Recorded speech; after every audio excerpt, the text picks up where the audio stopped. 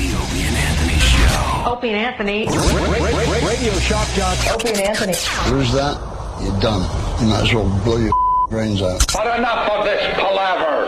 Let's get the show on the road.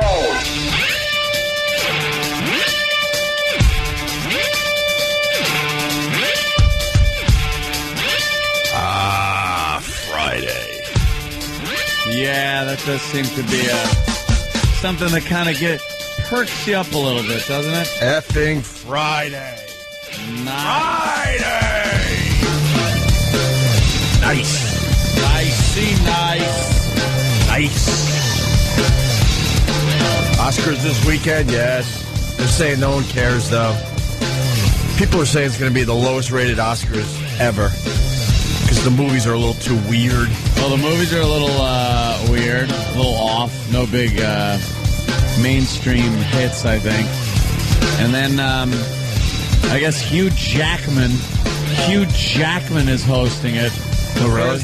The first non-comedian to be hosting since 1985. Uh-oh. And he says they're going to be doing a few things differently. Uh-oh. Don't they say that every year? Yeah, I know. This year, we're going to try some different things. Something a little different. But he has hosted the Tony Awards, which is, you know how hosting the Tonys is easy. You just got to make a few girls like, how are my girls doing out there? Woo! Just great, Hugh. How are my sisters? Wonderful, Hugh. Thank you very much. I'm implying that they're gay. Yeah, what we got I'm doing that. there. We got That's where I was going. Jack Nicholson saying he's not going to the Oscars. Why? That's a big sign right there that, it's going to be a bust. I hope a comic does an imitation of him. Turns around, I'm not going to the Oscar. Hack friggin' Nicholson impression. How come they're not getting a comic? Is it because they can't take being teased? Is it because those little fags can't take being made fun of? Is that what it is? I think it's because every year when they get a comic, unless it's, Whoopi or friggin' Billy Crystal. It gets a little too edgy. It gets crazy, and then people complain that it wasn't funny. Not funny. Well, not funny. Do the bit. Yeah. And it just gets a little crazy. Well, good for them. You know what? No, what should have happened? Medea should have released the movie 3 or 4 months ago, and then it would be the rage at the Oscars this year. Dude, Are you going to go see Medea this weekend, Jimmy? I don't know what Medea is. Oh, my God. Where have you been? You don't know what Medea is. I would not go to see a Medea movie. Come on. If I was paid to go see it, I would not go see it. How many Medea movies have there been? I couldn't tell you too many, I would say. And that is where I was talking about our cultures being a little different. You don't see many white people going to Medea movies, I don't think. I think they do better in the urban areas. It looks like the most unfunny hack black entertainment. I just don't get it. Medea goes to jail. Oh. Come on. Right? This is like Ernest. These are like Ernest movies. Yeah, it's like the new Ernest. Ernest goes to camp. Ernest goes to jail. Medea goes to jail is the latest one. It is. It's the new Ernest. It's gonna do gangbusters. And I saw a clip of the trailer during some show I was watching, and there was Medea, Tyler Perry dressed as his beloved character Medea, in jail, and there was this white chick as the head of the prison. Kind of worked her way up, I guess, to be a head of the prison, and she's trying to tell Medea what to do. Uh-oh. Oh, yeah. Uh-oh. See, Jimmy knows. He got it. He's laughing. And Medea sets her straight. Yeah. Little white girl sets her straight. And Medea, I guess, becomes, the head muckety-muck of the joint. Well, yeah. I think, we should keep an open mind, and we should go see the Medea movie. Open mind. And see what happens. Yeah, open your mind. Pour your brains out, and then go see the Medea movie. Medea? Never. No. Never. So people are sort of talking about the Oscars. We got 2 great wrestling stories today. Yeah, a couple of those. That's pretty good. We could start with Vern. How do you say his last name again? Gagne. Remember Vern Gagne? For the older people out there? When I saw the news story and I clicked on it, I was hoping it was going to be somebody I knew. But, no, the name didn't ring a bell for me. Vern Gagne wrestled with Hulk maybe a little bit. Never?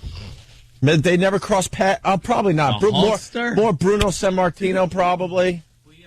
Hold on. There you go. Got our resident expert. Yes. Vern Gagne started the AWA, and that's where Hulk Hogan got his start. So there was sort of a connection there, but not really. Yeah. Thanks for helping me out. I appreciate it. What year did he actually, was he in the squared circle? Well, we were long time ago. He was like 50s, Andre the Giant. Oh, the 50s and 60s? He might have made it into the 70s. Then. That was when people thought it was real. It is in real. front of their black and white TV going, come on! Why didn't the ref see it? Bunch of dolts. That used to be very frustrating. Oh, actually thinking it was real. Before you knew it was all phony crap. What are you talking about? It used to be very frustrating. Because it's and you were always like, well, wrestling isn't as hot as baseball, hockey, football, basketball, so they're getting the crappy refs that weren't good enough for the real sports. Yeah. That's how did he miss that again? That illegal move. God. Oh, my God, come on. Wrestling is needs more training. It's a far more action-packed sport than any of those other things. And so it's harder for a referee to see every single aspect of the action. It's acrobatics. It's like Cirque du Soleil for retards. No. That's what wrestling is. It's acrobatics. And they know exactly what moves they're doing. Yeah. Well, it's not, they know what they're doing, but their opponent don't know what's coming. You know they're. I know. See, they do too. You know your boys are embarrassed. They would never do like a wrestling match next to a UFC event. What do you mean? They have to look ahead of time and go, wait, is there a UFC event in town? Because if there is, we got to go somewhere else because we're going to look stupid. UFC is good and all, but wrestling is wrestling. See, explain this to me then. When someone's doing a finishing move like the Tombstone, or what's his name? He's got a big finishing move there where he does that thing with his arms, and then you mean John Cena? No, he's married to Vince's daughter. Oh, you mean the pedigree? Triple H's pedigree. Triple H's pedigree. Now, I've never seen a finishing move that takes so much cooperation from the opponent to wrap his arms around things. Like, why do they actually hold on to, like, the legs and help him out to give him this finishing move? These guys are skilled professionals, so they know how to get their opponents in these compromising holes. But the opponent is actually like holding his legs and going, all right, come on, drop me on my head. No, he's not. He's in a dazed state, so his arms are a little more loose. Loose? Yes. They're tightly wound around his legs to, like, hold him in the proper position so he doesn't hurt himself. Only because Triple H has put them there intentionally. These are trained professional athletes. Sam, I hate that you play this role on the show. What do you... Shut up. What role are you talking about? Are you saying that they become more pliant due to their beating? Yes, of course. Could you just tell us the Vern story, please? Well, Vern Gagne. Gagne, right. Yes. He's now 82, and he has Alzheimer's and dementia. Oh, boy. And he's Gagne. Save the big his get brain for... is Gagne. Office Space, man.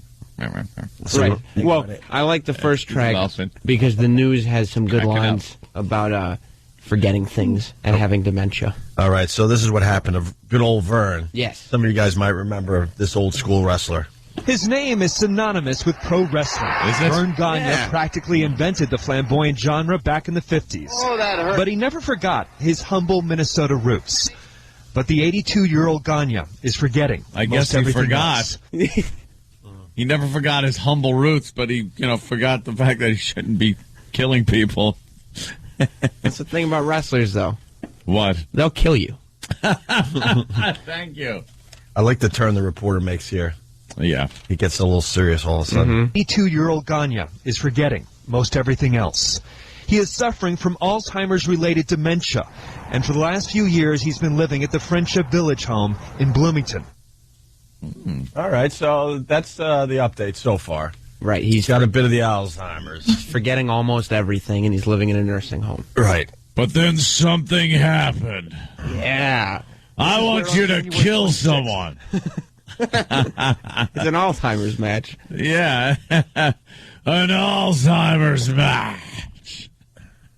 This is where on January 26th, Gagne allegedly attacked a fellow patient who also has dementia, throwing 97-year-old Helmut Gutmann to the floor. Gutmann suffered a broken leg and a head injury. He was hospitalized, then released, but re-hospitalized with complications. Oops. Gutmann died 4 days ago. Bloomington police confirmed they're investigating the like death. a body slam. But because of medical privacy and confidentiality laws, there's very little detectives or Friendship Village can say. But sources close to the investigation tell Fox 9 one thing is already clear.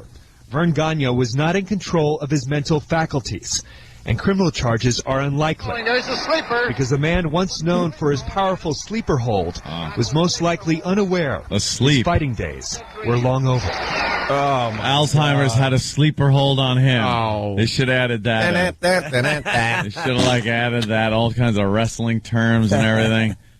Oh, poor guy. Poor old bastard, as they say. But even with Alzheimer's, he's still out there regulating. What is he regulating? What are you talking about? The other patients. I'm sure that guy was talking all kinds of smack on Vern Gagne. Vern Gagne comes in. What do you think? They were actually, doing mic time? Yeah, they were cutting promos on each other. At the Alzheimer's clinic. And Vern Gagne came in and said, okay, let's go. And let's go, slammed them to sunshine. the floor. Put him up in the Texas cloverleaf. Texas clover. And he shattered like a graham cracker probably when he hit the floor. Yeah. Just broke his leg in half. But if you're little pretzel rod femur.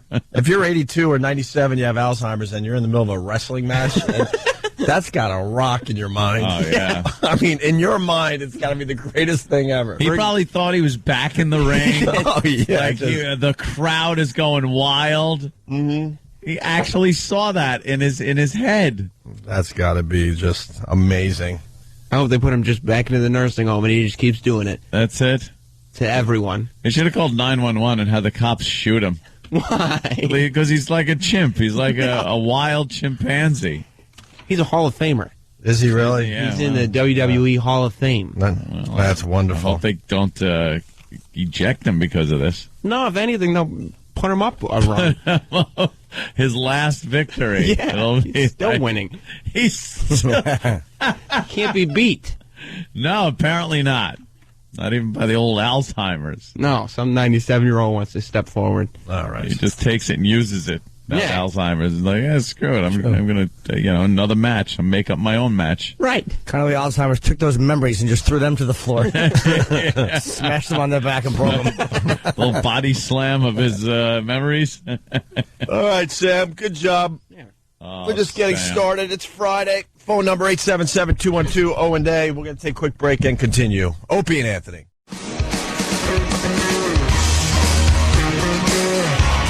It's Opie and Anthony.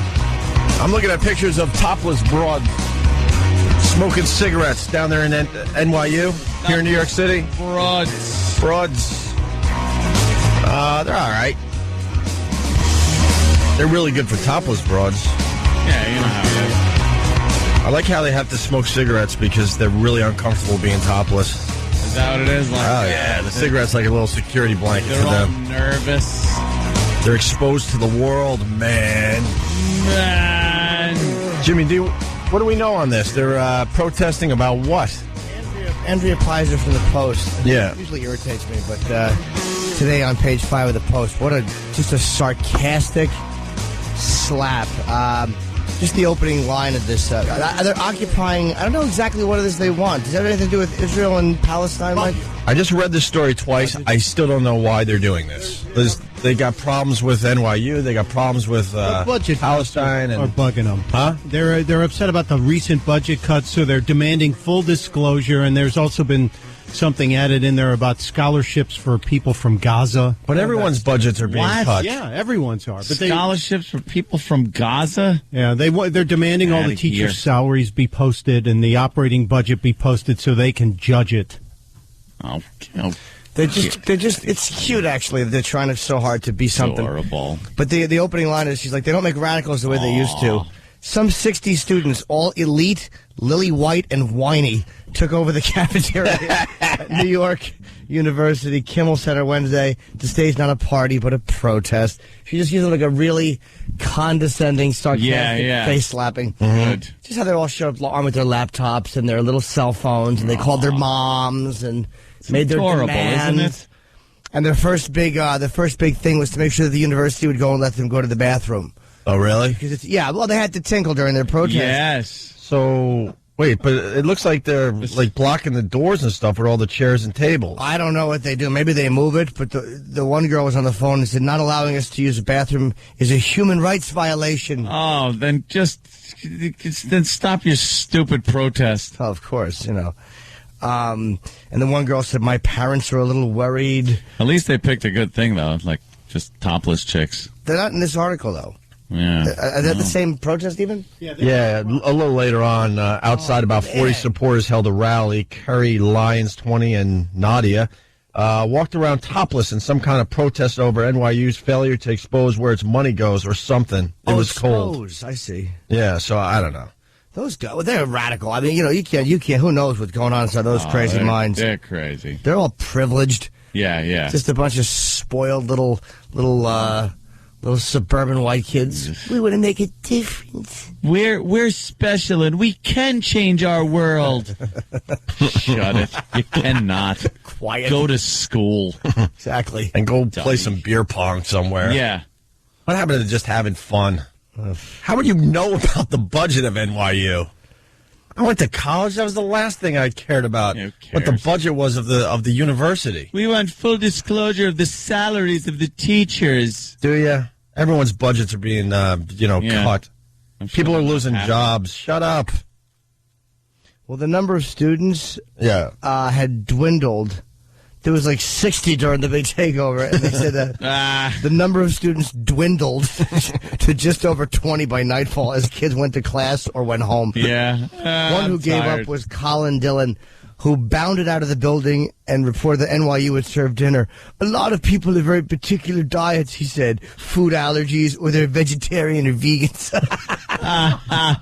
Ugh, bunch of tools. Vegetarians or vegans, man. God, a generation of wimps coming up behind us. Oh, dude, it's terrible. A generation of wimps. I don't eat anything with a family or a face. Ugh.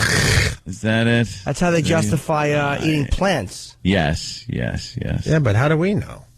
That's what I'm saying, yeah. You know. If a plant has a face, it just looks like a leaf. How do we know what the plants are thinking? It's got a family. Well, the scientists. Well, yeah, that's how we look at things, though. Maybe in the overall universe that the plants are very important. There's no science behind what they're thinking. Who knows? They just think a salad doesn't hurt. Eat rocks and dirt if you want to be sure. There you go. Not to kill anything. Have a rock sandwich. Get your vitamins and minerals. Yeah, but when you eat the dirt, you're eating little microorganisms. That's true, And maybe those are very important. Maybe they're the most important thing in the universe. We like to think we are. There's living cells. I doubt we are. Living cells inside vegetables. That's right. Who's to say? It's our take on things. Yeah. Maybe someone else's take on things. The plant. It's all about the plants. They want the forest saved. You can't chop down trees for paper or anything. Plants are okay to eat. Animals not okay. It is very, very selective. We're saving a lot of trees lately, Jimmy, because we're all digital now. We don't have to print up every single thing. Oh, that's true. We do, but so we don't chop as many trees down as we used to. I didn't think of that. Yeah. Should see how many government organizations still use tons of paper. Yeah. Tons of paper.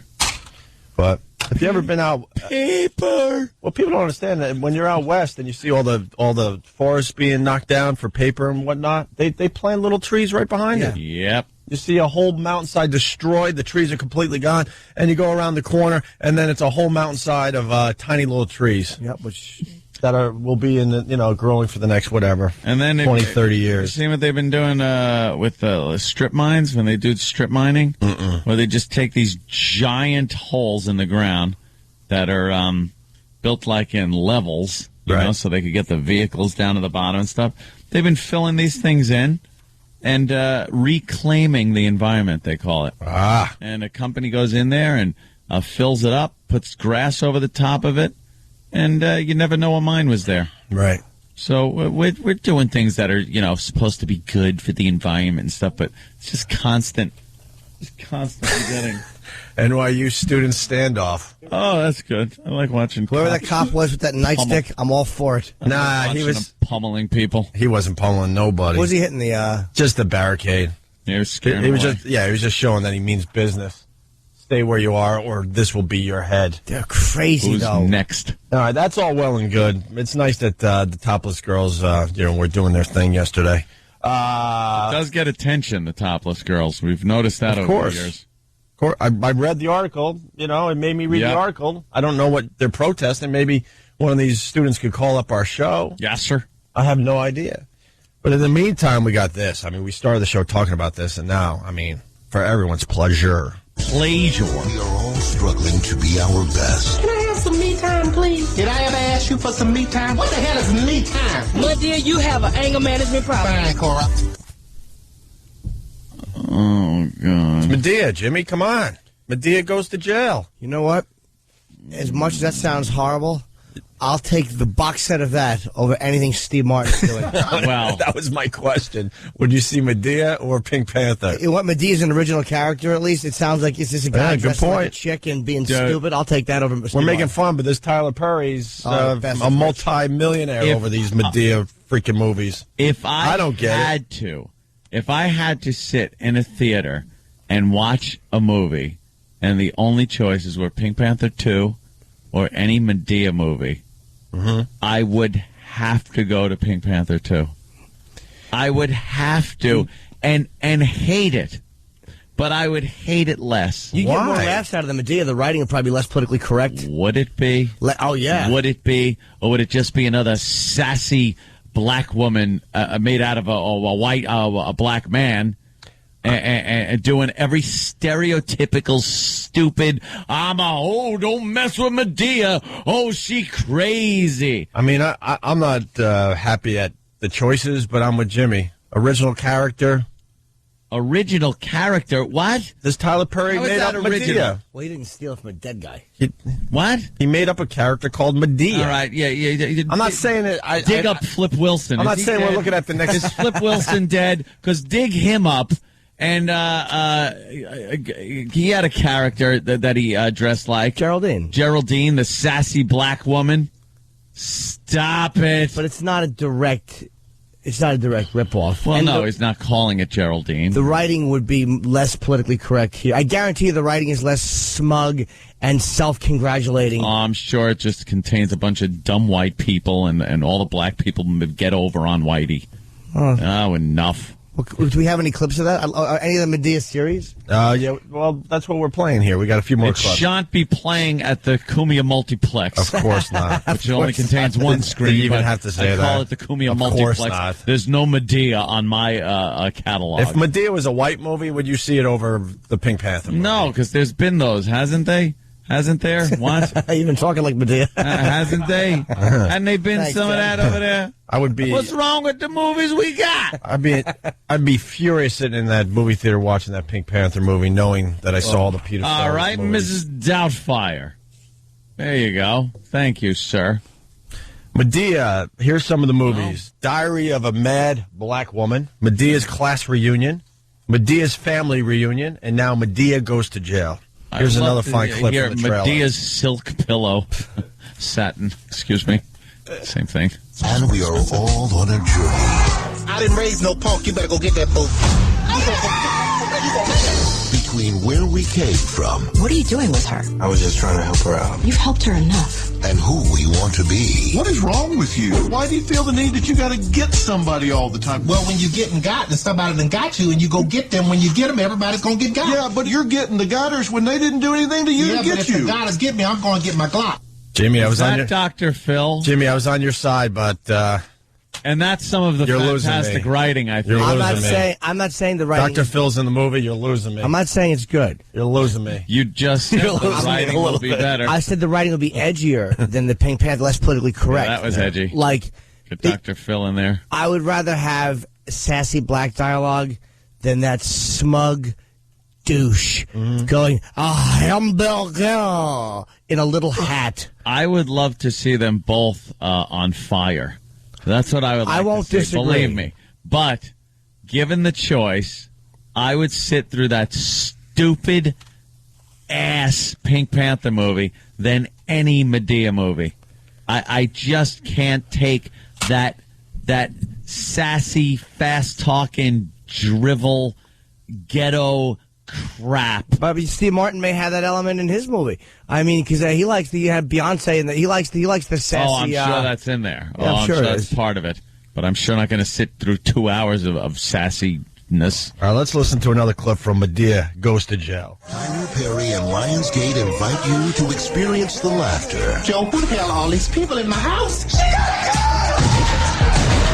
the sacrifices, Don't you feel sorry for me? At least I get paid for what I do now. and the convictions She's going to jail this time. I ain't going. that make us who we are. I seen already told you I run this prison. Young man, I guess nobody told you that I'm Medea. Mud to the damn D-E-A.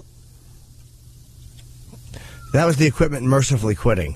Ma Of course. to the damn I'm not even mad today. DEA. I'm Medea. Ma to the damn DEA. Yeah. S to the damn H.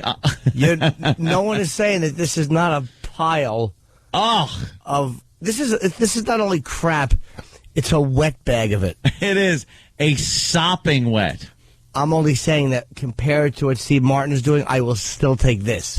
Even though this is crap, I'll take it over Steve Martin's movie. I'm with you. I got to so play. with you. At least there's a gunshot in this one. Well, I'm so hopefully with there's you. one in Pink Panther. Yes. Aimed right at Steve Martin's head. I'm just going to play the race card on this one. They're equally as crappy, but because I'm playing the race card, I'll go see the white movie. Of course. That's pretty much it. I could play the race card. Why not? That's right. You have an ace in the hole, do you? Yeah, that's right. A diamond, a club, or a heart. I didn't get less and less. This is beautiful. One more clip from Medea Goes to Jail. God, you got another clip. Perry's Medea Goes to Jail. You saw me get ready to take this spot. I took it. My God, look at your car. See a little road rage incident, right? Is that cool little urban music behind everything? You can't even hear what stupid Ma to the DEA What's wrong with is urban saying. music? Yeah. Oh, You it's can't very hear it. It's popular. too loud. I mean, I'm saying you can't hear what Ma to the DEA is even saying. How do you not like that? There was a road rage incident and a gunshot in that movie so far. Yeah, because it wasn't me. Well, could have been. On the road. Let's go to Malik in Asbury G Park. in front of me. Malik. Yo, what's up, fellas? It's good. How are you, Malik? Hey, man. Hey, yo, Ant, man, you a hypocrite, man. All hey, right. yo, listen, man. You want to talk about you ain't going to go see no Medea movie, but when Michael Myers is up there, you was giving him mad praise for all his Austin Power movies, and I do believe he had a sassy Beyonce in his movie. That And was... you was giving him praise for those. Well, let me tell you something. That was part of the movie. I'm fine with a sassy black woman being thrown in so they could bring in some of the urban audience, because that's all that's for, by the way. But it wasn't the entire movie, and it was a parody of a 70s style a black exploitation kind of woman that they were doing in Austin Powers. But even though Medea, even though the movies, Tyler Perry, he based those movies on that character that's a fictional character. It's all about stereotypical depictions in his movies. You know what I'm saying? You can still get with it because it's like you say, Anthony, stereotypes are based on truth. That Pink Panther, oh my God, y'all spit on Steve Martin. Exactly. I'm not saying this is.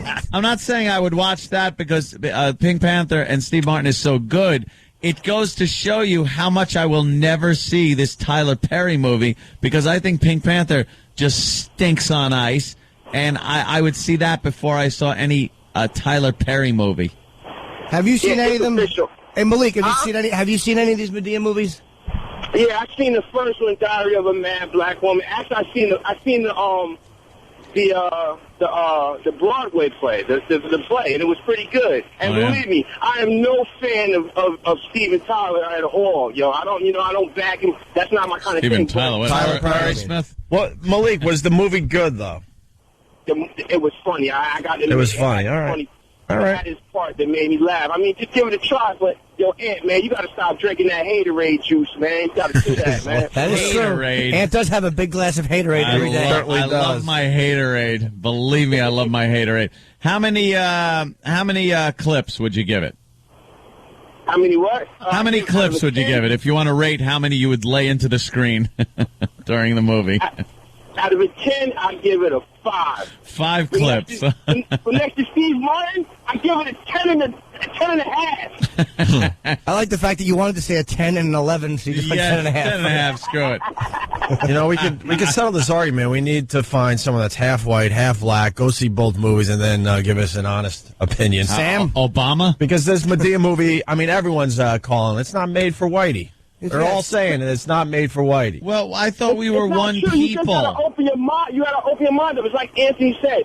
Everybody know what black stereotypes are, and black people know what white stereotypes are. White people know what black stereotypes are. If you know what those stereotypes are, believe me, you should watch this movie. You can go in there and really open your mind and watch this movie. Like I said, I'm not a fan of his movies, but it has its funny parts. More than the Pink Panther. Come on, man. It's like Jimmy said. How are you just going to just take it? The Pink Panther movies are made for white people. You just don't understand. Open your mind. I like the original Peter Sellers and Benny Hill and all them. So there you go. You just a hater, Aaron. All right, Malik. Thank you, sir. We got to move on because it's haterade. I like that. I like haterade. All flavors but grape.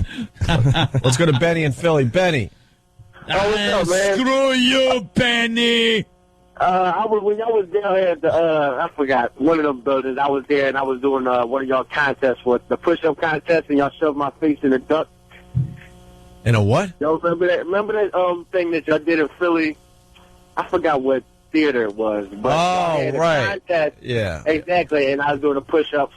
Yeah, we had I was the only black guy there. I remember it was a live broadcast. We did unbelievable. There was lines outside the door, and then they kicked us off the radio a week later. Because that's what they do in radio. Oh, wow. These I don't understand. What is going on with y'all losing all these stations, man? Well, it's the the haters will say one thing, but the fact is, this business is just collapsing. It's let's get talent off the air and throw a guy in there for $30,000 a year to spin records, and that's about it. It's all about getting the cheapest show possible and playing a lot of records, which I don't understand. I would go the other way. I would go personality-driven big time, especially with the whole world falling apart. I think people need a little more than a marathon of music that they could get, where in a million different places. Sorry. Well, what I was trying to explain to y'all is that Medea... Betty, I want to know something. Why are all the cops being shot in Philly? You know what, man? I'm one of them brothers that ain't into that stuff, and I really feel bad. Personally, if I was a cop, I definitely thought I would put my bags down. Because they just don't got no respect for cops in Philly. There's a bunch of black guys are drinking haterade when it comes to the police. Yeah, definitely right. I'm not going to disagree with that. But the truth is, now that it started, it becomes a trend. So, like, now that you shot a cop, it's a badge of honor if you live through it anyway. Well, that's great, isn't it? I hate to say it, but that's the way it is. I mean, like I said, that's not my style in my life, but I know these people who would do stuff like that. Well, Benny, I asked that because the last cop that got killed down there in Philly was part of the Philly crew. No. Yeah, oh, yeah. No way. We lost one of our boys. 24, 20. It was what, a few days ago? Yeah. Yeah, that was the one at Albany. Yeah, I know the dude. He was 24, 25 with a wife, 2 months pregnant. Oh man! And two. How's the story go? Two cabbies were fighting. No, what happened was one the cab driver. I think he was going to rob the cab driver. The cab driver said, "I'm going to call the cops." The dude said, "You call the cops, I'm going to shoot you and the cops." That's exactly what he said. He goes, "If you call the cops, I will shoot a cop." Was it this just two cabbies arguing? It was a cabbie. It was somebody trying to rob a cabbie, I believe. Right. So the cabbie said, "I'm going to call the cops," right? And then the robber goes, "Well, you call the cops, I'm going to shoot the cop." And it was really a messed up trend down here. And it's a dude. Have anarchy. I don't know if it's a dude from the Philly crew. He shows up. He's a young police guy down there in Philly, and he's dead. So the guy robbing. First of all, the guy robbing the cabbie.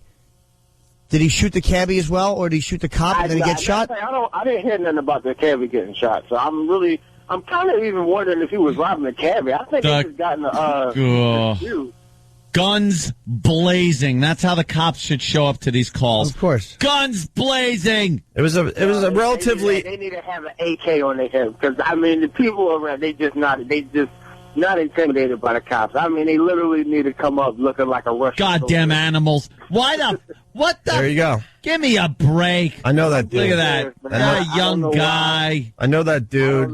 Family actually works for a living, and some thug, 25 years old, filthy thugs, got to put a bullet in him. What? The police ought to just go on a rampage. Screw the camera phones. Screw any videos you see. Put it on TV. Put the family of this guy mourning at his funeral instead of putting videos of cops slamming these bastards up aside their head with billy clubs. Because that's what they should be doing. They were chasing Disgusted. The guy after, remember they were chasing the guy they were chasing a video in Philly, and there was like 20 cops that stomped these 3 guys after the cop got shot and killed. You remember that? Well, that's kind of how they feel about it. Let me tell you another thing. The cops are so petrified of going to jail these days for just being a cop. Some guy pulls a gun on him, and the cop shoots him. All of a sudden, there's activists all over the goddamn place, and the cop is now wondering if he's going to jail. That's why they second guess, and that second guessing is costing them their lives. Guns blazing. Go into that call with your guns out and expecting the worst. And if you see a flinch, blow their head off because they're not going to become anything anyway. Thugs. Goddamn thugs. Here's the problem. It's bad everywhere, but Philly, it's an epidemic. This is like the sick of it. I think there's the 6th cop in the last, couple of years? In the last 2 years. In the last 2 years. 15 months or something like that. How's Al Sharpton? Is he on his way over there? Or is he complaining about a comic? He's complaining about a goddamn drawing in a newspaper. How about you go there and visit the family of this dead white officer, by the way. White officer. What color was the perp? What color was the perp? I want to know. What color was the perp? We got a description? Was the paper or anyone brave enough to put a description of the guy in? Or did they just say he was a male, approximately 19 to 50? How about you narrow it down to 10% of the population and say perhaps he's white or black? What color was he? I want to know the race. I want to know the race. The media won't do I want to say it's a hate crime. It's too politically correct. Yeah, son of a bitch. Stupid media. Stupid activists. Get Al Sharpton with the outrage that there's no guidance in the black community. And no one to raise these young men to be citizens that can assimilate to society, get decent jobs, and not thug around. Give me a break. Is that Whitey's fault too? I'm sick of it. I'm sick of it. We're trying to find out who the I don't go for that the perp is. I don't never do that. Benny, shut up for a second, will you? Get a hold of yourself, Benny. You're falling apart. Jesus, Benny. Schwarzenegger should put a drill through the side of your body. Benny. Yeah, I didn't know how to bring this up, but he is part of the Philly crew. I didn't know him that well, but I fan of the show. The people I do hang out with know him really well, and he leaves behind a wife who's 2 months pregnant. Tired of it. And what I got to do is I got to put a benefit together for this family. How about I have to go down there and do a benefit. Steve is doing that. Who is? Steve do that every time. President Steve. Well, good for them, but you know what? This one affects me personally, and I'll admit, you get involved when it affects you personally. Good for them. I don't like those guys, but if they're doing that, that's pretty good. But we're gonna set up our own benefit and figure something out. I gotta like do some wheeling and dealing and get something together in Philly. What do you got there, Danny? I'll be there. God, Benny, shut the fuck up, please. Shut up. Benny likes hearing himself talk. I know you. Sorry. Please shut up for a second. He's on hold. What do you got, Danny? Did you have something? Well, I think I found the name of the suspect. All right. You guys would like it. The suspect identified by police as Rashid Scruggs. All right, thank you. And don't tell me you can't tell by a name. You can't. How tall he is. Shut up. All right, another black guy kills a white cop. Or 5'9". He black could be guy a short man or a kills fat man. white cop. Where's the outrage? There's no outrage. Wake up, Whitey. Why don't you get out on the streets and start protesting? Say something. Open your yap. There's a huge problem in Philadelphia. Why isn't anybody doing anything? There's cops being gunned down by these thugs, and city officials and police brass are afraid to do anything about it because they'll be called racist. They'll have activists all over their ass if they start shaking down these goddamn thugs. And believe me, I'd rather use different words because if any word qualifies for this son of a bitch, it's that word. 6 cops in the last 2 years in Philly alone. That's insane. Tired of it. And I hear the mayor's he's a bit on the weirdo side. That city's a hunk of crap. Let's go to Gary in Philly. Philly, go. Yeah, how's it going, guys? Go screw Philly. What's Do wrong? something. Do something. At least our city knows they put cops that'll crack some skulls out on the street. Well, the cops... you should see what the cops do when they get into these situations. Well, you know what? They do a little street justice, trust me. This young officer should have had his gun out and known that there was going to be shenanigans happening. But what? You pull your gun out, now you got to report of why you pulled it out. Oh, because I saw a young black man, I felt in danger. No, you can't have that because that's racist. That's profiling. That's fired. Shut up. Put his face in the ground. Put your knee to his neck. Put his gun to his head. Honestly, it wasn't that type of call. I mean, the officer at the time didn't know that this guy said, yeah, call the cop. I'll shoot him. He had no idea. Why would he wait for the cop to show up? When you pull up like that, see a situation like that? I'm sure they were doing what, Gary, what do you got on this? They're intimidated by the climate that we live in today. Police are scared crapless that they are going to be thrown, not only fired, put in jail for doing their job. That's a great incentive to do your job, knowing that if you do it and you're making a split-second decision, that you could possibly go to jail. Do you have to bring up the judge that went into the 35th district where this officer put his belt on every day and turned his picture over when he was given trials as not to be partial to the state while he was in this cop's district. This judge went and turned his picture over. He put his filthy hands on this cop's picture and turned it over. And turned it over where? Inside the courtroom, inside the 35th district. This judge went in there and turned the cop's memorial picture over in front of the police officers. He put his hands on that cop's picture and turned it over. This is the guy who's responsible for putting these maggots on the street to assassinate us. And he went in there and turned that cop's picture over. That is why we have the problem we have here. Yeah, I'm sure this thug left college. Judge Craig, I think his name's Craig Washington, I think. Oh, yeah? This man went in there and disrespected every cop in the city. He turned his picture over just because he wanted to make the criminal feel a bit more comfortable. Yeah, these judges, a lot of these judges should just be thrown off the bench. Absolutely. Thrown off. They do nothing to help us. They do nothing to help us. Yeah. I'm only private security out here, and I got to watch my back because I might get assassinated. These cops go out here, and they know that they are targets for assassination. This call came over as a fight on the highway. This guy waited for the cop to make his way around the car before shooting him through his jacket. Oh. Okay, this wasn't a standoff. This wasn't a tough guy going up against the system. This was a scumbag assassinating assassination of a police the cop got assassinated. Didn't know what hit him. Like, you got to be kidding me. You're shooting over this? I am disgusted. And the same ilk of judge is going to sit there and see the sad side of this scumbag. Oh, his life, his broken home, the drug addiction, all kinds of problems. Just give him an excuse. Oh, what do we got here, Stunty? Oh, that's the fine young gentleman. Yeah. I wonder how long this ass's rap sheet is. He didn't look like he just came out of college. No. He was a career criminal. Exactly, and these judges just let him loose until they do something like this. There's a young cop making his way. Or until they make their way up to the judge's house, where he feels nice and comfortable away from the disease that he puts on us, that we have to sit out here and fight. And then the politicians go and they try to ban guns and take guns out of the hands of people to defend themselves from these maggots, leaving us to be led to slaughter. Yeah.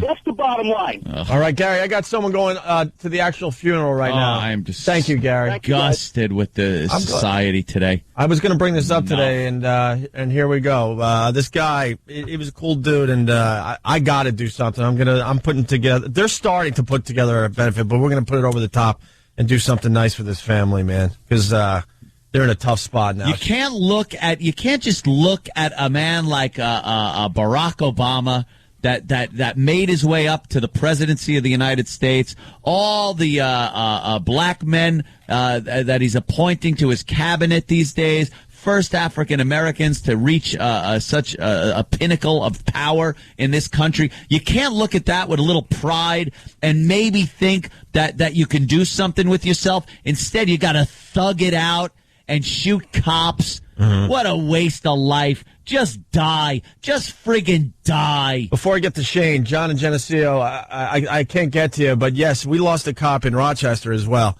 A place I know very, very well. A 14-year-old kid shot a cop. Tired of it. Take care of your own friggin' families. Do something so these degenerates are off the streets. Shot a cop dead in Rochester, too. Sick of it. Al Sharpton, look, I got to watch a protest about a goddamn comic strip with black activists tearing up the New York Post. How about you tear up a picture of this animal that shot this police officer? That's a little more important, Al Sharpton. Oh, take care of your own family first. Then worry about cartoons. Yeah, there's some real stuff going on in Philly. Go down there. Shack off. Go down there, Al. Let's go to Shane in Philly, who's on the way to the funeral, actually. Shane. Hey, good morning, gentlemen. How are you, Shane?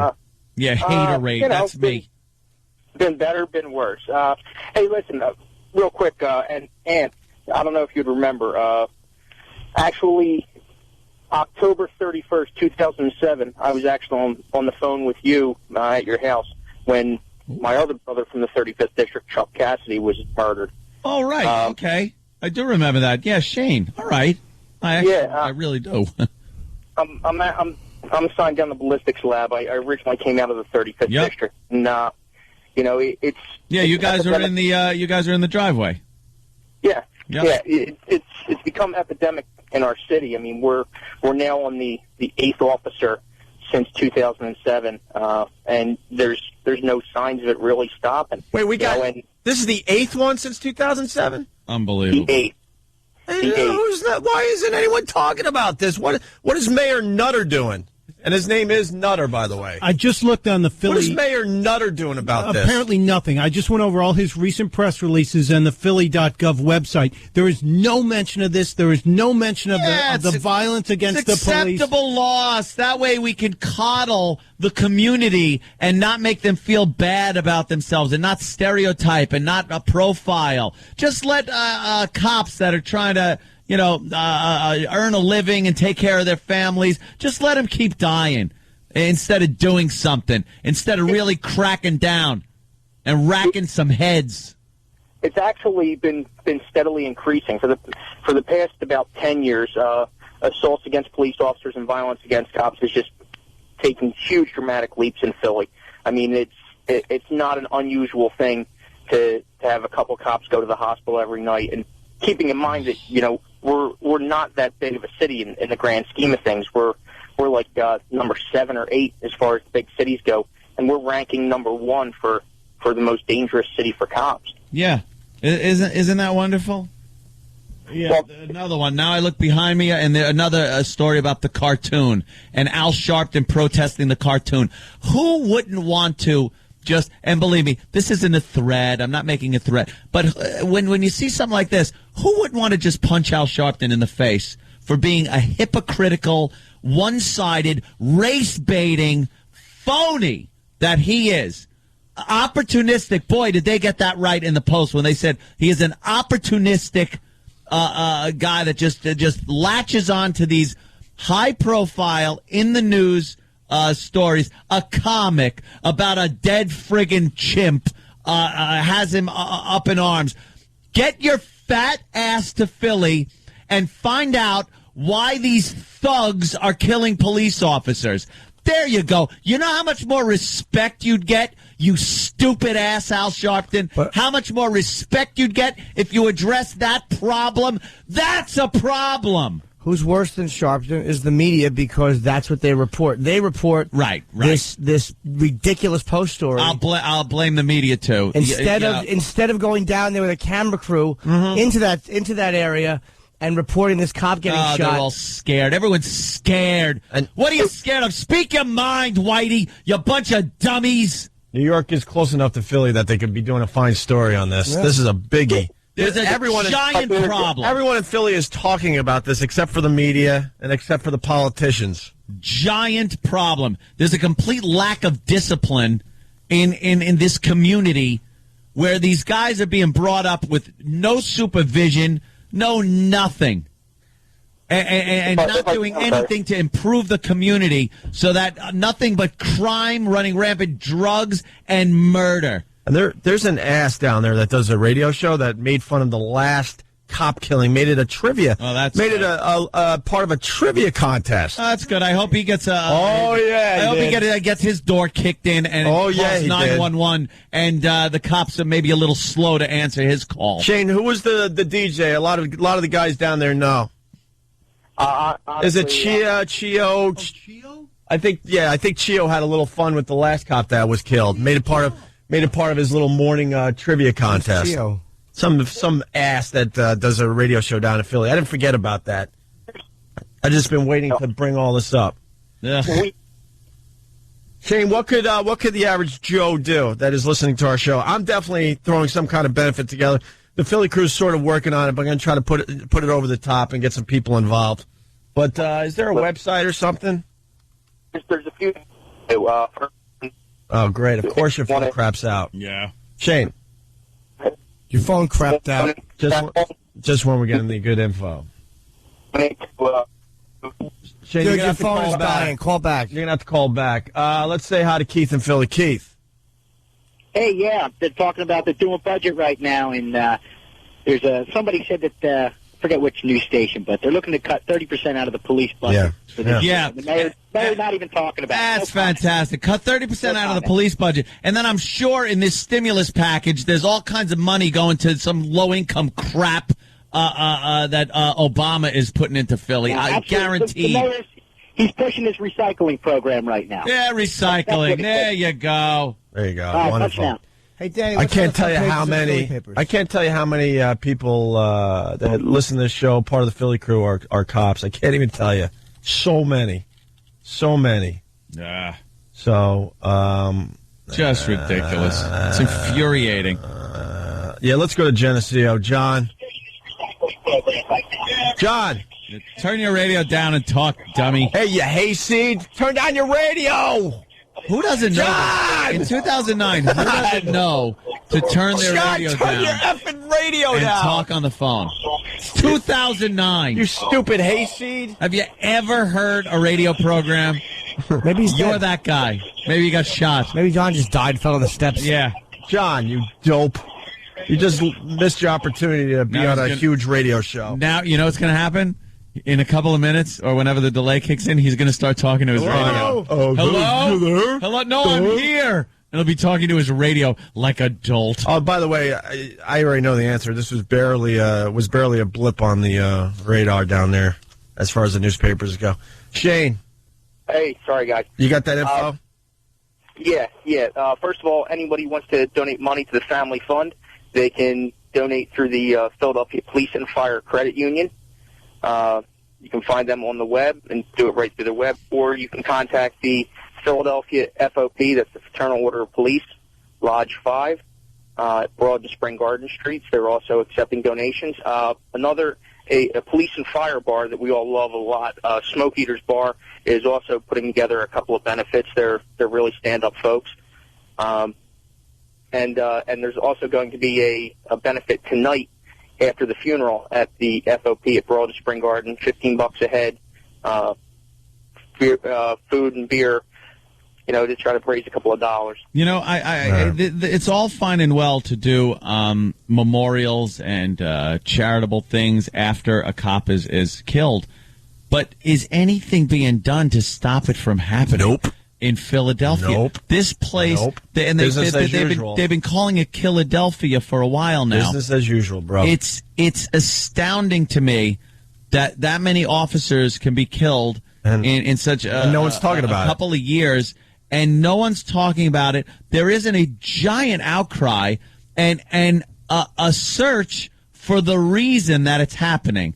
When's the last time if I got to hear Whitey being blamed for this, I'm going to friggin' choke somebody. When's the last time you saw college students protesting something like this? Like all these spoiled NYU kids. Stop. They don't want to look like racist. When's the last time you saw them protesting the killing of a cop or the lack of action being taken over cop? That's why college students, most of you, are just so putrescent, because you're such one-sided little children. Why don't you? Where's your voice on something like this? Just latch on to your little liberal subject matter, and don't latch on to anything that really matters. And you know something? I'm seeing a lot of people that are texting me here and on Pal Talk and stuff, and saying I'd love to speak out, but all they'll do is call you a racist. Let them call you a racist. It doesn't matter. It's a word. It's a word that unless you really are truly a racist, it shouldn't even matter to the person that's calling you one or to yourself. Because the bottom line is, when you come out against things like this, you're going to be called a racist. It's the defense. It's the only defense people in these crime-riddled communities have when you criticize them, is the R word, to call you a racist. So just let them call you a racist, but speak out. You have to be vocal, whether it's just a bunch of people having a discussion about it, no matter what your race is.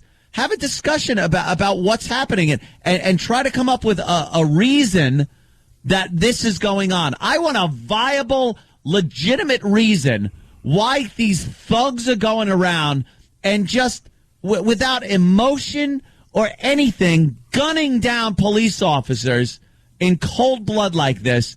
I don't know what the reason is. May 8th, 2006. Officer Skursky killed when a lone gunman robbed Pat's Cafe in Northeast Philly. September 24, 2007. Rookie officer Richard D. Coachworth shot in the face at a traffic stop in West Philly. Christ. October 28th, 2007. This is recent history, ladies and gentlemen. Officer Sandra Van Hinkle wounded in the leg in a shootout in University City. October 30th, a mere 2 days later, Officer Mariano Santiago shot in the shoulder in Center City. October 31st, 2007. Wow. All within 3 days. These unbelievable. Officer Chuck Cassidy shot and killed when he walked in on a robbery at a West Oak Lane Dunkin' Donuts. May 3rd, 2008, Officer Stephen Lisbinski is shot and killed while in pursuit of a suspect from a bank robbery.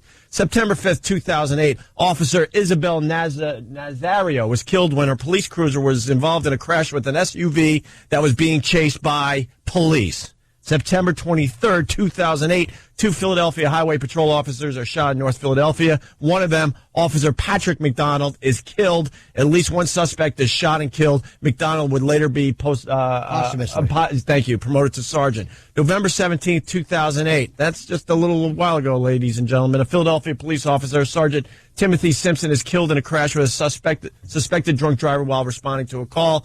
And then, of course, February 13th, Philadelphia police officer John Pawlowski was shot and killed in the only, I don't know how to say that, only section of the city. So there you go. So it's like out of the 10, two of them were traffic incidents, and I think one was not killed. So 7 dead cops. Epidemic. Like I think by shooting. And this Pawlowski was a hero. Just months or weeks earlier, he jumped on a bus and wrestled a guy who had a gun in his pocket and was menacing people. Yeah. He was fearless. A young cop with, young wife, 2 months pregnant. That's 5 great. months, I think, Danny said. Yeah, right? somebody actually... I heard 2. 5 months pregnant? Someone actually making something of themselves, making a career, and for how corny it sounds, because I know a lot of cops get into the line of work, into the job for, money, retirement, things like that. But putting their lives on the line... they're the ones at the end of the line when you call 911 that show up and help you, and just the complete lack of respect that they get in Philadelphia, the threat of being murdered like that is an outrage. but no one's talking about it. Let's go to Dano in Kentucky. Dano. Hey, good morning, fellas. Hey, buddy. Hey, you guys were talking about was Philly going to get any money for their law enforcement? And the answer to that is no, but they are getting a few million dollars for their zoo for a new polar bear exhibit. That's fantastic, isn't it? Nice.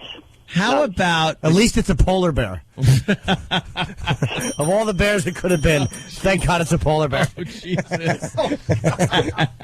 There you go. All right. That's more important, right? Chuck in Philly. Chuck. Yeah. Hi, guys. You guys are talking about this and saying nobody's talking about it and all that. I'm one of the paper guys here. Yeah. It's on every newspaper and the cover of every major newspaper. I got 10 of them. Up here we mean. It's been on every newspaper. Up here we mean. Last night. Up here. Well, New York. Why would you care what happens down here? Because you're going to tell me in Philadelphia they're not covering the New York Post race article? They grabbed Good Morning America, which is a national show. Hold on. Can I answer your question or not? Good Morning America and all these shows, they grab a story like the New York Post cartoon, but they don't grab the Philadelphia cops being gunned down story. So these national shows are grabbing these stupid stories at the New York Post cartoon and not a story like this. And Dad, your turn. Yeah, we assume that it's being covered locally, my friend. Let me add this in, too. I'm not saying no one's talking about it like the news isn't reporting dead police officers. Of course they are. I'm talking about a dialogue between people where they get together and talk about why this is happening and try to come up with a solution to prevent this from happening. A dialogue, not just reporting it in a soundbite on the news or a photo and a story in the newspaper. I'm talking about getting results by talking about it amongst government officials, police officers, and the community leaders that apparently are doing nothing except concentrating on cartoons. That's what I'm talking about. Of course it's being reported. Okay, well, I misunderstood what you were talking about. I thought you meant Jesus Christ, I'm going off for half an hour over here. All right, Chuck, thank you. To make me think what the hell I'm doing. All right, we got to go to break. We're real late, but Brian, a cop in Philly, was in the academy with the officer who was just shot and killed. Brian. Good morning, guys. A sad day in the city, and John was a very good officer. He was. You spoke about him disarming a suspect on a bus about 3 weeks ago. The suspect had a bulletproof vest on. Holy Jesus Christ! So we are outmanned, we're outgunned, and they are cutting our budget. They actually pulled a class that was in the academy. They stopped the guys, laid them all off, and so we're out. We don't have any more cops that they're putting on the street. Yeah, and unbelievable. John was in the 6th district, which is mainly Center City, and he volunteered to go to the 35th district, which is a lot busier and a lot more dangerous. And the suspect that shot him made a statement to the guy who he was fighting, I will kill you and I will kill the officer if you call police. Did he kill the guy, too, or obviously not have the story if he got reported. Did he shoot the guy he was fighting? No, he did not. He only shot the officer. The officer's partner returned fire, and another officer that was throwing up on the incident also returned fire. They shot the suspect, I believe, 5 times. Is he dead? No, he's not. 5 shots, and he's still alive. They were both taken to the same hospital, and John died, and the suspect was taken into surgery. And I'm sure the suspect and his family will sue the police department. Guaranteed he will sue the police department for excessive use of force, even though he killed an officer. He'll say he didn't know, he felt threatened, pulled out the gun, shot, and then was shot 5 times. Oh, my God, now I can't sleep, I can't have sex, I can't walk, and the city will give him all kinds of money. I'm disgusted. Anthony, you're correct. The officers that we all work with and that are on the street every day we're scared. We don't like you said, we are behind the 8 ball, and we flinch, we're dead. Taking that little pause to think about your job, your livelihood, your own personal freedom, and that split second is life or death. Hey, all right. If you want to donate to this cop's family, we'll have the info on owendayradio.com. I commend you for everything. I'll also tweet it to my followers on Twitter or whatever. And hopefully next week I'll have more details on a benefit I'm going to try to, get going down there in Philly. So check. It would be highly appreciated, and a lot of the officers will definitely come. Well, the Philly crew, I call them. They're a tight knit bunch, and they're already working on it. But we're going to put it over the top. So hopefully, I'll have details next week. And the information will be up on the site. So just go there. It's onaradio.com will definitely have it. So yeah. And then, like I said, I'm at the cathedral. I have to go. All right, man. Make some noise about this. Really, this has to be brought into the forefront here because it is a huge problem. All right, Brian. Thank you. Thanks, guys. Just really, wow. Ugh.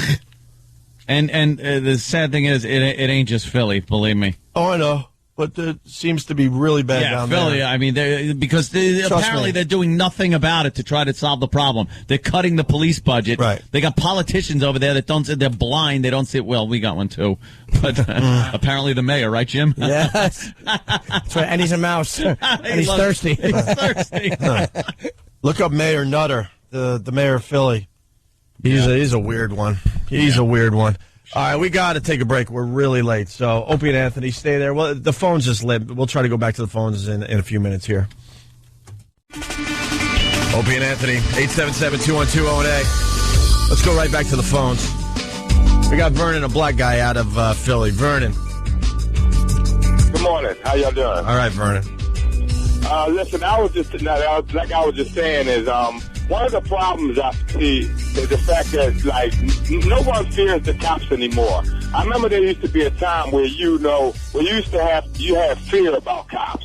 Yeah. Where you just didn't go there like that. And, back in the day in Philly, there used to be a commissioner named Rizzo. And anybody that lives in Philly, that's born and raised in Philly, know how Rizzo ran this department. He ran his department, and he ran his department. And people did not even come near these cops. But now you got so many piss-ass laws where cops are afraid to do anything because the first thing happened as soon as somebody gets shot, they have to be questioned, they have to be, grilled and everything like that. And now, cops are second-guessing about, doing things that they have to do because they fear that, that they're going to lose their job or they'll be and stuff like that. And I have a lot of friends that's cops. And most of them, people are, cops that I know, a lot of these guys are getting, they're coming off the streets. And one of the reasons they're coming off the streets is because, it's like they don't have any more authority out there. Yeah. Yeah, the thugs know that. The thugs know that the cops are second guessing themselves. If you get, especially a white officer, young white officer like the gentleman that was killed, if he shoots a black man, there's going to be investigation, outrage, uproar before they even look at the circumstance. It's just the way things are. Right, and listen, I'm an African American, and trust me, you know what I mean. I hate. One of the things that I hate is the fact that, and this is with anything. This is with anything. Every time a situation comes on, it always has to be with race. And when are we going to just grow up and move on with situations that everything has to be about black and white? Because and it's funny because no other situation can play out as much as black and white. Right. I mean, you can have, no offense, you can have Mexicans and all different Jews and all different types of nationalities move up in different areas and stuff like that, and it can be welcome, Chinese and all that. But as soon as a black person move up in a predominantly white neighborhood or a white person move down in another neighborhood, all of a sudden the big issue is black and white. Why is America only built on black and white? Well, I gotta say, every area has that. It's like America, the big two are black and white. That's the issue. But again, you go to the Middle East, it's Jews in this one. You go to this one, it's the Indians and the Pakistani. It's like no matter where you go, there is that there's that head butting. So I mean, here black and white is just the big one. There's just this lack of respect for the police that a lot, and I'm talking about the thuggish people in the communities. A lot of these cops that work in the projects, man, it's just, I don't know how they do it. There is no respect for the cops there. There's no male figureheads like a father that is responsible and working that can teach these children that he's having with other women the rights and wrongs. So they're learning from friggin' drug dealers how to, how to live their lives, and that entails, the cops are bad, don't respect them, shoot, kill them, and that's got to change. That whole thing's got to change. Right, and don't get me wrong, because just like there's good people and bad people, there are cops that's good and bad too. And I'm not, justifying that situation. But the fact of the matter is, cops are, they're here to do a job or whatever. Like I said, I've had certain run-ins with cops where, where situations, happen or whatever and stuff like that. And, it is what it is, but you move on or whatever. But this situation here, and actually, I think, from reading the statistics, when I was reading, I think like the last 2 years, cops have just been getting gunned down with no, with no recollection and stuff like that. And like I said, it goes back to the fact that no one fears police officers no more. There's no fear. There's no justification. Because on that. every criminal is armed. Every criminal. It's because of these bullshitting laws that cops are afraid to do things because they worried about being pulled in now. Exactly. You know what I mean? That's what happened. If anybody thought that was going to be a good idea to start persecuting and literally prosecuting these police officers for doing their job, they were sadly mistaken, because you know who picked up on that? The friggin' perps. And now they are running around with impunity, just killing cops. And those are the big things that you hear about. You know how many cops are injured because of this? You know how many cops don't use deadly physical force or hard restraint because they're afraid of lawsuits and going to jail? That got picked up. People know this. And they use it to their advantage by having no fear of the police anymore. Not only that, it's like, and then it's the situation of the easy access to the weapons that they're getting, the vests they're getting. I mean, it's like it's so much easy access to get, more firepower than the cops can even, carry. Yeah, out so there. And that's another problem too. So how you fix that? You delegate against responsible citizens. That's what you do. You make more laws against responsible citizens, because that's what gets the guns off the street. Bunch of jackass politicians that have their heads firmly planted up their cracks. I hate it. Again, I'm watching a bunch of people marching and protesting about this goddamn newspaper clipping. The cartoon. I just wanted to say one more thing, and then I'll hang up, because I appreciate you having me on. One of the things, like you said earlier, you're wondering why this situation is not getting national exposure, and I really can't answer that. And I'm really outraged the fact that, like all week I've been hearing about this damn chip and this damn fucking lady. Excuse my French, but all week I've been hearing about this damn chip and this lady, and like I said, this situation here, when they start talking about these cops and everything, they've been, like the guy said earlier, they've been talking about this like just blue in the face in Philly. But I mean, I've been listening to CNN thing, through the radio and all that, and not once did I hear anything about this situation that's going on. Yeah, it doesn't get the coverage that it should. Guys put their lives on the line. Because it's not as interesting as a silly cartoon. That's the problem with the media today. Lives on the line, and they get crapped on. This is much more important than a dumb cartoon. Thank you, Vernon. We're going to go to, I got to go to Rich in Philly. We got to take another break to kind of catch up. We're on a major tear here, but we got to play some lovely commercials. Rich, what's up? Hate breaks. Hey, how you doing? This is Rich. I'm from Philadelphia. Yes, Rich. They're actually going to have a walk on March 1st on Sunday at 2 p.m. in the northeast part of Philadelphia. It's called the Flyer Skate Zone. Uh-huh. And, just a rally against, for all the fallen officers. Good. Yeah. I hope a lot of people show up, and I hope the media shows up to this like they did with Al Sharpton ripping up a comic in a newspaper where nobody was killed. Nothing happened. There's Sharpton's statement on TV. They can't cover this goddamn monkey story enough. Enough about the monkey. Let's try to get that dope Al Sharpton on our show today. Yeah. That publicity whore. Try to get Al Sharpton to call our show. Here it is. I'm working with community activists all over the country to try to stem the violence. I have a Silence the Violence campaign. I have this, that. He's been around for 30 years, this son of a bitch, and nothing. All right, thank you, Rich. So just please, he's full of crap. You could also go to FOP5.org to send in some donations to that fallen officer's family. They're going to need the help. What? We linked it on ONARadio.com. Speak up, whether it's just talking at work with coworkers or something. Just make people aware that this is happening.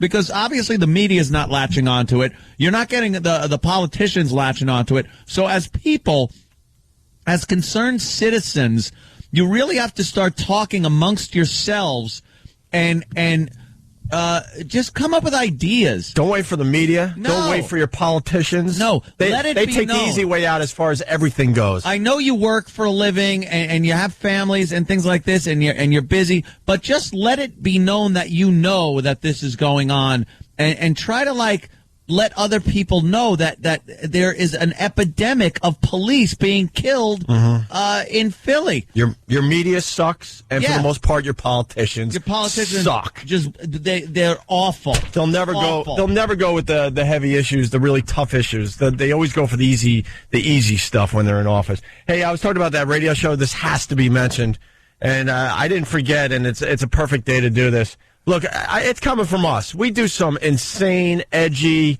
what are you thinking stuff all the time. I want to acknowledge that because I know that people are going to, call up and go, you hypocrites, blah, blah, blah. That's an attention getter. But believe it or not, there's things Aunt and I and Jimmy just will never touch. We'll never touch, believe it or not, okay?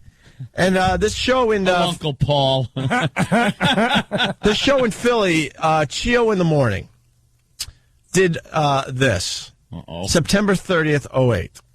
At about 7 a.m., the on-air talent, Chio in the Morning, was having a contest for prizes between two phone-in contestants. The final game-winning question was posed. How many Philadelphia police officers were murdered in the past year? It was a multiple-choice question with the choices being 13, 0, or 4. And they did this little trivia question the day they were burying one of the officers that were shot. Officer McDonald. And then, of course, when the listener got the right answer, then it was all morning zoo. Woo, woo, woo, yeah, you win. Oh, Jesus. Applause and whistles and fanfare. Right. This loser, Chio, in the morning down there in Philly. Real brave radio, huh, Chio? That actually could have That's been real handled brave. In a different way to kind of show that people aren't aware of what's going on down there. No, it was a total mocking of the situation. There wasn't even he thought he was going to be a little shock jock, a little edgy shock jock. Look what I do today, loser. We got to take another quick break. We're trying to catch up and get into a better rhythm here. So stay there. It's Opie and Anthony.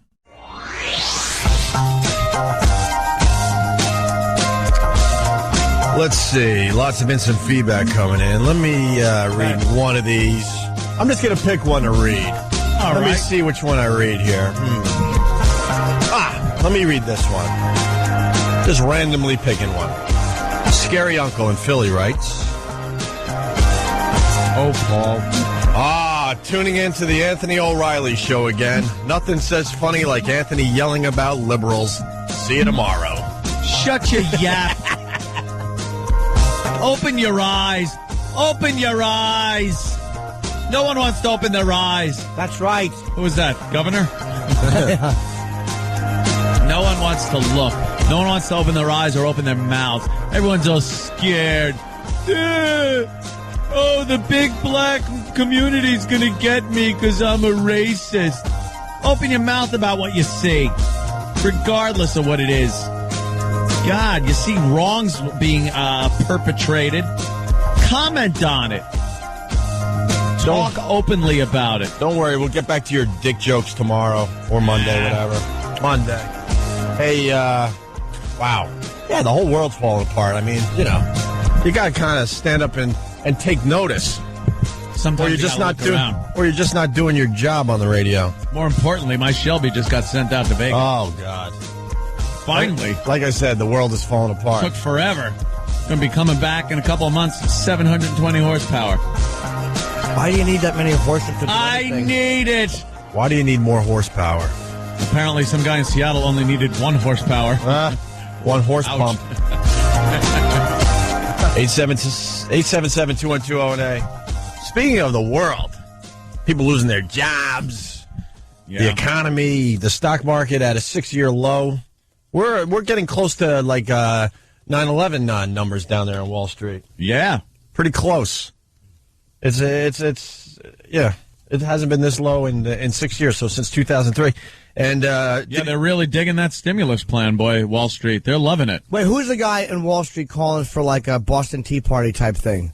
Like don't. He was a reporter. Oh, well, that's what we're getting at. Rick Santelli. Yeah, but this was some fun TV yesterday. He was in Chicago, and he had all the troops behind him though at the the Commodities Exchange.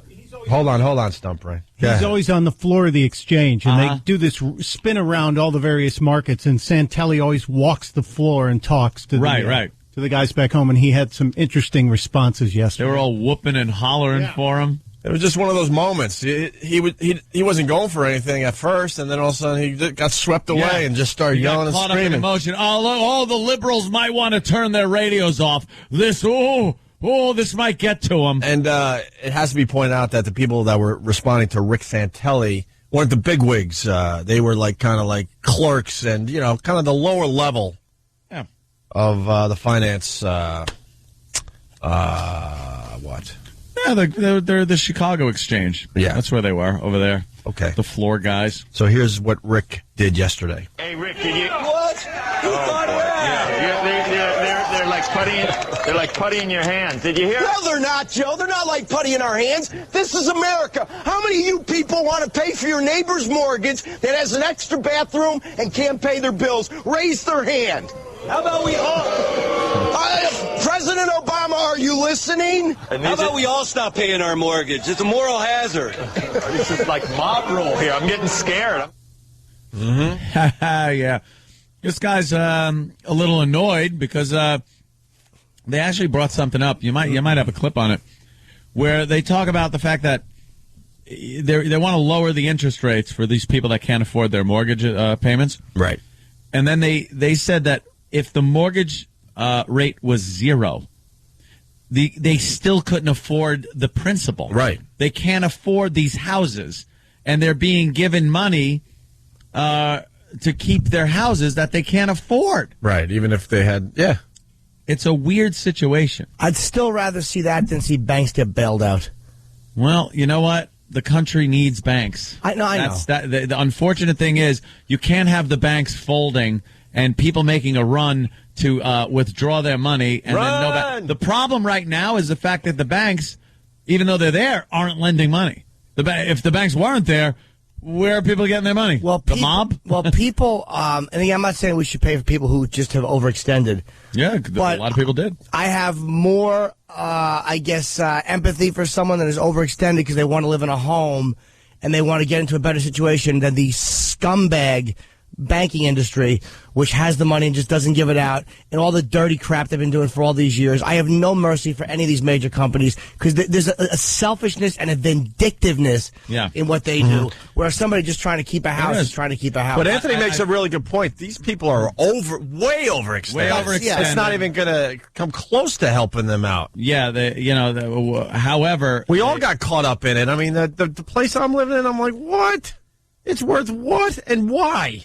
And everyone did the same thing and just hoped for the best. Like, well, I guess in the next 30 years I'll figure out something to pay for this house. Yeah, it was just what took a dump. It's just what you had to do if you wanted to own your own home. But a lot of people went way above their means and overextended themselves, and now the taxpayers are paying for it. It's like, I like when they say this too. Whenever you hear that GM, Ford. Ford doesn't want to be lumped in with GM. Whatever.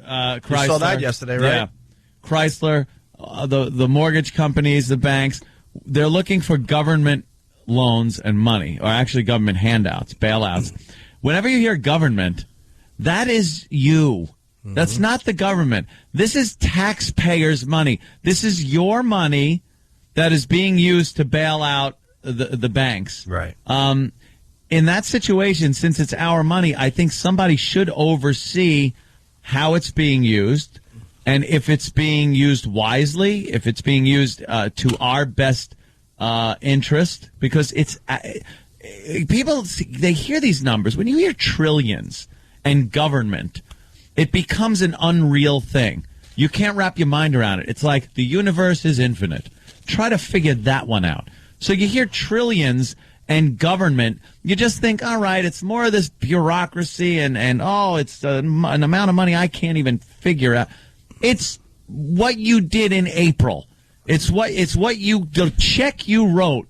That's where that money's coming from. So you have the right to accountability. We do. From these people. Really? Apparently. Really? But if they're still giving out multi-billions in bonuses and things, then there's a problem. And again, speak up. Open your eyes, speak up, be involved, and write emails or whatever you want to. I've never done that in my life. Written a letter to congressmen, to state officials, to the senators and stuff until like this year. You're writing letters?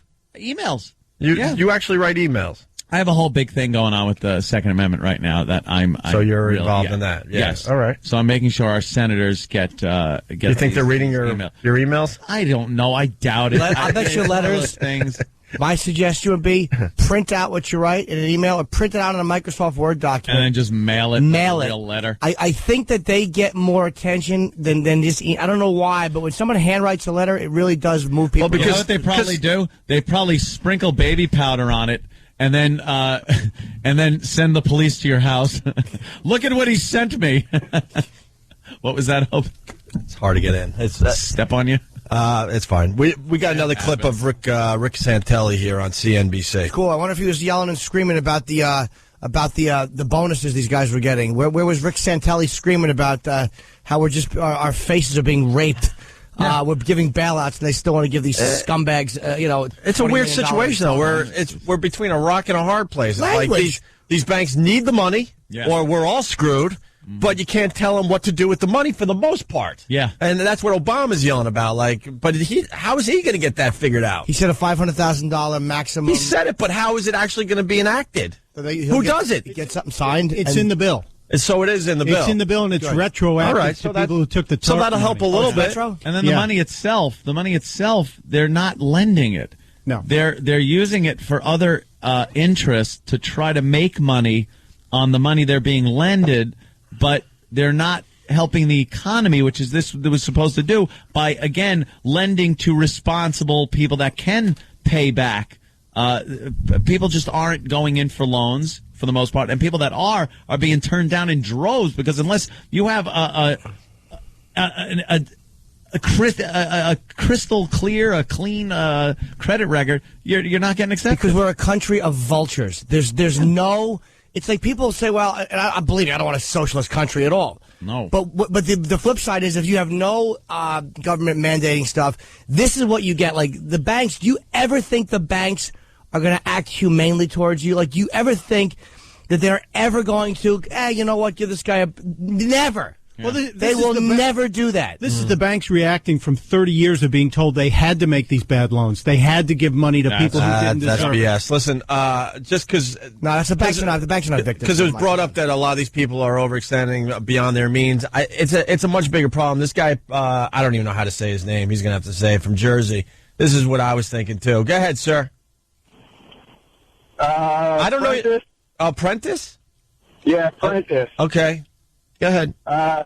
Yeah, I just bought a house less than a year ago after the market started to fall. And I agree with Opie is that, people got to live within their means. But because the market was so out of control by these people living outside of their means, I definitely think I overpay for my house. But I'm living, I'm making the payments every month. There you go. It's tough.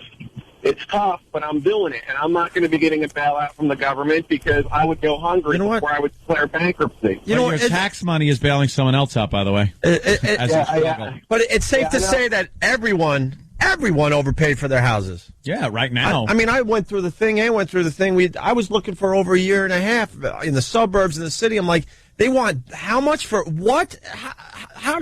But the market was paying it. Dude, I bought it was insane. At the tippity top of the bubble. Right. I bought at the absolute time where housing was at its most expensive. Yep. Everybody was throwing their arms up going, I can't believe my house increased 100% in 2 years. And then that's when I bought. I got families.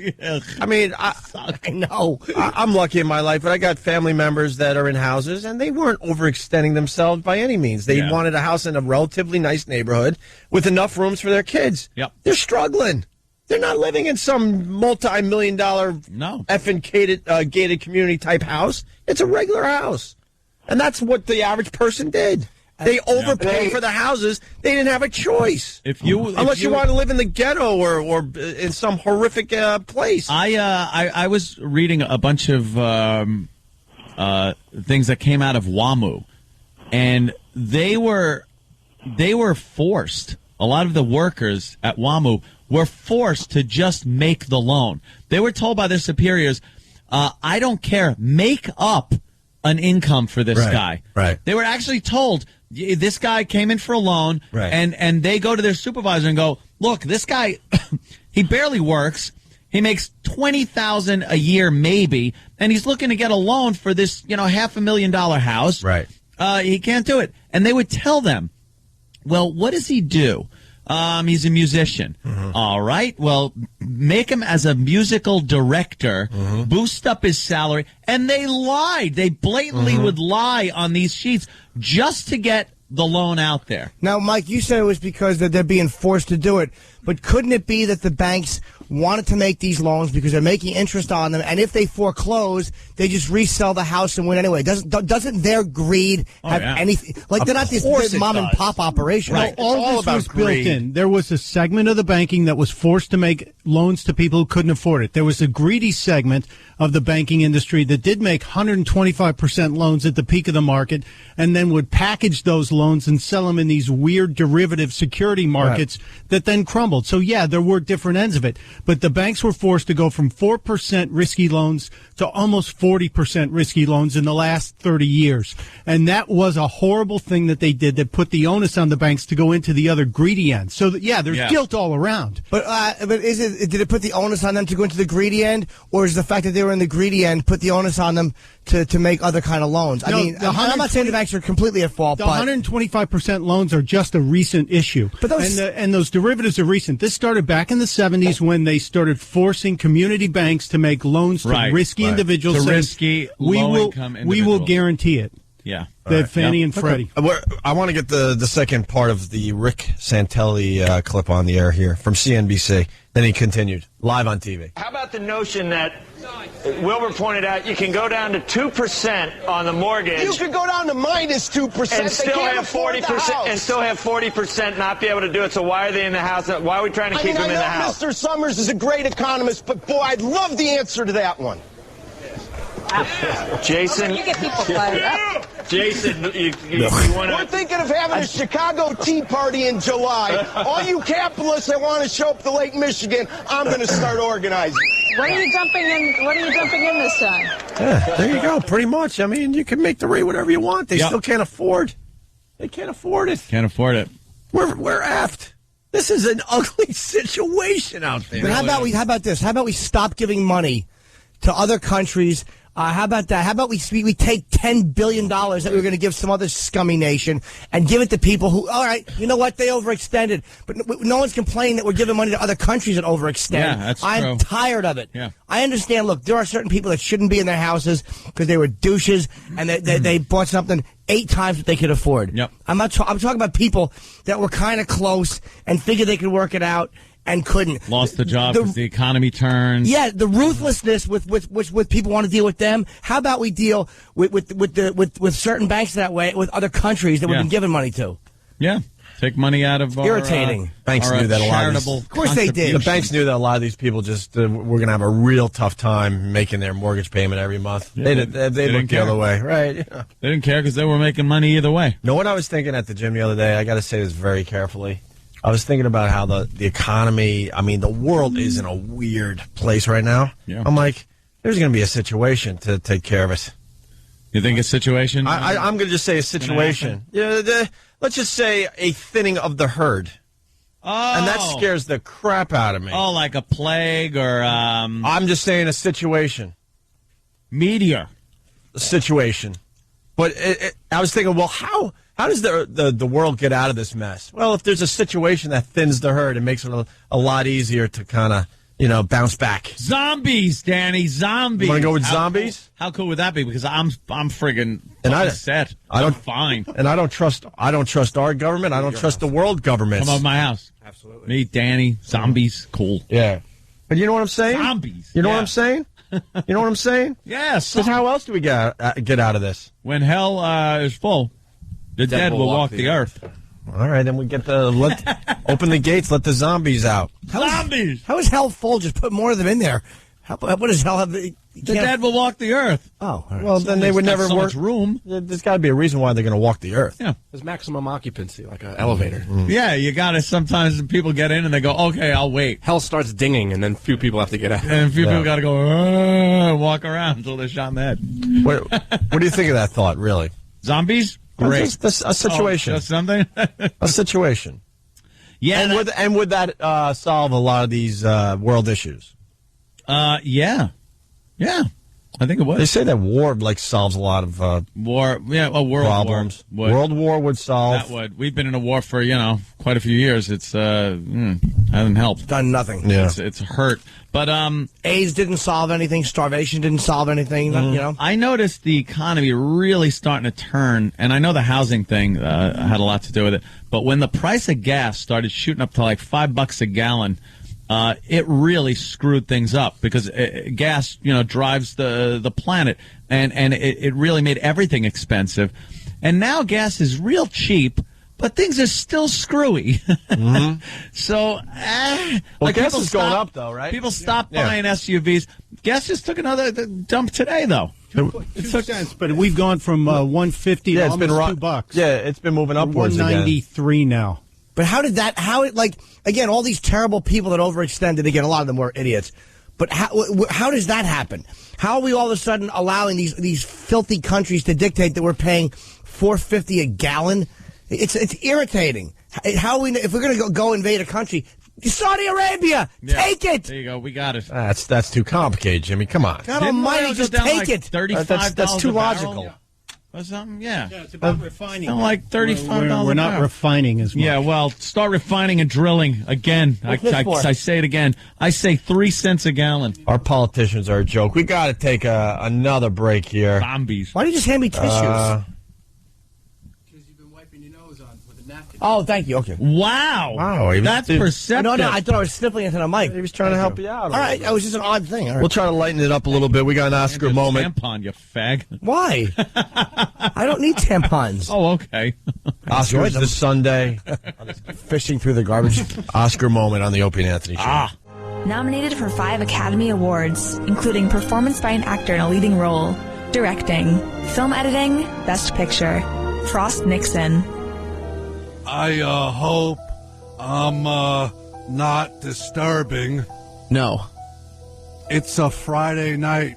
You probably have something there whom you're entertaining.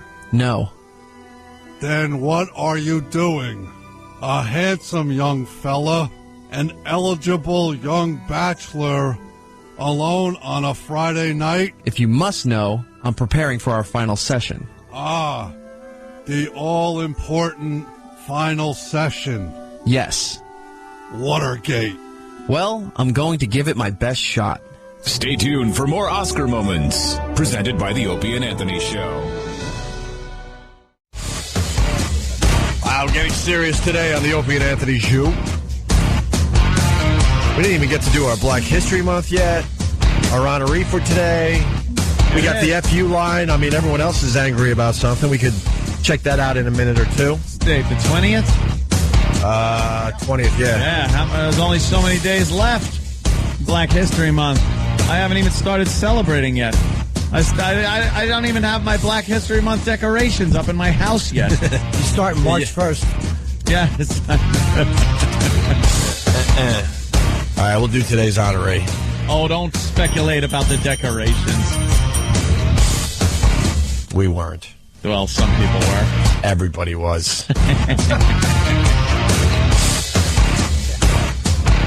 Let's see who we're honoring today.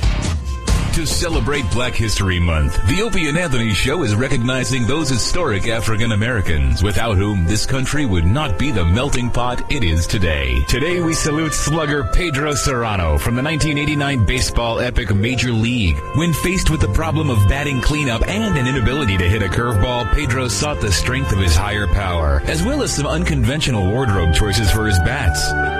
Hey, big guy. You a golfer? For bats. Yeah? What's your handicap? Keep bats warm. Pedro, you might be back in the minors, but you'll always be in our Hall of Fame. Stay tuned for more icons of Black history on the Opie and Anthony Show. Today's honoree. We're going to try to move on, but Schwoogie, we know Schwoogie. He calls the show a lot. His mortgage used to be $1,798 a month, where he would, owned his own house. Yeah. He now rents for $1,900 in a crappier neighborhood. And that is the story all over the place. It's getting expensive. Yeah, TMZ.com has fine photos of Rihanna all beat up if you want to check that out. Yeah, that's a nice little story, isn't it? They finally got the pictures of her just pummeled, her face, bleeding from everywhere. Bleeding Under from the her corners eyes, of her mouth. The mouth, the nose, the forehead. Those are wounds made from being punched in the face. Yeah. Or having your face slammed into something. Oh, yeah. Numerous times.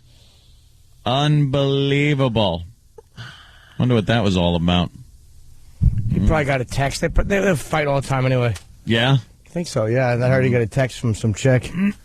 He got a text from a girl? Yeah, and beat her up. Well, she probably freaked out. And I'm thinking she threw his keys. I'm guessing, my only guess as to why you throw the keys of a Lamborghini. I'm still going to go out, Karen.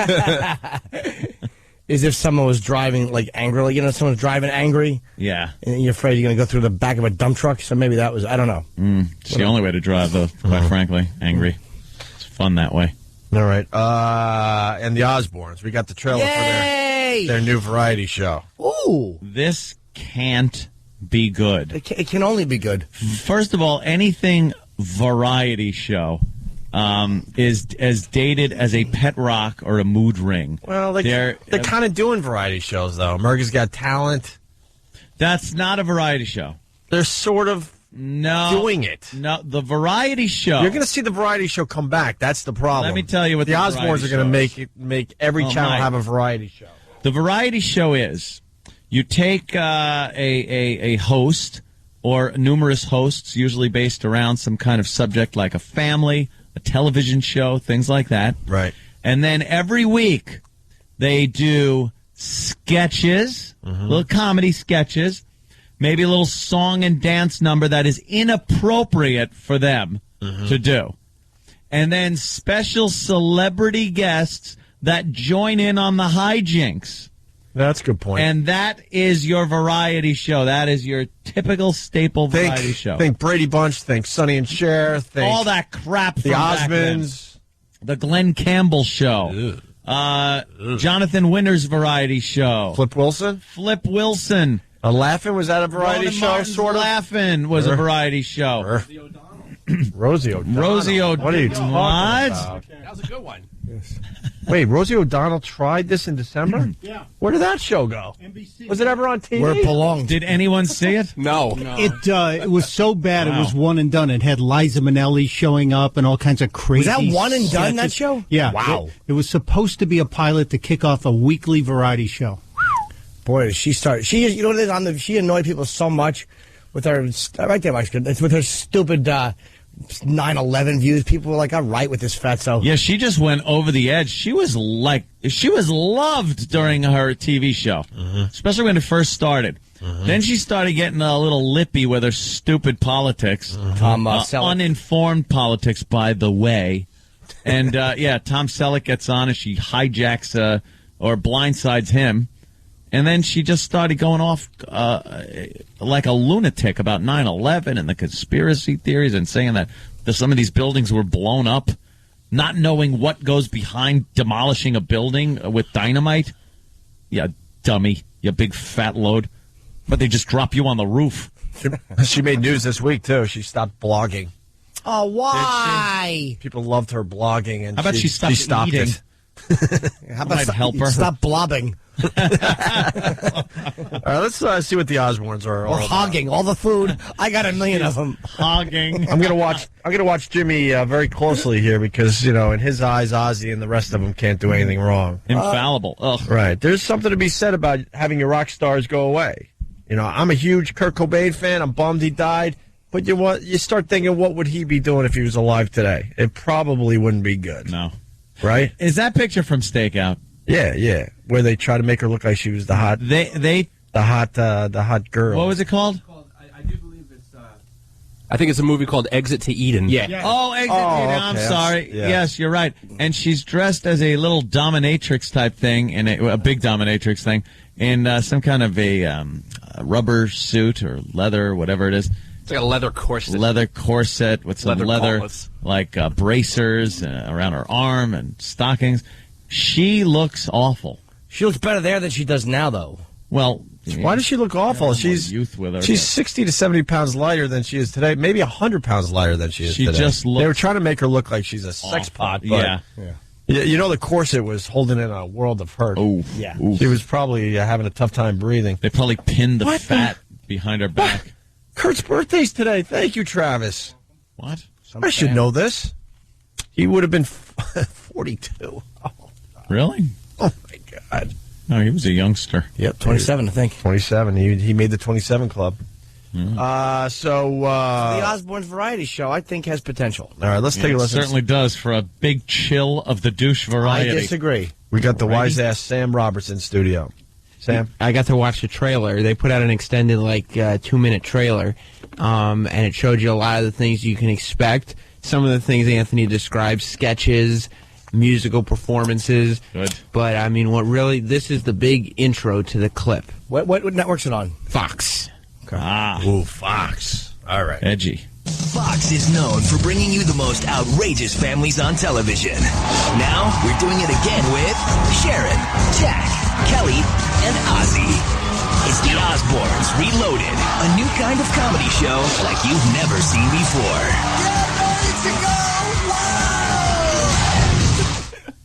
Get ready to go wild, huh? That's right. Is that what we're getting ready for? Oh, that's just the announcer. Well, of course it is.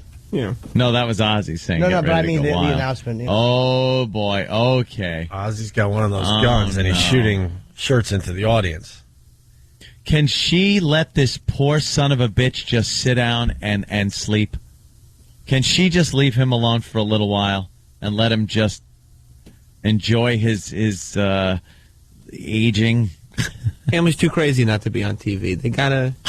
Is that it, Sam? Is that it, Sam? Yeah, really? They just have it in their blood. I got showbiz in my blood. Yeah. Cha-cha-cha. You got to think Ozzy doesn't want to do any of this. He probably wants to do this more than he wants to tour, though. This is not as straight on his voice. This is probably a cakewalk doing this as opposed to the road. I thought he goes to one of his castles and enjoys his life. Oh, I don't know. He's a rocker. That's what he does. Yeah, a rocker doesn't do a stupid variety show like the Hudson brothers did. The Hudson brothers had a variety show. All right, what's this next clip there, Sam? Well, one of the skits is the Osbournes Undercover, and they have Ozzy. You know how sometimes when you drive through at a fast food restaurant, you talk to the person on the other end? Sure. Well, imagine if that was Ozzy. I'd love to get food from that place. No, I can say that for the stop record. it. Wait a minute. Wait. You're saying Ozzy is taking orders at a fast food restaurant drive-thru? He's hard to understand face-to-face. Right. exactly Imagine it. coming out of that little speaker. Oh, God, I got to see this. Yes. Let's roll tape. Yeah, hamburger combo. Hamburger combo. No pickles. No pickles. No onions. No, you sure you want a burger? Yeah. All right, come on. Well, he threw fries at the window. Then he noticed the laughter after that. They pulled up to the studio. She pulled up to the window after making that order, and Ozzy having that great line, and then Ozzy just threw French fries through the drive-through window and into her car window. But can you the thing about it is, it's like if you're going to a fast food place, you expect to get it your way, And so you're saying, I want no mayo, no lettuce. Ozzy, can you imagine if somebody's there saying, "Are you sure you want a burger?" Sam, the way you put it now, I get it. I'll say I think Ozzy was probably annoyed that they were saying, "I don't want this, I don't want that, I don't want that," and he said, "You sure you want an effing burger?" That's what I would say. Right. But French fries are safe. Why can't he throw like hot coffee or bowling ball or the shakes or the bullets, the soda? French fries aren't going to do damage. I see now it's steaming hot coffee. Wow. Oh yeah, that'd be going. Just burns. Yeah. 3rd-degree burns. So far, I like it. All right. Come on, Jimmy's Jimmy. insane. I do. The Osborns play with the audience. I wish I was in the audience. Well, I'm sure you do. What happens is this isn't audio friendly for the radio per se, but they get a person in the audience and say, "Who here would make out with a stranger for $100?" And so they get a good-looking guy and a good-looking girl on You just stage. got you and a homeless guy. I didn't do it for. I didn't get $100, Kelly. No. You did that for a pilot that obviously was never going to be picked up. It still might get picked up. How desperate are you? Yeah. Still might get picked up. You're still hoping? We never heard from those guys again. The tape is still in existence. It was so bad they didn't even acknowledge we ever made it. They taped over it, I'm sure. Right. Saved it was money so on bad we never even got the call. They just made believe we never existed. Never happened. But it could be. That makes you feel good as a performer. Yeah. Maybe they want it for the fall. Yeah, okay. Possible. But then they blindfold a good-looking guy with the girl in front of him, and he's ready to kiss her. What happens? There's an old woman backstage that they pull out from the curtains. Stop. And while he's blindfolded, he's kissing the old lady. Hey, by the way, wow, yeah. Jimmy gets very mad when other bands rip off Black Sabbath. Spiro, with that in mind, has something. Spiro. Hello, good morning, all. This hacky drive-through bit, Letterman did it years ago, didn't he? Yeah, Letterman did this bit a lot, where all of a sudden people are like, what the? Letterman was taking my order. I don't get mad if someone does a Sabbath cover, and this is basically a cover. No one would think that this bit's an original concept of, fish out of water type thing. That's been done many times. So the interesting thing is just to see Ozzy doing something that is no variety show sketch is really going to be original. Yeah, I mean, you can have variations on crap that's been done. What are you going to do? They dress in wacky clothes or Spiro? He can explain everything. This Jimmy. He'll defend Ozzy to his last breath. Hey, if it's not good, I'll say it's not good. I'll watch the show. All right. What's the last clip there, Sam? Well, what they did was they took two little kids and had them go buy movie tickets, but they dressed up the little they dressed up the little kids as Ozzy and Sharon, and they talk profanely. No.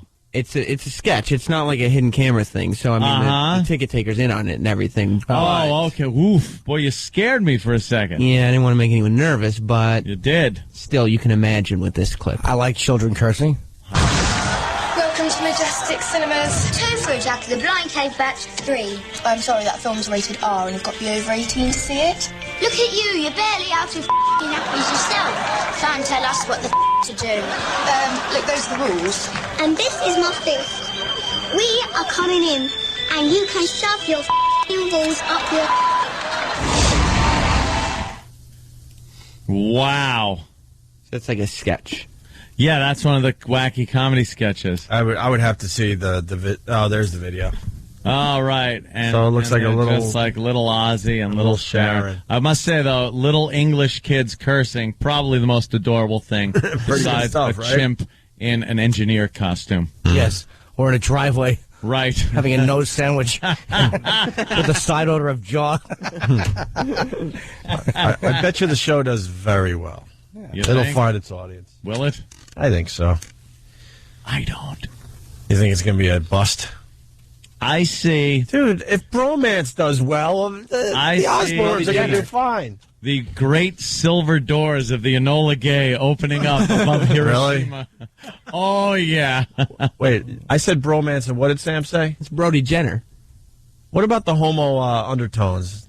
They said it's not even subtle. No, they're there. 100%. Overtones, then? Yeah, they're very much overtones. What's bromance all about? Well, bromance is when they're competing. It's a bunch of guys competing to be Brody Jenner's new, like, best dude friend. I don't know who he is. He's from the Hills, I think. And I take pride in knowing pop culture. Hills. He's one of the Hills guys? He's one of the Hills guys. All and, right. You know, when you hang out with your dudes all the time, it's like a bromance. It's a romance, but you're bros. It's not like if you call your friendship with your guy friends a bromance. Me and intern David have a bromance. You better learn how to fake snore in a tree fort, because that's a coming. That question is a coming. The term bromance came from Big Brother? No, I heard it came from Big Brother with the two dudes, the one that was the doctor and the other guy that owned the clubs in L.A. That's a showmance. A showmance? I think they came up with bromance, too. Oh, well, because you and David work together, would that be a bro job? Right. Or a blowmance. Why would it be important to have a bromance? Yeah. Because why wouldn't you just hang out with your friends? Yeah. Well, why does it have to be a bromance? You need to have your bro. Like, it's one thing to be just, oh, that's my boy. Your wingman? Yeah, your wingman. It's hey, like you want to bromance. be my wingman, too? Yeah.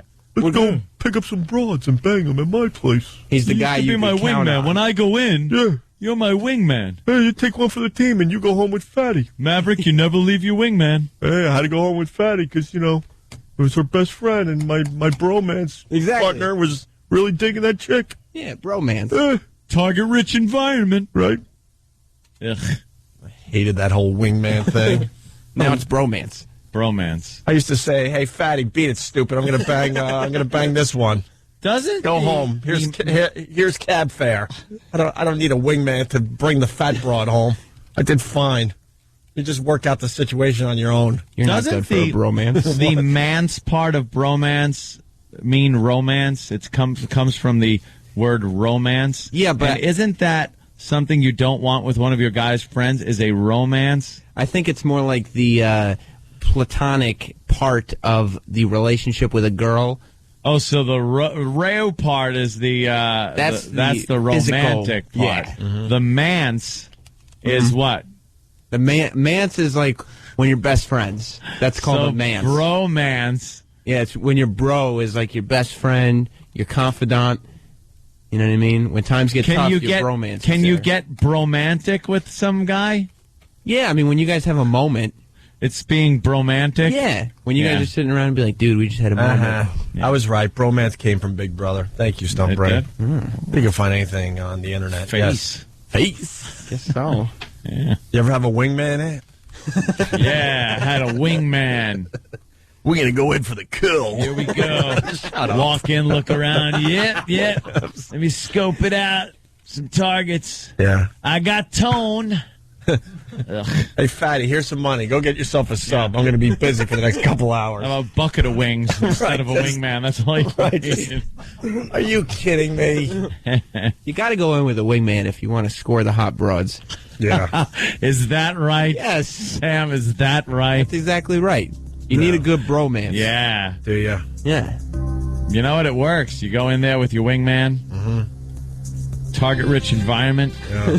You see your girl sitting at the bar. Right. And then you have your wingman go up and introduce himself while you're getting ready to turn around and sing You Lost That Lovin' Feeling. Right. So you spin around and do it, and then your wingman helps you out.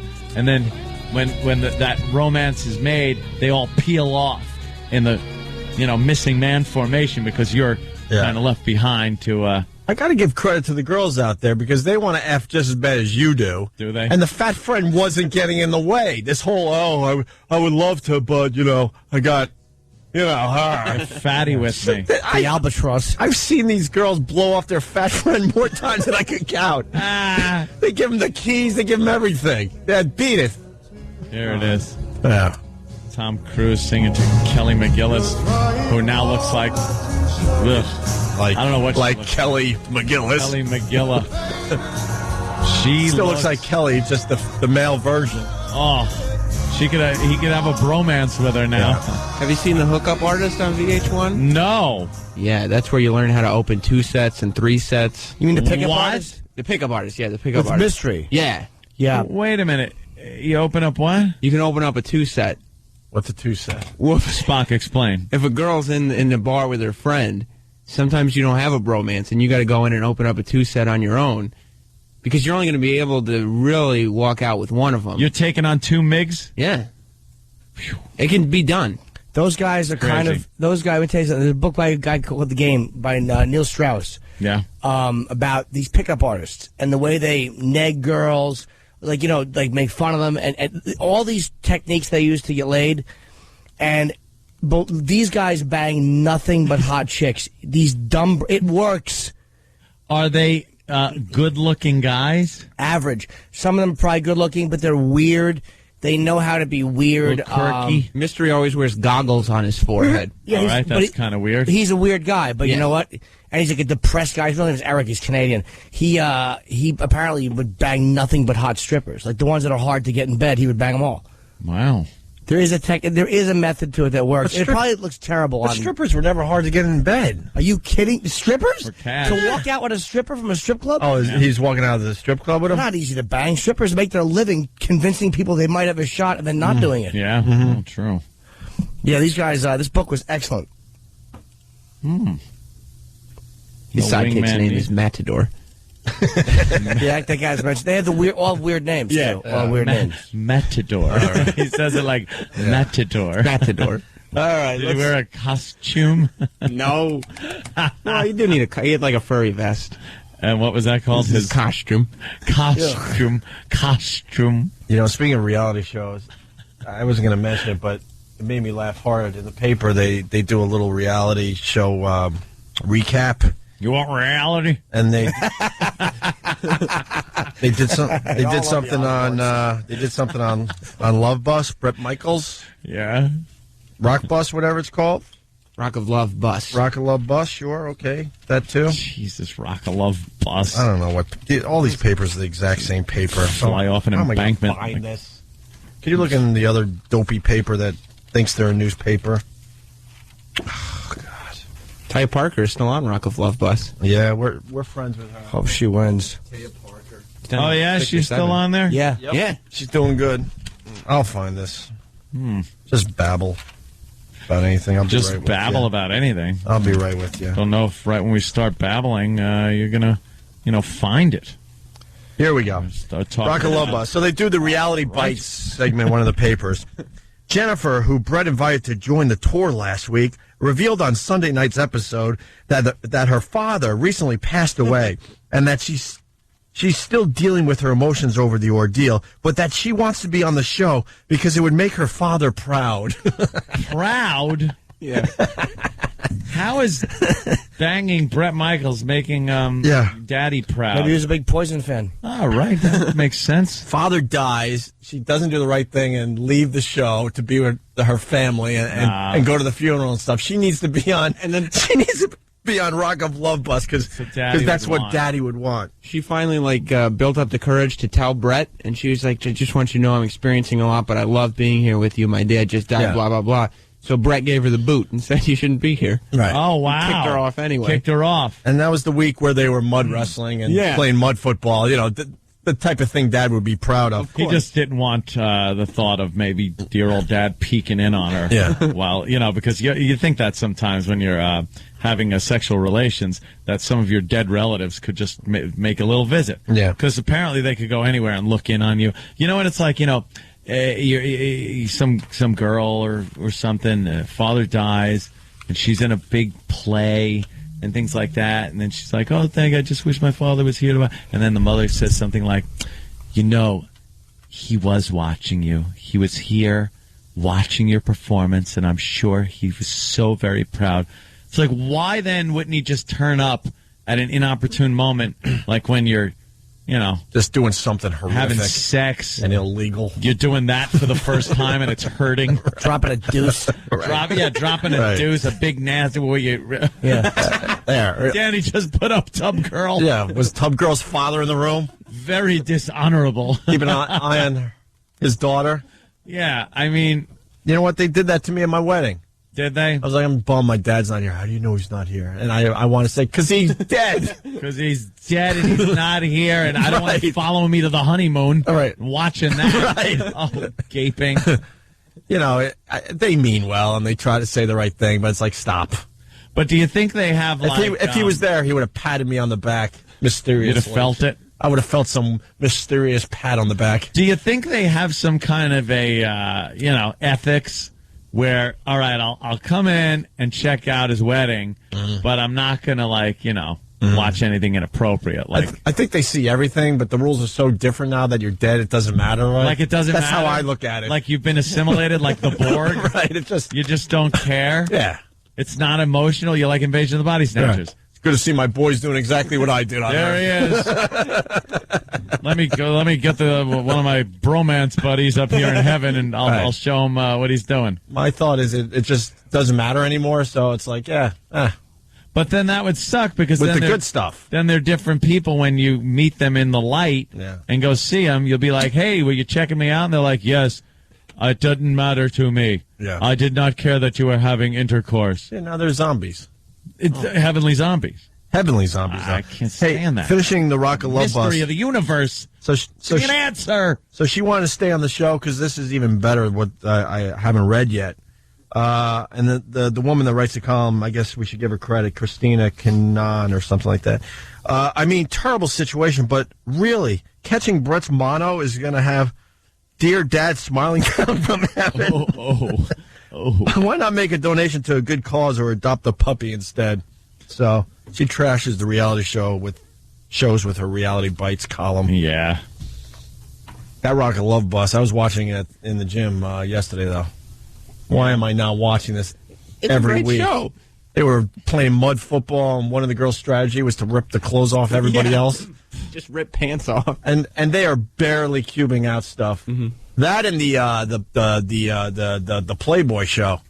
They showed one of those girls stripped the other night, and they were cubing out the area. Oh, really? And it's kind of see-through-ish. And my wife's like, "Wow, she doesn't shave." It was obvious that this woman doesn't shave. Did you do the squint trick? Oh yeah, and then it's full. Whenever anything's pixelated, squint, and you'll be able to see it perfectly. Yeah, DVDs of that show are uncensored. Works great. Really? Yep. Nice. All right, FU line time, and then we do something, then we come back. That's what we do now. Opie and Anthony. Thanks for calling the Opie and Anthony FU line. Here's the latest batch of FUs. You have 7 new voice messages. First voice message. Yeah, this is to my big fat ass ex-fiance Betsy. Fuck you fat fucking cunt. I caught you in bed with my best friend last night on fucking Valentine's Day. I hope you fucking die, bitch. Next message. I have to give a big F you to Dent in Syracuse, New York. Thanks for getting me fired for your incompetence. You know what? I've been fucking your wife. Have a good one. Next message. Yeah, this goes out to the little cunt bag in a little Beamer convertible. Oh, it's so cute. Yeah, you sat through a green light, you stupid whore. That's why I honked. And you're going to call the cops on me because I honked at you? Because you're a stupid whore? Next message. Hey, I want to give a big fuck you to that fatso that slapped me with a block in the box ticket the other day on Park Avenue, 51st Street. I hope you drop dead of a disease that hasn't even been invented yet, you fat fuck. Next message. I just want to give a big fuck you. Girl who gave me her number, waited a couple days, called her, no answer, no call back. You know what, you bitch? Go fuck yourself. Next message. Yeah, I'd like to send out a big F you to my appendix. Thanks for getting inflamed and ruining my fucking weekend of fishing and drinking. Fuck you, appendix. Next message. Hi, this is a fuck you for Dorian. Dorian's my ex-boyfriend. That's right, ex-boyfriend. We're together for 15 years, and he leaves me for some dumb cunt named Stephanie. I wonder if her construction worker family know that their little son-in-law and brother-in-law was fucking cocked for 15 years. How about them fucking apples? End of new messages. Call the Opie and Anthony FU line, 866-FU line 1. That's 866-FU line 1. Thank you and goodbye.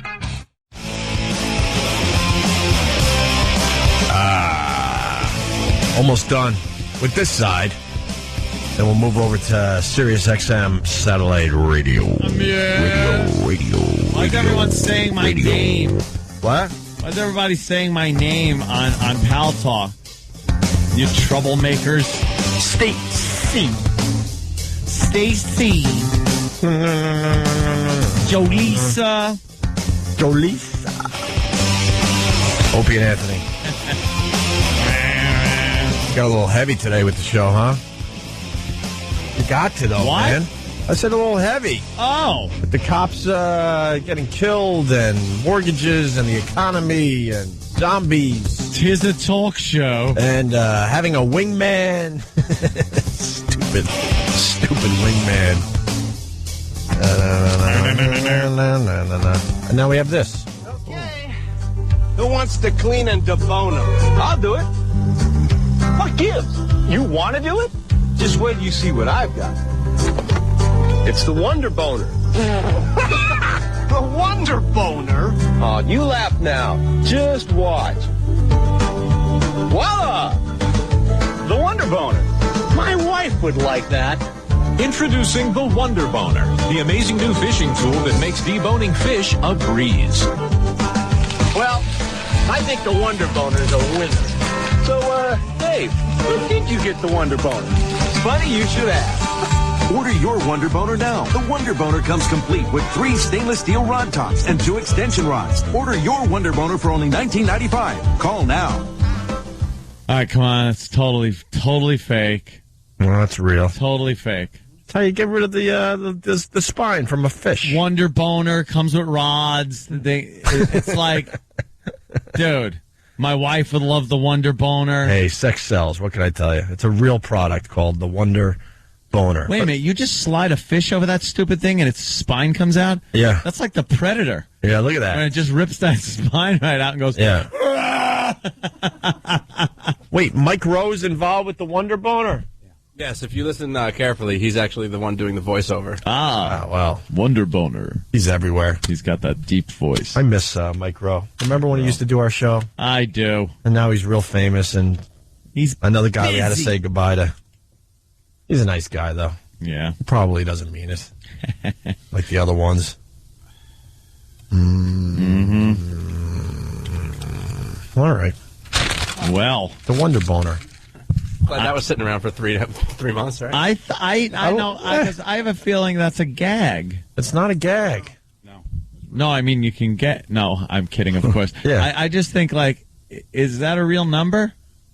Huh? Oh, it's a real It's a real thing. I'm going to call that number. It's just the name is cutesy, but it's a real product. Hold that right there. It bones the I fish. don't think this is true. 8 years old. It's totally... It's an old one, so they might not be selling the Wonder Boners anymore. It's a real thing. I don't believe it.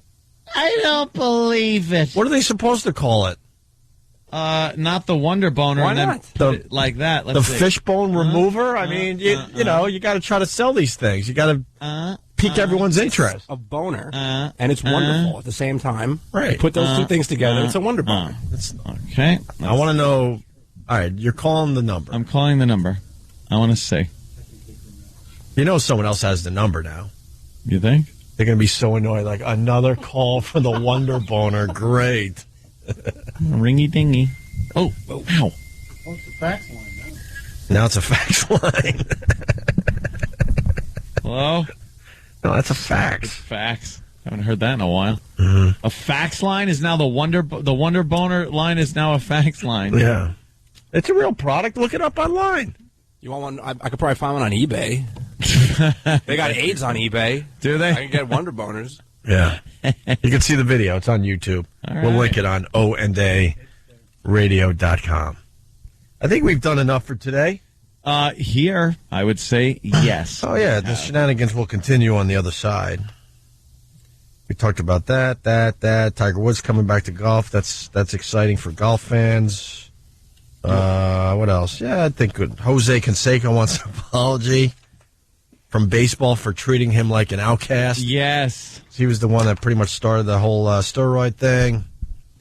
Yeah, I guess we... Guitar Hero. The new Guitar Hero game misspells Leonard Skinner on the cover. Yep. Why are people mad at that? It's Leonard Skinner. I guess because it's such rock royalty. How could a game like Guitar Hero possibly misspell something? I'm a Leonard Skinner fan.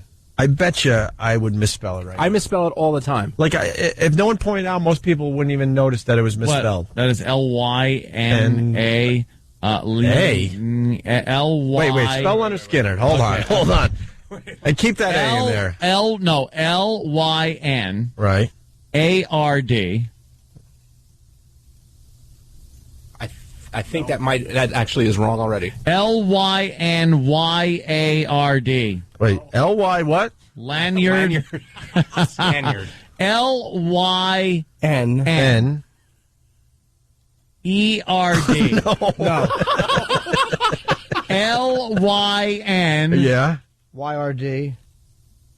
Y-R-D. S-K-Y-N-Y-R-D. Shut up, smarty pants. Yeah, I'm thinking that's it. Yeah, you're right. Jim got it right. Wait, Lanyard. Yeah, that's it. Very good. Lanyard skinhead. Wow, wow. I just didn't know where to put the Y. You went with an A. I went L-Y because it was. My confusion was where's the second Y go? That's all I was trying to. I knew there was a Y in there, but two. Yeah. That's preposterous. Well, that was the problem. Where you put the extra Y? Ah, how did they spell it? Like I did? I don't know. Yeah, how did they spell it? I spelled it like me. Yeah. Travis, go ahead, go. They left the final Y in Skinnerd out. So it would be L-Y-N-Y. Oh, in Skinnerd. Okay, so it would be S-K-Y-N-R-D. Okay, S-K. Oh, and there's that Leonard Skinner. Yeah, whatever. Close enough, right? Yeah. Who cares? Long gone. All right. I'm going to plug my Twitter because I continue my interacting after the show. Opie Radio on Twitter as we go to the other side. Facebook, anything? No, I got plenty of people. They already know.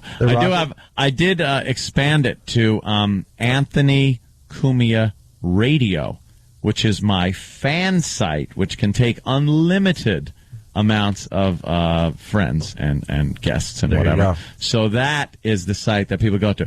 The lucky 5,000 that are on my regular Anthony Cumia site, which is all girls. Facebook. I'm trying to do that. Which will eventually be all girls. Yeah, I'm trying to do that. Right. But, wow, just a lot of guys constantly. And then a couple of them I have to accept because they're like, dude, I've been listening since, like, BAB. And then they give me a big, long paragraph of bits and things they've been to. And I'm like, all right, I'll accept you. You can hang in for a little while. Why not? But for the most part now, go to Anthony Cumia Radio, the Facebook Anthony Cumia Radio. And then go there, and I'll be popping a lot of videos and stuff. I just opened it up pretty much, so I'll pop videos and pictures up on there, too. Because people they really like the pitches. This means they're splitting up. Opie Radio, Anthony Cumia Radio. Uh-oh. Hey. Did you get your name? What? Did you? My real name? Yeah. Like I don't use my real name. No, as a website thing? Did you do that? Like, Which one? .com? Which one? OpieRadio.com? Yeah, who's got that? You got that? Yeah. Oh. Yeah, I got that. I got that. You got GregHughes.com? Someone's got Someone that, has right? that, I guess. I don't want to use that. Is that GregHughes.com? Who has it? Oh, there's another Greg Hughes out there. Some guy with a little family. Is that little Greg Hughes? Look at that little Greg Hughes. Those could actually be. I was just saying, this could be like your page. It certainly could, man. Why don't you just say it is? It's like, hey, here's some cousins. The little redheaded kids. Which one is little Greg Hughes, or is the father Greg Hughes? I think it's the father. There's Greg Hughes. I want that. He's going to be surprised at all the hits he gets today. Oof. GregHughes.com. Uncle Paul would love this site. I like it a lot. You have to right click and save picture as. Maybe we do make two shows. What? Because I want afternoons. Yeah? I want afternoons. I'll do mornings. You do mornings. I do afternoons. It could be the Opie and Anthony station. Right. I do mornings. You do afternoons. Right. And we're extremely different people these days anyway. Middays, it's just the next step. Wow. That'd be something. We split the staff in half. All right. Well, we cut Jimmy in half, right down the middle. What do we do? 1 slice 3, shoot for who gets who? You get E-Rock. Yeah. You have to get E-Rock. No, it's obvious who who is hero. Dude, it's obvious who we would pick. We got our favorites. I get all the drunks. Yeah, so, which means Danny and Derek are mine. I'd hate to lose Danny. That would suck. Then I'd take Sam. I got Sam and E-Rock. All right, Sam and E-Rock. I like Travis, though. Travis is all right. Yeah, Travis is pretty good, too. But I don't know. I'll take Stunty. Travis is by. He'll do both shows. Stunty works pretty good with, politics and things like that. So I might have to take him along. You're waiting for me to say I'll take Steve? Are you crazy? What? Look at them laughing. No one even thought of Steve. Isn't that funny? No one's even like, what about Steve? I saw you looking. I'm like, yes. What? Steve is the poor kid left in the gymnasium.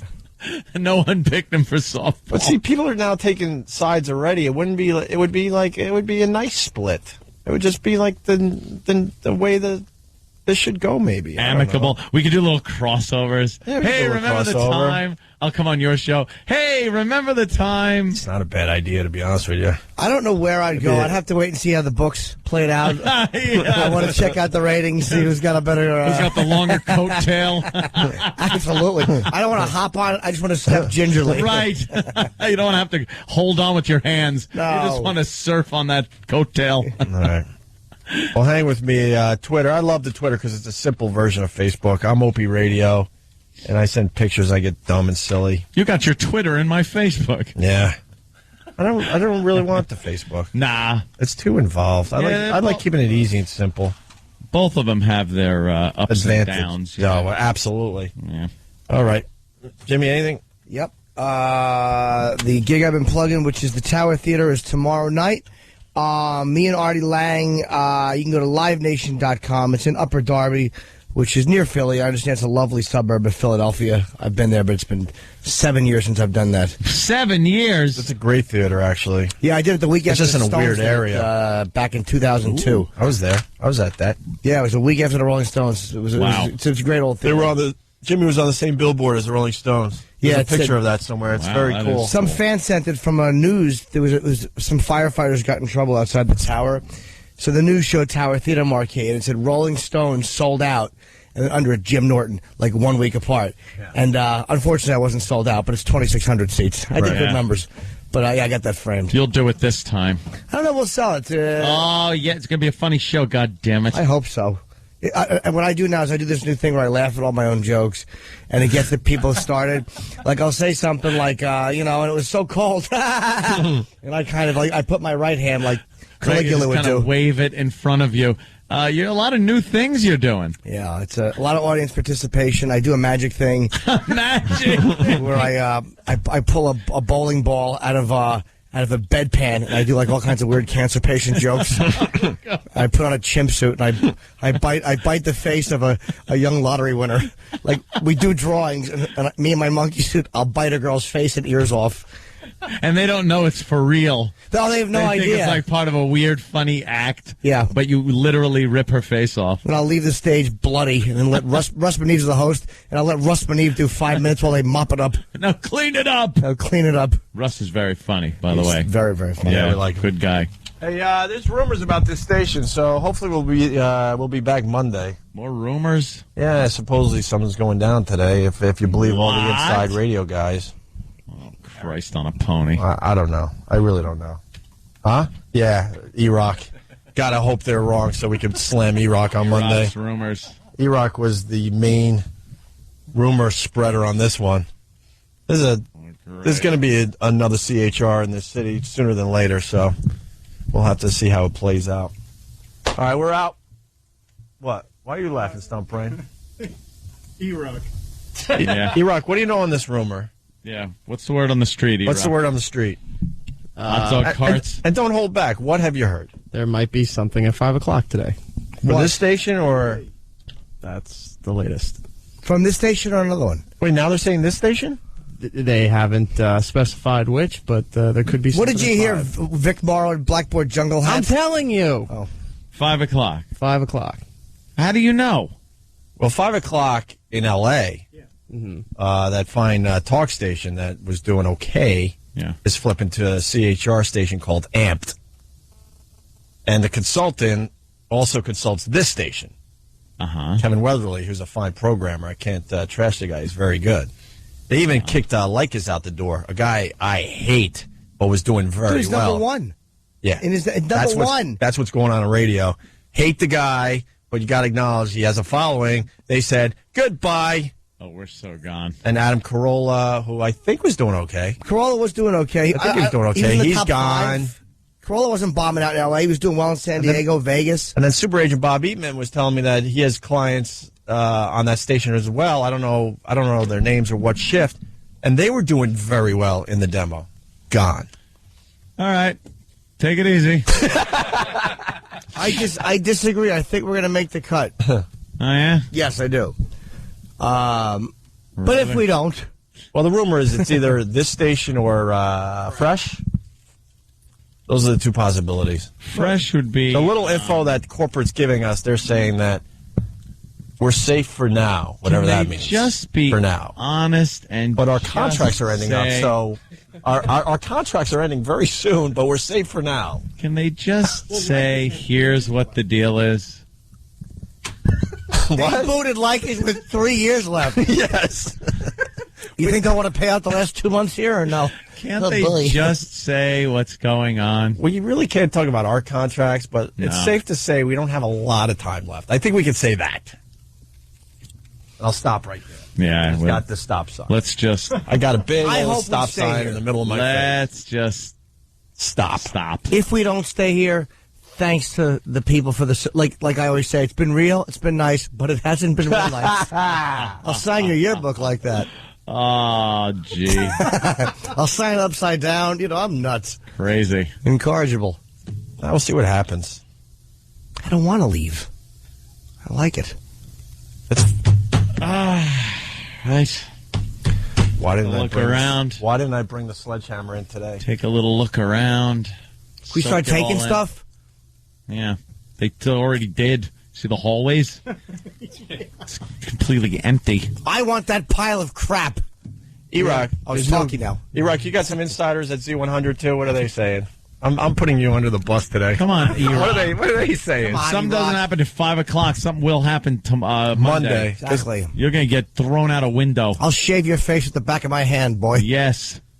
God, all sorts of changes. Yeah. What's going on? This station's going CHR. Opie and Anthony are going to split up, but in a nice way. Yeah. We'll start 2 different shows. We're doing mornings and afternoons. It's going to be, Opie and Anthony channel. I'm stuck with you. You know that. Yeah, I heard. I'll take you. I'll take you. You know how they took all the stuff down from the walls and everything? Yeah. The one thing that really kind of got to me was the fact that they could have left the big Opie and Anthony one up. Yeah. Why didn't they leave the Opie and Anthony picture they said on the we're wall? Stay here. They didn't. They took the furniture out of the green room. Yeah. We don't have a couch. Yeah, they did this 6 months ago when CBS came in. We had no copy paper to do anything today. They took all the office supplies. I'll tell you this. Holy mother of Christ! Goodbye. And I think we're going to make the cut. Shut up, Jimmy. And I'll tell you this much. I know you're sick of me talking about Twitter, but I did send a picture, twit pic it's called, to my followers of our picture and the K-Rock picture in the hallway. Going, what does this mean, right? You know that picture just disappeared from TwitPic? I had nothing to do with it. What? Swear to God. It just is gone. How do they do that? I don't know. Maybe someone called and said, look, that's our property or something. I don't know. I don't know. You know how disappointing it must be to get a twit pic if you hear it wrong real quick? I got a twit pic. Is it true that a boo? You know what you got to do? What? Start searching for who bought up certain domain names. They have. Which ones? They can't find anything. Is there a But corporate's also onto that little game that people play. Hey, dude, you no could 923 amp and no amp 923 that I could find. There isn't, and no one for Fresh either. So. Amp New York, amp. There's they looked. But I think corporate knows that's how shows. people find out about these rumors being true or not. So maybe, Well, they get the domain names, though, well in advance. Well, maybe it's under something else. What's up with the K-Rock page? I heard for some reason you can't get our online feed anymore. We couldn't get it today. which I heard scared me, but I didn't want to bring that up. But now that either. we're bringing it up, we might as well. No, the commercials were running, but not the music. Well, of course, because the commercial is so much more important these days. E-Rock, you got another communique coming What's in? up, E-Rock?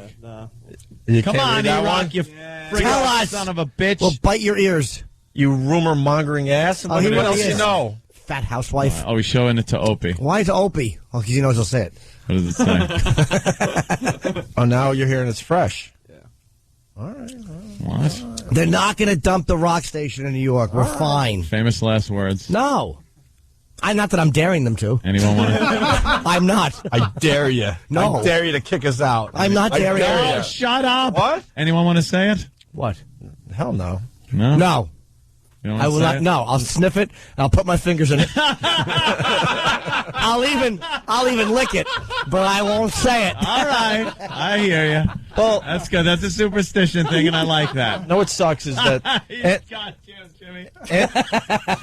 That's very good. Ant brought up a good point, though. It's like we can't get a straight answer from the corporate guys. Just tell us. Just tell us. And you know when our Be honest. contract ends, tell us what's going on. That's all. Just be That's all we honest. want. Let's see what's going on at 5 o'clock when E-Rock God, I hope hits E-Rock's 300 pounds.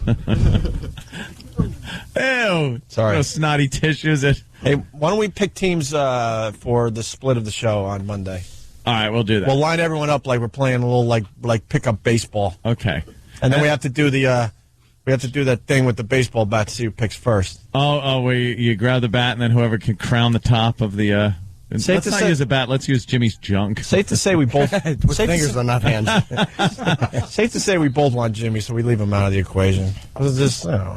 Jimmy maybe can do every other day. I'll do whatever one I get up for. If I'm on an all-nighter, On a I'll come in and do Ant's show. If I happen to be up all night on Craigslist, I'll pop in and see Ant. And if I decide I want to go to bed, I'll get up at 2:30 and I'll come in and see you. That's the way that works. But afternoons is mine. Because you already said you don't want afternoons. You could be the king of afternoons. I'll battle it out in mornings. And you'll rock mornings. And mornings is good for you because of politics and stuff. I like it. Me, I'll get silly. I'll just be silly. That's fine. See, that's what we do now. All right. I like both options being open. Been nice. No writing books about each other, though. Why would you write books about each other when there's someone that knows both of you? And can make things up as we go along. The homosexual incident. Man, I ain't writing a book about you guys. Oh, God. Yeah. We'll make a pact. By the way, this isn't a bit. Dude, I'll see you guys later. I should write the biggest fluff book and say that there's all dirt in it and have it just be nothing but fluff. Just pleasantries. Yeah. And then there was a time that Ope hit Ant's hat. Chapter 6. God, look at the time. We got to get out of here. Oh, God. We should be rocking right now. I know. All right. Hi, Nick Carter coming up next with a music marathon. Our friend Nick. Are you making the cut, Nick? Who knows? Of course. Yeah, who knows? All right. We'll see you guys tomorrow. But now we got 2 shows to fill up because, I'm glad I finally mentioned this because I think it's a good idea, actually. It is a pretty good idea. I mean, what else are we supposed to do with each other? We've done it all. Let's be honest with each other. Make love. I don't hate this guy, but trust me, we're, it could be fun to do something new soon. Gee. Oh, did I just say that? We'll see you guys soon. No, I thought you were reading my mind. Right. Oh, I know you think what I'm thinking. We're not dumb. It's not a hate thing. We are. It's not a hate thing. Well, there you go. Digest all that. Speculate. Blind season. Yeah. Oh, they're going to be seeing their asses off all weekend now. All right, later. The Opie and Anthony show continues. We're listening to Jimmy discuss whether a pancake is bad for him or not. No, not a pancake. Oh, my God. No, what happened, Jimmy? We were discussing breakfast. Kenny's ready to get our second breakfast of the morning.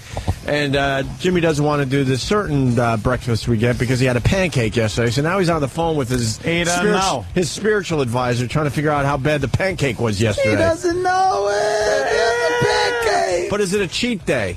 No, yesterday really was. I was pretty good yesterday. What's wrong with some the blue pancake, chips though? at night. Just fattening. I'm just saying, it's like a fattening and What part of the pancake? The whole thing.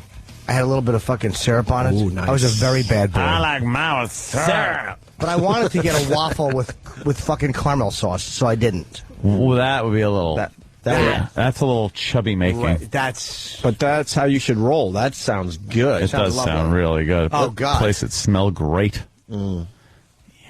Are we bombing Iranian? I was going to say, are we bombing Iranian? And I did say. I think the Jews are going to start bombing Iran, right? That shouldn't cause a problem in the world, right? That nuclear power plant on. Get me an everything bagel. Ooh, that's good. Good start. Egg whites. I had egg whites this morning. It's like the old joke. If I have any more egg whites, I'm going to turn into a pile of tits. I don't know why that joke makes sense. Big pile of tits. Less protein, Jimmy. Less protein? You and I, less protein. Less farting. No, I don't mind the farting. I haven't farted all day because I dropped down on my protein intake yesterday. I wish White Castle was open right now. I'd probably have a couple of sliders and gas everybody. Oh, dude, that would rule. With grapes and whole milk. Whole milk would make me go, ugh. And raisin bran. Wow. Those grapes are making my dumps look like loose, unripened bananas. They come out green. They come out. The grapes come out green? Grapes are green. And they come out green? And you eat them. Well, it's kind of green speckled with, shit. Hi, people. How you doing? Yeah, we got a huge audience today. We're talking about shitting. Duty. That's always good. Well, and boners. I want an everything bagel. And I'd like a piece of... This is the arrogant guy who thinks his life is interesting. And I'd like a piece of Swiss on it. The crowd couldn't hate me more right now. Looking around like you're very... Yeah, they couldn't want me dead more. So I'll make my order privately. They're like, why do we come here to listen to them there's fucking the place their orders? That thing. No, the other thing. That Bats guy. How about liverwurst? Ew. You went with liverwurst? You're not going with liverwurst. I do love liverwurst. I won't allow it. You won't allow it. You like liverwurst? It's very rare you can find meat that you can eat and fuck. How do you not like a hunk of liverwurst? I don't like eating foods that look the same when they come out. Again. What? Yep. Again, more shit for our more audience. Shit jokes. I'm sorry. No, what's don't in be. liverwurst? Great. I don't know what it is liverwurst. But I will say I'm a fucking lifelong fan of liverwurst. I think it has something to do with a goose. Does it? I don't know. You think it's liver? That's pate. I'm going to guess it's liver pate. Does anybody know? I think it's cheap pate. This is a fun question. Who knows what liverwurst is? This is lunch meat quiz time. Boo. No one knows what liverwurst is. Right. No one knows, but we eat that shit every once in a while. Look at that audience. It's just getting bigger and bigger. And yeah, why is the audience getting bigger and bigger? What's the rumor on the street?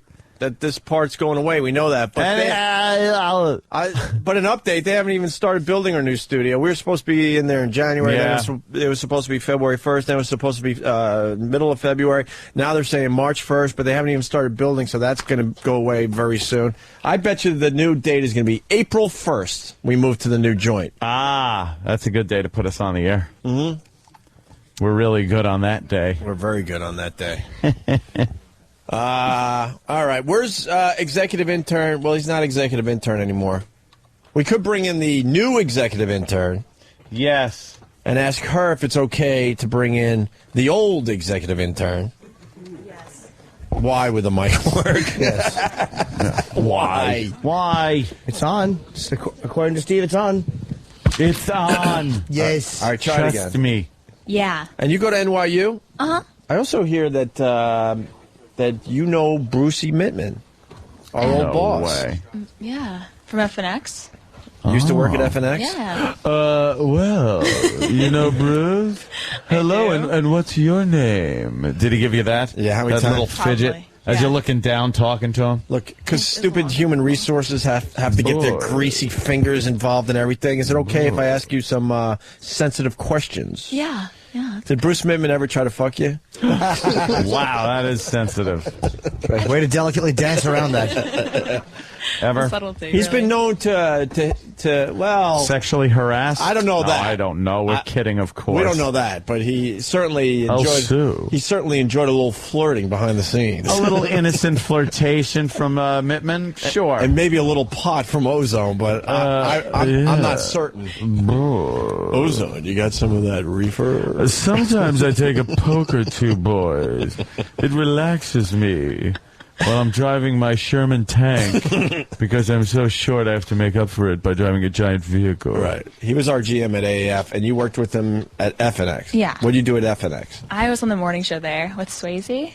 I don't know who's Patrick? Swayze is. Yeah. Yes. Mike. Mike Swayze. Mike? It was the Patrick and Pancreas show. Oh, fuck. So you interned or? Yep, intern. Very cool. Yeah. What did Bruce say about Opie and Anthony? He loved you guys a lot. Yeah, we liked it. Of course he we did. liked the little He's fella. a big fan. We made that shithead a boatload of cash. Yeah. Right? Yeah, that's what it's all We about. like to tussle his what's left of his hair. Yeah. Give him a little tussle. Schmidtman. Oh, my God. We had a love-hate relationship with the guy. Love him, but, he could have done the right thing as far as paying us. So what were you doing up there? He just... Interning. Yeah, interning? Yeah. Going to school? Oh, she did? For the Going morning to show school. and stuff. Yeah, No, I mean, like, what were you doing, living up there and stuff? Or- Yeah, I live in Boston. Outside Boston. And then how'd you get down here? What'd you just say, fuck it, I go to NYU. Yeah? Yeah. Now, so you know about the protest down there? I do, actually, a little With bit. the topless girls that we started the show with today? Yeah, I didn't see him, but I know some things about the program, I guess. You know anyone jumped out of any windows? That place is pretty good with fucking committing suicide. No kidding. Yeah, actually, they have locks on all the windows, so you can't open them more than 2 inches. Really? Yeah. It's very short couple bad apples, scholars right? jumping out the window. Yeah. But if you're going to kill yourself, you'll just break the window. What Well, do you you think give a so. shit if there's glass Yeah. left over? Well, I'm good. I'm going to get in trouble. Right. Yeah, I don't know. What they should do is have trampolines around the buildings. That's it. It would be great. We have the budget for it. So, hold on, mascots. Yes! Sorry to interrupt you. Milwaukee Jimmy? Bucks mascot got hurt because he fucking was standing on the rim of the basketball and he went right through it. He fell through. And why? Good. And now he's crutching off the court. I wish that was a cesspool he fell into. Like a silly goose. Fucking asshole. Mascots Sorry. suck. I was so happy. He fell and his balls hit the side of the rim, and then his whole stupid body went through. Mr. Met. Wow, right through the Mr. Met hoop. wouldn't have gone through the hoop. Of course not. That big retard With his head. big head. Yeah. How old a gal are you?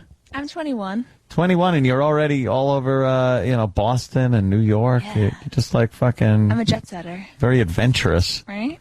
Some girls usually just stay at home. Where is home for you? Like what city? Waltham. Okay, Yeah. so you're from You're a Mass. Boston girl. Okay. Waltham. Yep. Waltham. I remember Waltham. It's Yeah. Waltham. Waltham. Peabody. What was the other one? Worcester. Worcester doesn't spell like Worcester. No. Fitchburg. Fitchburg. Let's go to We Fitchburg. did indoor beach parties at Fitchburg. Yes, we did. That place stunk. Oh yeah, It's NYU. the getting to know you segment. Yeah, NYU. What are you doing there? Broadcasting, like radio, or you want to get into like movie making? I was starting with movies, but now it's more sound and writing. What happened to the movie thing? You get disillusioned? Yeah. Why? I didn't want to be on the grid. I wanted to live off the grid. You know? Really? Yeah. Like if you're an NYU film student and you're movie thing, that's too what? It was a Too little cliche. mainstream. Oh, yeah. Everybody there is like the next big fucking director. Yeah. They walk around like that too. I picture every NYU film student walking around like, yeah, I'm the next fucking, Spielberg or something. You're pretty right. Yeah. Yeah. They think They're all- everything they do is genius and it sucks. Yeah. Do you have to sit there and watch their shit? I used to. That's why I got out of it. And analyze it? What he meant by this? Shut up. There's actually a lot of gay sex in it, too. A lot of gay sex? Yeah. All right. It's just Where do I everything you enroll? think NYU I was is. gonna What's say, the what do they scholarship? What do they listen to this radio show as they're putting their films together? Okay. So some gay sex. Yeah. Snobs that think they're going to be the next big thing. Asian And then- ballet. Asian ballet? Yeah. What the fuck is that? I don't even. It's where they try to do not- ballet on their fucking scrunched up feet. Oh, those bound feet? Yeah. I never even heard of Asian ballet, except up in Toronto where the strippers are, right? Don't they have like Canadian ballet, but they're all Asian chicks? Yeah. Yeah. Nothing better than a flat ass and short legs. They love love it. You know what they love No doing? offense, sir. They love. That's right. You look like every extra from Tora. That guy has forgotten more about torture than you and I will ever know. The strippers up there at the Canadian Ballet. Yes, sir. They'd love taking your glasses off and Why? shoving it up their snatches. and then they put it back on your face, and you can't see out them because they're all smeared now with They're all pussy juice. fogged up, and you're giving them hundreds instead of singles. And then everyone just laughs and laughs because it's just silly fun. She's fogged up my glasses with her vagina canal. With slime. So, NYU, what's the big Make us understand what's going on down there. Yeah, the It's all over the protest. news today, and two girls got topless, and Yeah. and they're sitting in a cafeteria begging to take leak breaks. Yeah, on Wednesday, they barricaded the 3rd floor. And Barricades, man. We don't want the man coming in. They should instantly, not even like give them a moment to think that they're doing something. The second a barricade goes up, the riot fucking cops should just come in and start bashing heads. Just tear gas them little douchebags. Oh, yeah, watch them come running out. Fascists! Fascists, man! And then show them real fascism. Put them on a boxcar. That's right. Get the fuck out of here. Good fucking taste of shoe leather. Right. A little boot in the face, a rifle butt to the bridge of the nose. Maybe that's not handling it right. All right. they did something similar. They Yeah. served vegan wraps and sandwiches. So they Wow, that sounds horrible. Yeah, I'd rather have a rifle butt to the face Wait, they than a served vegan wrap. They served them food? Yeah. Why they serve them vegan wraps? Because it's kind of good publicity for the school, I guess. Oh, The anarchist what element happened? still represents. Fucking, it makes me yearn for the Kent State days. Absolutely. They would just fucking fire on the students. Yeah. Fuck them. They knew how to stop a protest. They sure certainly did. They knew how to change the subject real quick.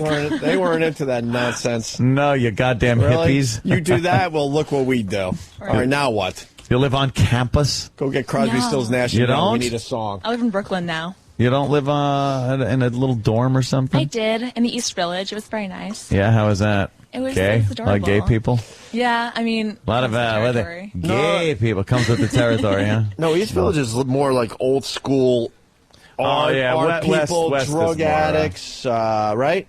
Well, I was in Bowery, so that was. Although the that yuppies area. try to move in and make it something different, but it's still like old school. Like you get to see heroin addicts still freaking out on the sidewalks and stuff. Oh, if you yeah. want to see the real New You're York. in Brooklyn. Yeah. Got a roommate? Yeah, one. Oh, yeah. Yeah. That's how all you wacky college kids need your roomies. Get along? Yeah, she's cool. Yeah. Does she have you a lot ever of... try to, has she ever tried to, have a few Sexually? drinks? Yeah. I mean, no, not yet. But Not yet? Do you sense something might be happening there? Oh, you got your fingers crossed? Yeah, like fingers, it would be fingers nice? crossed. You would go like that a little bit? I mean, I don't know. Depends After on a the few situation, drinks? I guess. You ever do it before? No. No? Nah. Oh, so you're hoping maybe... Not that I remember. you do- Anyway. Is she cute? She's adorable, yeah. Yeah, so maybe... Does she go out and You have see her in her boobs? underwear and stuff? Is she very Yeah. free about walking around like that? Girls do it all the time. Do you have a small camera that's inconspicuous? Just asking. Wow, you're into that, huh? I mean, Are we on dangerous ground? Should we call the lawyers? Nah. We are, right? Yeah. No. Motherfuckers. Are you kidding? We certainly Are are you kidding? not. She's ready to tell us some. What do you mean? hell of a What do you mean? What are you story. talking about? We can talk about whatever we want. Human Resources got involved with our internship program. I think this is just an interview going, talking about roommates. What's the issue, Dan? And wait, Danny, go ahead. No, I agree. Yeah. Believe me. But what's the word? Well, last time something of this nature popped up, there was an issue because we Don't have... say pop up. That's so sexually suggestive. I should be fired. Yeah. But they seem to have an issue because we have current interns and the internship program does not like to have their interns treated in such fashion. All right. Then the intern program should go to other shows and not the Opie and Anthony show. Well, that's what's going to happen. You have to sign your life away. It's the way it should be. But she wants to talk about this on the air. Yeah, she's talking about it. I Fine. agree wholeheartedly. I just want to know, person. like, Has okay. nothing to do with FCC and these weird satellite rules that are popping up out of Exactly. nowhere. Like, are that you are based uncomfortable? on nothing, Fuck this by the boring way. shit. Are you uncomfortable right now that I'm waving my genitals?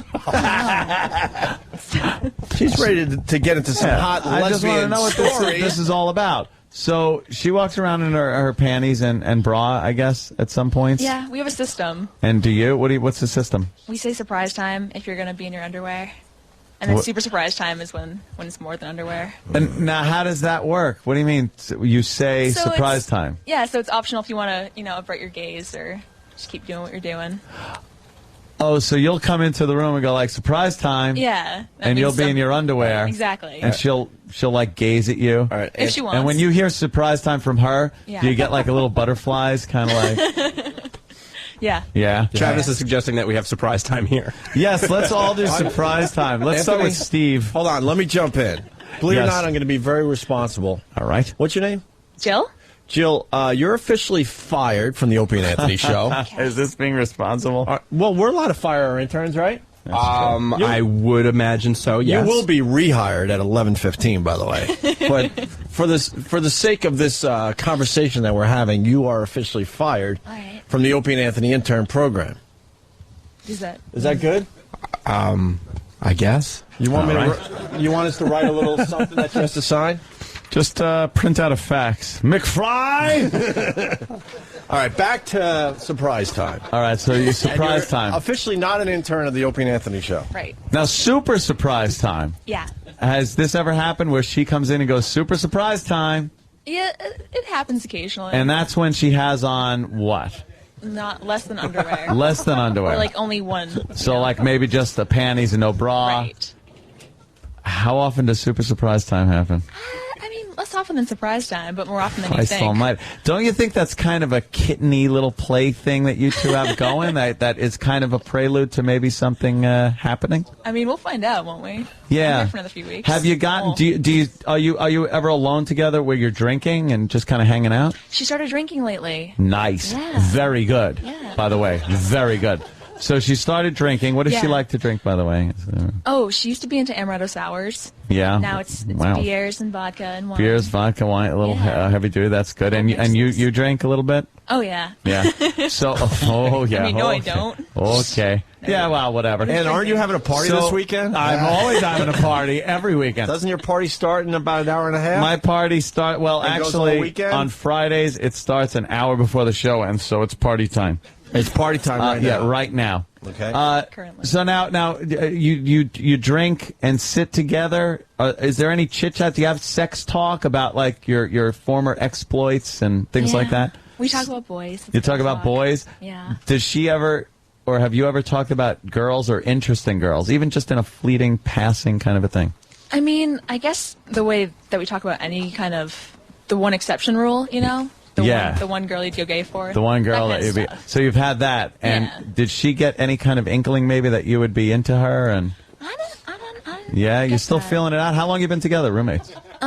We were roommates last spring, so I guess a year and a half. A year and a half, roughly. Yeah. That's a long time. Have you ever seen her and listened to her bring boys home and heard like things? I mean, Sex maybe. things?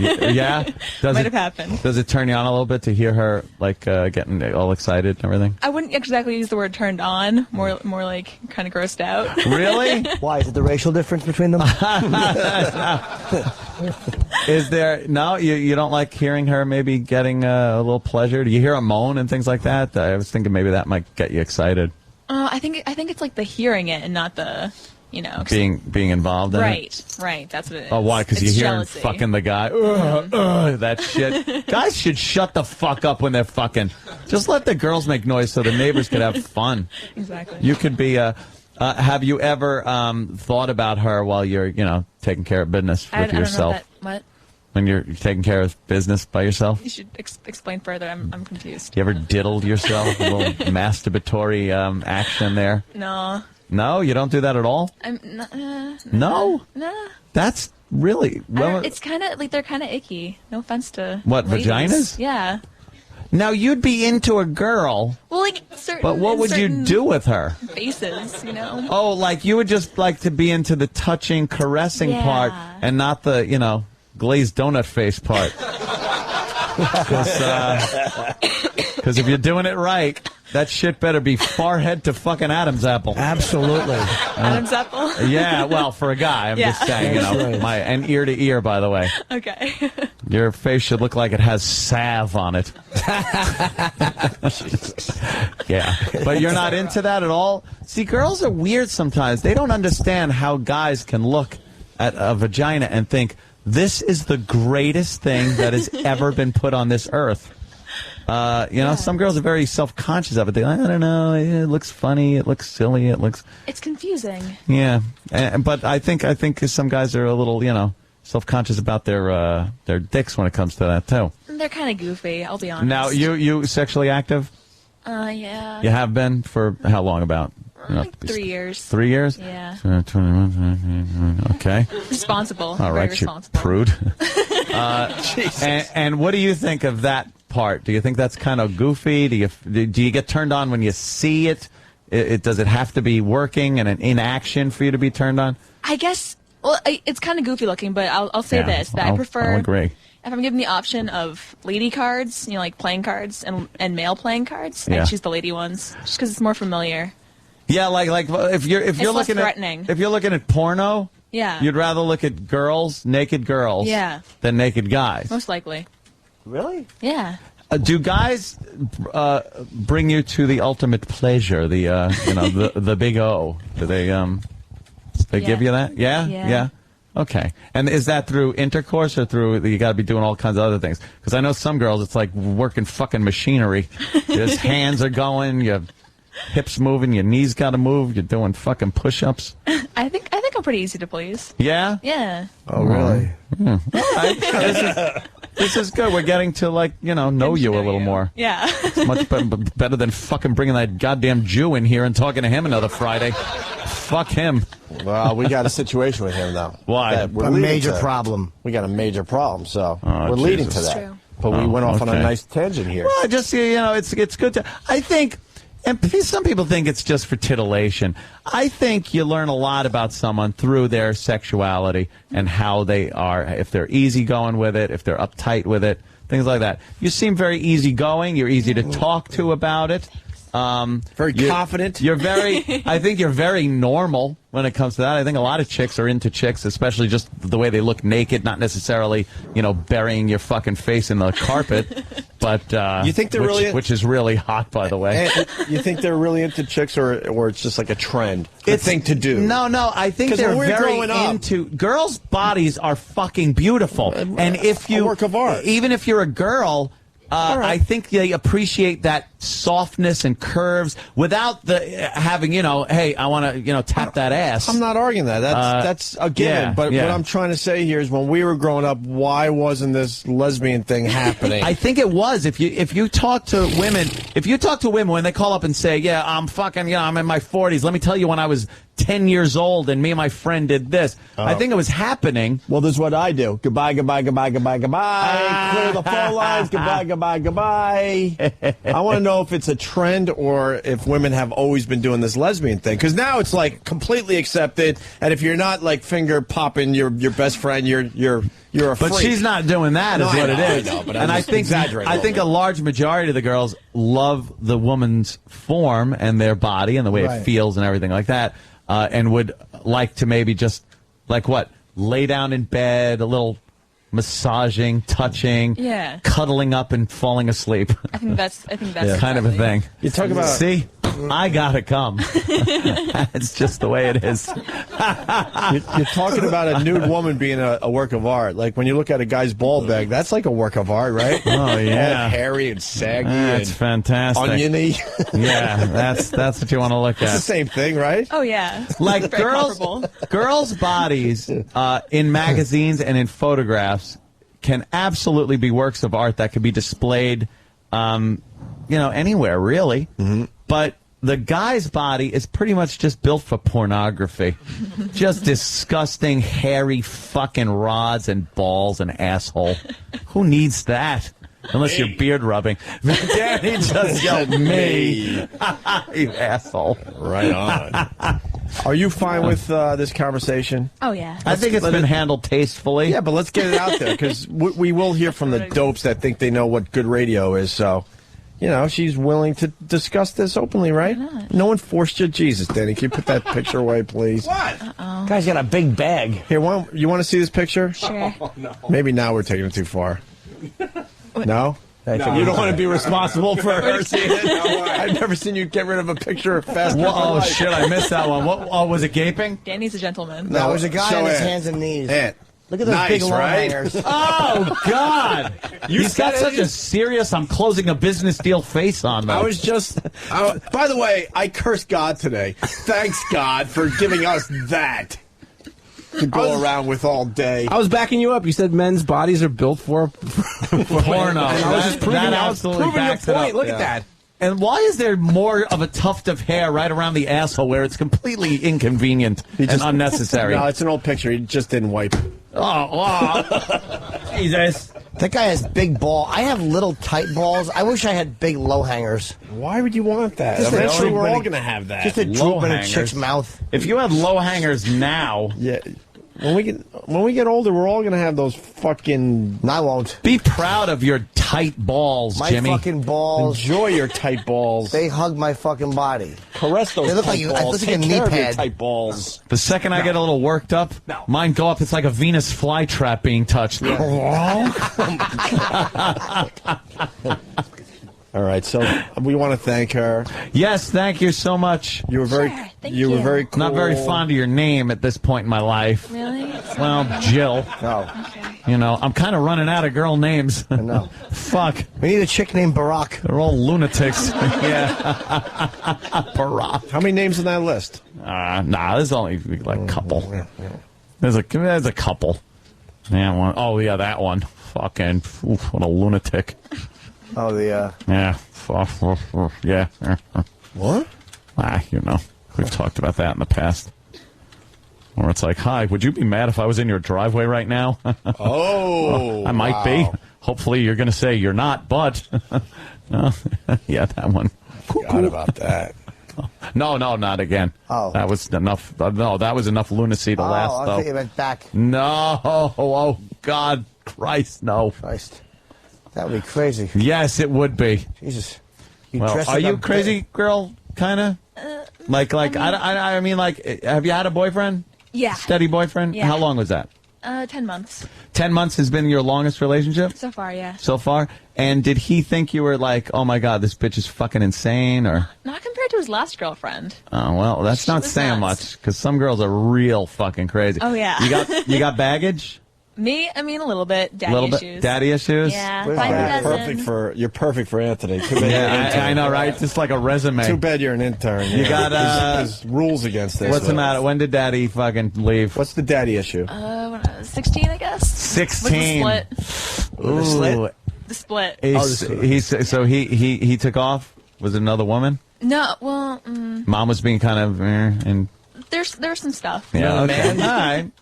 Another man. There at points, but yeah. But not for your dad? Well, yeah. Your dad was another man? I mean, there's some stories I could tell, but I'm not sure. I have to run it over. So you're saying your dad maybe was a married man who enjoyed the company of another gentleman at times? Of both, maybe. It's hard to tell.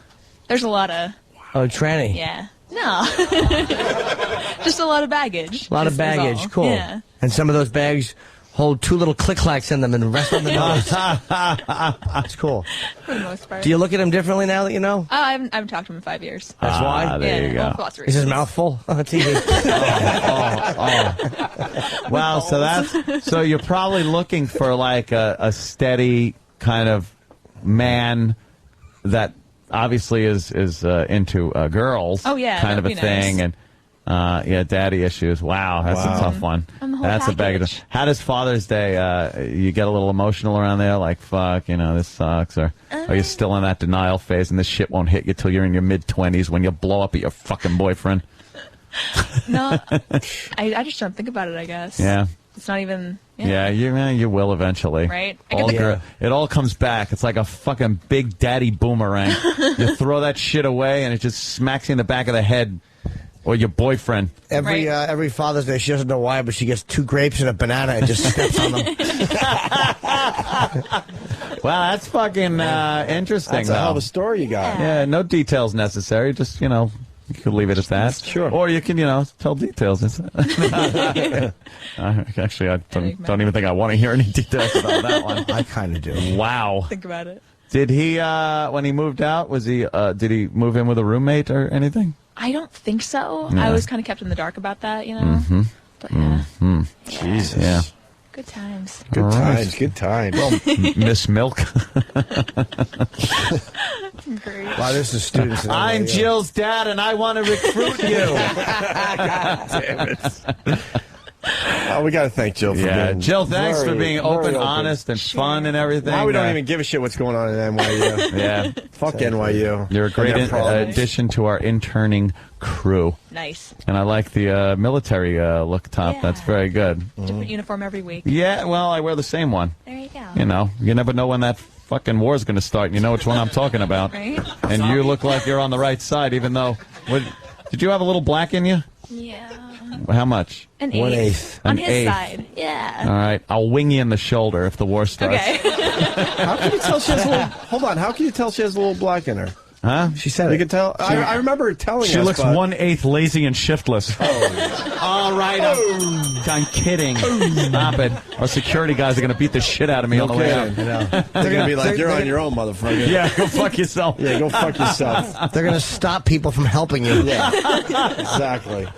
They're going to hand the stalkers the weapon. No, she had said that before, that her great-grandfather... No, I remember her kind of saying it, but Yeah. she doesn't really look like she has any black in her. Yeah. No. Proof is in Do the you want pudding. some? The pudding is my butt. That was the metaphor. Is it your bootay? Yeah. Yeah, a little bit. Yeah. Do you celebrate Kwanzaa a little bit? I mean, when I was a kid, I did. 1/8 of your ornaments, Kwanzaa ornaments and stuff? No? Yeah. Yeah. You like black 1/8 guys? of the month, February? A lot of them are very attractive, yes. Oh, let's see. So there are some white guys, you know. I don't. You ever been with a black guy?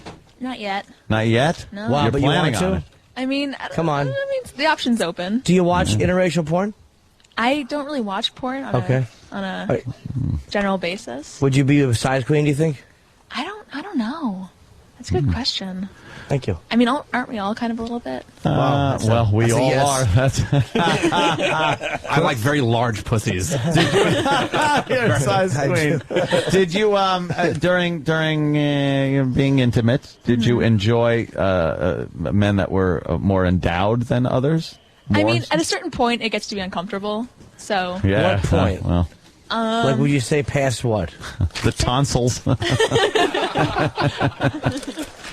Past probably like 8. Past 8? Jesus. Past 8? She's a trooper, this one. Wow. Yeah. Past 8, you get a smidge uncomfortable. That is something. Yeah. Past 8. Feel very close to you guys right now. That that's a lot. Cutoff, that's a lot of pressure. Yeah. Actually, where the fuck is your cervix? By your lungs? Holy shit! It's tough to come by too. I was reading a statistic about cock size. Yeah, and I think to even get over, I think 7.5, you're looking at like under 7% of the population. 7%? Yeah, like everybody, almost everyone. 10% of the population. I'm just saying, almost everybody falls in that like 4.5 to like 6.5 category. Yeah. 4.5. But I'm saying. And then everything else is like the it's measuring from the asshole. The bottom 15%. You're just like trying out. It's like you get a hard on and feel back like, hey, the underside of my taint's hard. I'll measure from fucking here. I'll measure from underneath your ball bag. Yeah. I feel a muscle in my asshole from your clenching. fucking. That's part of my dick. From your tailbone. I just measure my leg. I'll shove that in. There you go. Take this. My You got dick has bigger little- things than your dick. Your fucking fist. Look, I'm 2 feet long, and as thick as a baby's apple, or an arm clutching a baby's apple. Yeah. Baby's head. A baby's apple. All right, why don't we take Baby a break? apples are small. Let's get Jill out of here. Oh, we got to eat. So, Yes. Jill, you were cool with this? Oh, yeah. Because I don't feel like dealing with phone calls and email today. Don't worry about That's it. You're all totally right. cool with what we asked you, and it was all right, and you didn't feel forced, none of that. No, It was a good fine. little interview, All right. I think. All right, Yeah. good. Thank you for doing that. Put your top back Absolutely. on. We appreciate that. Stop that. God. Distribution of lifestyles, penis length data. What is this? This is always the graph. Danny's homepage. I like to. Well, I What's asked, funny about the graph? It looks like a penis. Oh, wow. well, you told me to work the crowd on Friday, so this is the questions I asked them. What I suck at. Yes, you did. I suck at graphs, though. What the fuck does? What are This we is looking basically saying this is the percentage of men that have this penis size. So For instance, if you look at the percentage of men who have 5-inch penises and that's it, Yeah. you're looking at under 5%. And In China, it's over 99. But you see here by Nothing? this, according to this graph, anybody, to even be over 7, you're way under 5%. And that's looking like 2% of the male population is bigger than 7 inches. Well, basically, they're saying like 10% have a 5-incher. A 5-incher. 10% of the country have a 5-inch dick. And a 6-inch cock, you're looking at 25%, and like 6 1/4, we'll call that, is like another 25%. So you're looking at half the men in this country have 6-inch penises. Yeah, that's the average. But then that's always been the average. Drops drastically. Yeah. Then it drops drastically when it goes up higher. The 9 inches are barely represented on the graph. And to be way less than 1%. And to be perfectly honest with you, those two 25% marks, that's before 6. It's just slightly before 6. The 9 inches is a what percent? It's under 1%. Yet it's 50% of the prison population. I don't get it. You and your stats. All right, we got to take a break. You don't want to talk about penis more? Come on. We'll do it during the break. Fuck it. You want to play that Wonder Boner thing again? A little surprise for David after the break and some other David. things. Opie and Anthony and Jim Norton. A lot of people disturbed that Danny was looking up dick sizes on the internet. Why? It says, please don't let Danny slide for saying he was researching average dick size. That's Kickable Midget from Vermont checking out. When you're looking at dicks on the internet, you want to know who's got what the average is. Yeah. Am I right or wrong? You're right. I want to know if I'm paying someone to come over and I'm not getting my money's worth. Am I right or wrong, Dan? You're right. I was happy to see where I fall on the graph. Let's just put it that way. When you're Googling, You want to be on the right side of the graph. No kidding. Look, when you're on Google Images and you're typing in big fat dicks, yes, you want to make sure you're getting big fat dicks. Absolutely, because then pictures of E-Rock come up. Can you Google image big fat dicks for Sure. real? Let's do it again. It'll probably autocomplete. Gary in New York. Gary. Hey, boys, what's going on? Hey, man. Listen, I want to know what normal guy goes online and just decides, how big's a big cock? What normal guy doesn't? Well, listen, man. I mean, first of all, we're not normal guys. We do a radio show, and we gotta make sure we're doing the right thing for the listeners. Exactly. What's wrong with testing your gag reflex to see if it's normal? Yeah. I thought I was listening to Ron and Fez for a second. Like the guys out there weren't just sitting there and barely breathing, waiting for what the average dick size is. Yes. Going, oh God, please be 4.5. The average, please. The Billy Please pull out my old Billy Barule. Jesus Christ! Look at this. That was the first. This is the first result. Big fat cock. Big fat dicks. That is a big and a fat, and it's a dick. It's dark. That is the first one that comes up. That guy must be bent proud. too. Yeah, well, it's hanging. It's probably he's sitting on a purple chair. Yeah. So apparently he's got some Spanish friends, and he's at their house.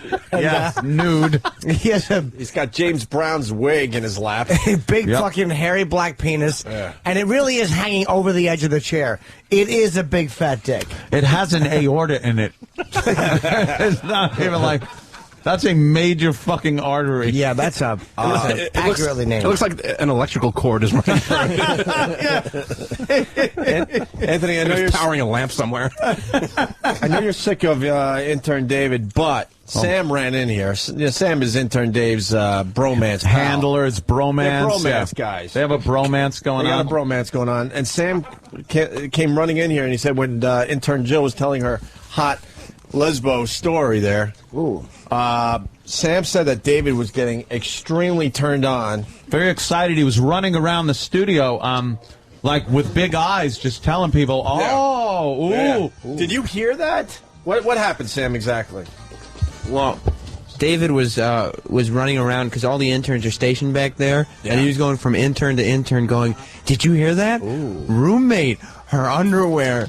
Big wide eyes, ear to ear. David, very saucy of you. Yes. I don't think I was that. I think Sam's exaggerating a little bit. Really? Ooh. Are you? How excited were you? I wasn't. I was excited, but I wasn't like going around to all the interns were over there by the crowd. I wasn't. You didn't go to that Ron and Fez intern and Joe the intern, the Ron and Fez intern, and everybody who was in that area. Two people. Now, David, what part of the story got you? 2 people I went to. Whatever. Whatever. And me. Right. Just agree with him, because then he can move on. Yes. David. Maybe. I don't think Why he are we can. attempting this again? Why? What was the part of the story that got you really hot? No, I just liked it because there was a lot of lesbian talk. You like that shit, huh? Yeah, it's not with that particular person. Any lesbian talk. Just the idea of lesbian chatter. Yes. 2 girls being together is something that gets you... Yes, that's right, yes. That does it for you. Yes. Now, why is that, David? Why do you think that is? I don't know. It's just exciting for me. Because it's he's exciting? a male? Yeah. So you think about it? Do you ever think about being with 2 girls? I've thought about it, yeah. What would happen? I studied on it some.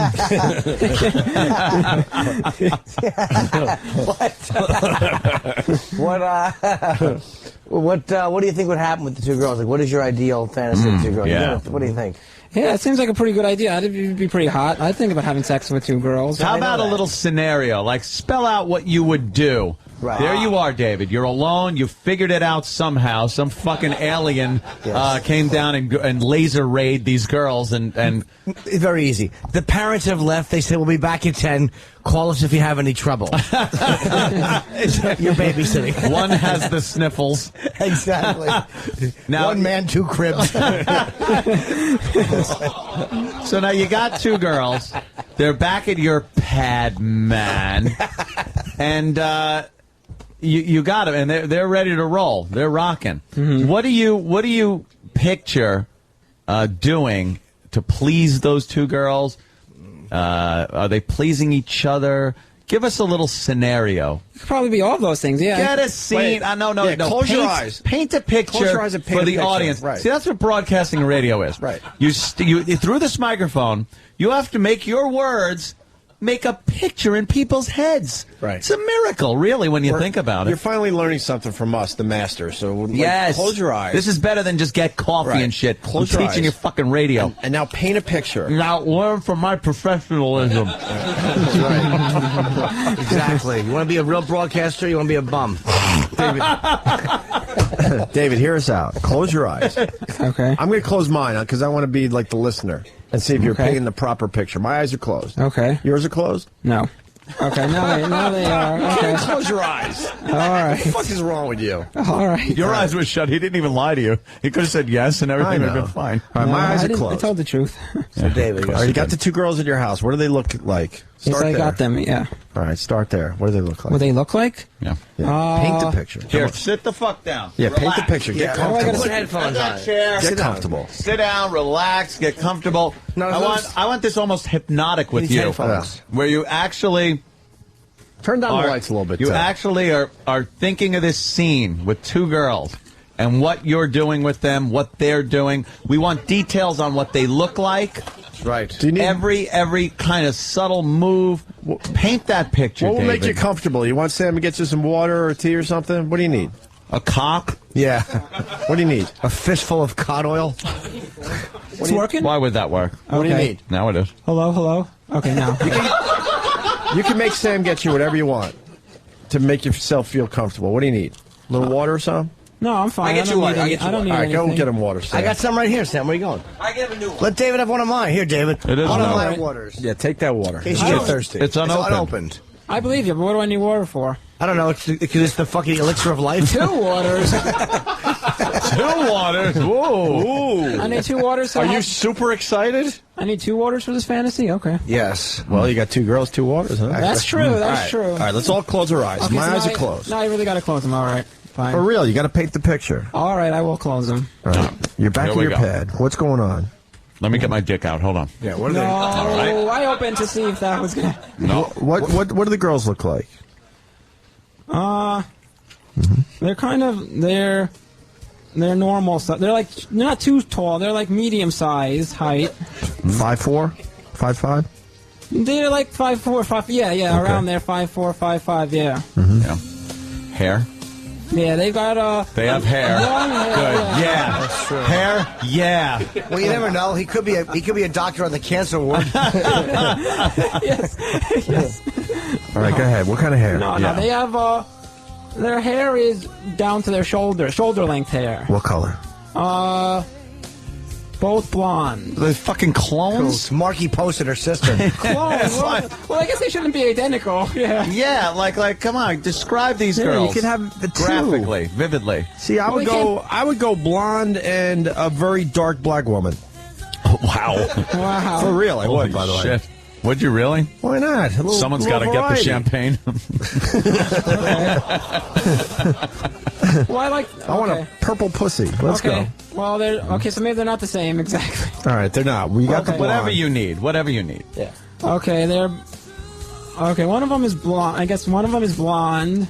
Mm-hmm. They both have shoulder-length hair. One of them has blonde hair. I guess the other one is brunette. Okay. They are dressed. I guess they start off dressed very scantily clothed. Like what? What do they got on? They have Go t-shirts without a bra. A noose. No, they have a bra. No, I don't. They got bra? They got heavy boobs? They have to have a bra because then there's no fun if I don't get to take it off. Oh, no fun. yeah, you're telling me, huh? Can't live with them, can't live without them. If there's no bra, there's nothing to take off. I would love to see how this guy. I hear you. I would love to see how this guy would take off a bra in action. With an axe. Like fucking Pinto in Animal House. Can we put the bra around a chair to keep it safe so no one gets hurt with our little radio show? I want to see him try to. They do have a bra on. Be sexy, David. Call them over-the-shoulder boulder holders. All right, David. Yeah. So, anyways, they're scantily clad, but they have their bras on. That's a little weird. Explain. Body type also. Let me know what are the body types? Body types are they're on the skinnier side. On the skinnier I side. don't want them to be too heavy. I don't like heaviness at all. No. Even in the booty, like some people like a big booty or something. I don't like that. You don't like that. You like a nice slender ass, yes, right? I'm not a fan of the big booty at all. No. All right. Not a fan at all. No. Not at all. No. By the way, hold on, because this line's way too good, and I don't want to steal it. Steve in California, go ahead. Yeah, hey guys, I can see the title for this coming up on the next replay. 2 Girls, 1 Jew. If you didn't it's all in the delivery, my friend. Good line, though. All right, back to David. So they're not fat, they're not anorexic, right? They're just they're not too anorexic. No. Not too much butt meat, right? No, not too much butt meat. All right, scantily clad. So what are they like? Well, do they have names?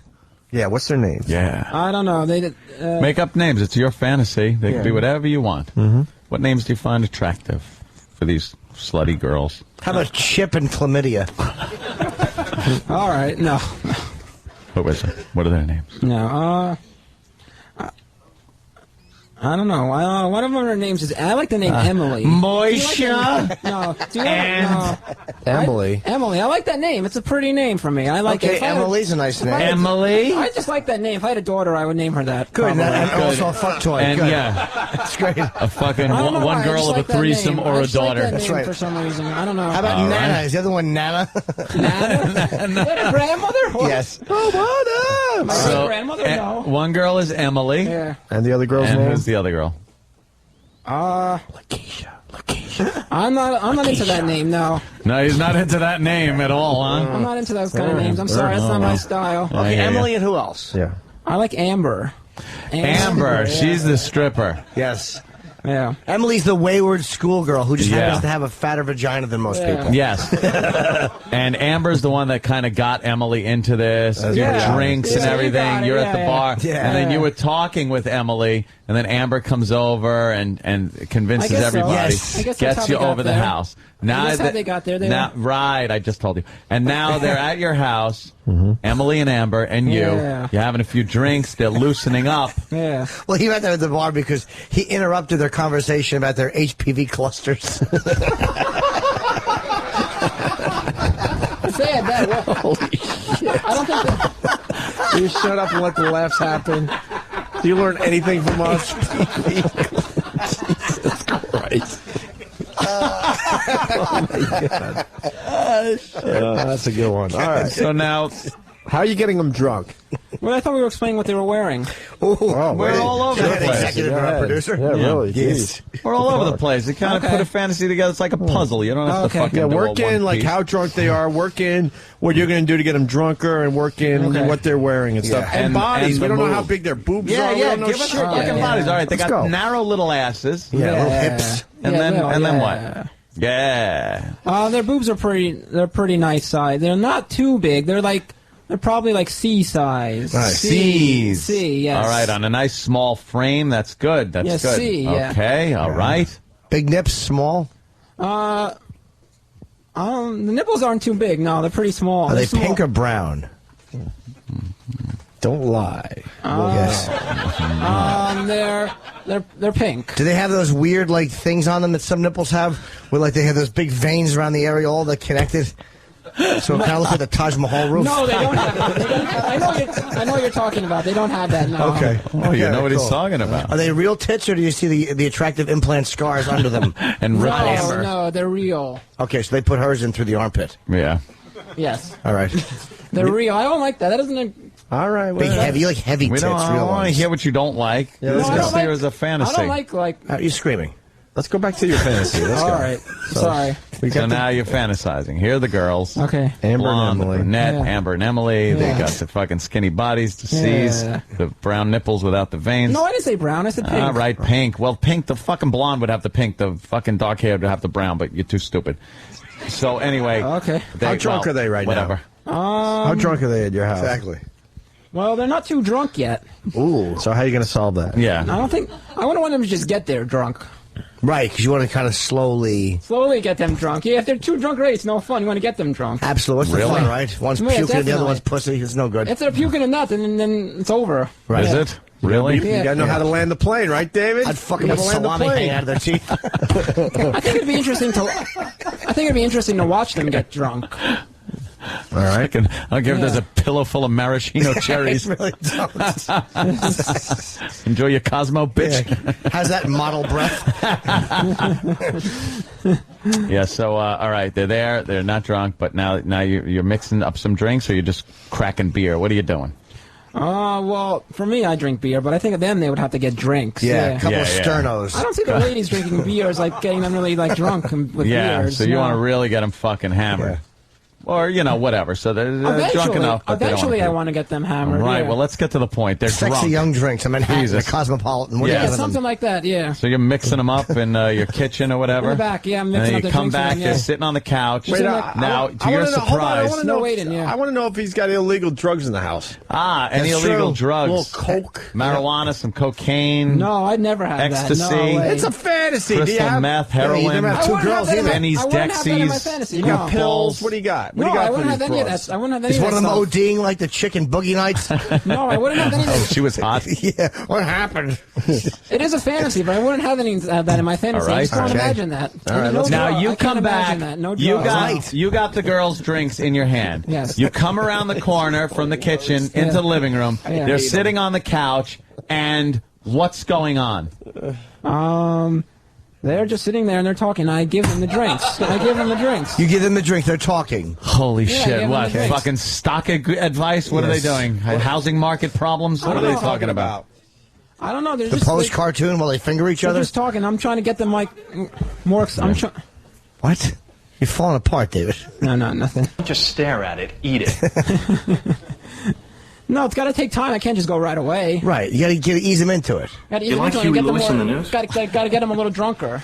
Right. A little drunk. You just brought the drinks out, so now they're drinking the They're not drinks. drunk yet. They're drinking the drinks. Yeah. All right, let's go. Let's start moving. Have a this to the drink. action. Have a drink on me. Yeah, Okay, so they're having drink. the drinks, and I'm having my beer, and then I start to like get closer to them. I'm sitting down next to them. Okay. Now, how do you swing that? Yeah. You sit next to the blonde or the brunette? I don't think either. I think I sit in between. Now, how do you do that? They're kind of sitting close to each other talking, or They're sitting close to each other talking, and I hand them their drinks, and I say, can you spread apart a little bit so I can sit down, please? Smooth. Do you put down your can you can of... spread apart a Can you little? move apart? Can you separate a little bit? I like to sit down. Or do you hop over in between them like Jack Tripper used to do? Yeah, hop over. No, I don't mean fall behind the couch like you did at the last day.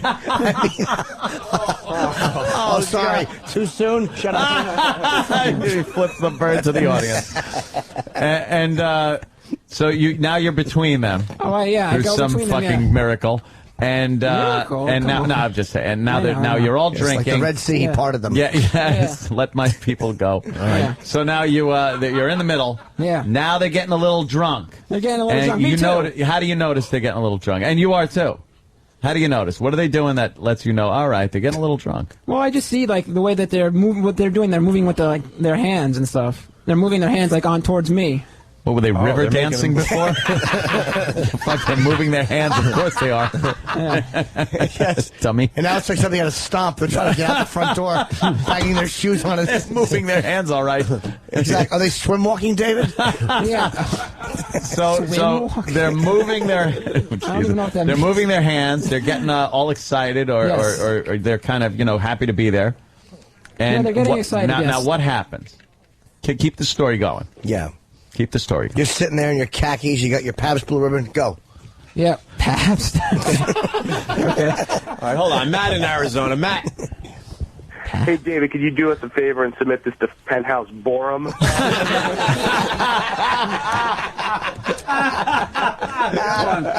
Come on, David. This is the guys are exactly. Here you go. We've been talking how fucking long, and you're barely sitting with them drinking. All right, you're in the middle. They're drinking. Right, so they're drinking, and then I proceed to put my hands around them. We're starting to get closer. Around both? Yeah. Well, yeah. Because you're in the middle, so now your hands are up on the back of the couch. You got your arms around them. Yep. Your armpits, sweats fucking dripping on their shoulders. Yeah, you have a towel under each arm. They're both dressed like Frankenfurter. Go. As you put your arms around them, what are you saying? Yeah, you got to say something, right? Is there a cool fucking James Bondish line? Yeah. What do you got? What do you say? What do you got? I don't know. I'm not really big on saying lines and stuff. I pretty much just start actions. I pretty much just start touching them and start massaging them. So molestation is your strategy. And start kissing them. Yeah. Yeah. Kissing one them. at a time, yeah. You let your lips do the talking. How do you know that they're ready for this? See, you could fucking do this, and they'll be like, ew, stop it, we're just hanging out. Like, how do you know they're ready? That's no fantasy for them to say that. Hey, well, he's got me there. It's a fantasy. True. It's so a anything fantasy, could happen. yeah. All right, when's the Loch Ness Monster That's show why up? I said I didn't want drugs, because it's a fantasy. There's no drugs It's in a my fantasy. No drugs in your fantasy. No, only twat. Besides the liquor, no. It's my fantasy, though, so I just start touching them and massaging their back, then I'm just kissing them. Well, one at a time, One at a time. Yeah. Well, yeah, it would be hard to kiss kissing their both cheek at and then once. down to their neck, yeah. Okay, so they're doing that. And what are they doing? No, I'm doing that to them. Right, what are they doing? They're just pretty much, they're sitting there and they're enjoying it. How are they enjoying They're playing it? Boggle. They're enjoying me. They're like... How embarrassing would that be? You hit that plastic half a circle and the dice flips up. Boggle. Boggle. Exactly. You're kissing her neck, and she yells Yahtzee and diarrhea shits. Oh, no. Oh, no, no.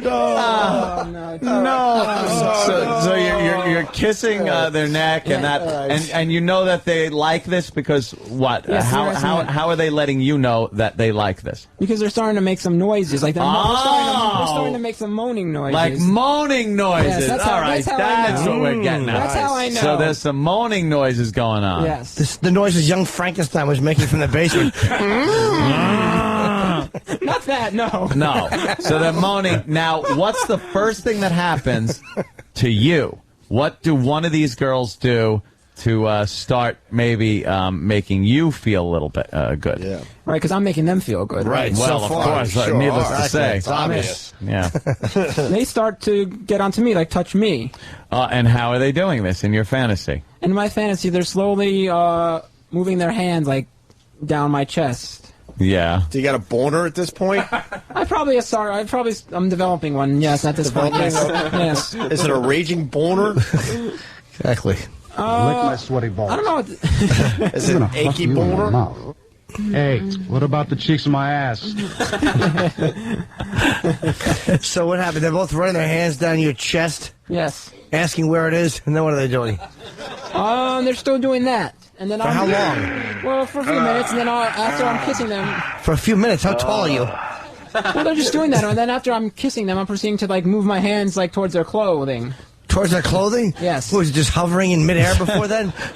So you're moving your hands toward their clothing. Well, they're just on my side. They're just... Spoken like a true Corvette manager. Corvette. So you move your hands toward their clothing. Yes. What parts? How are you doing this?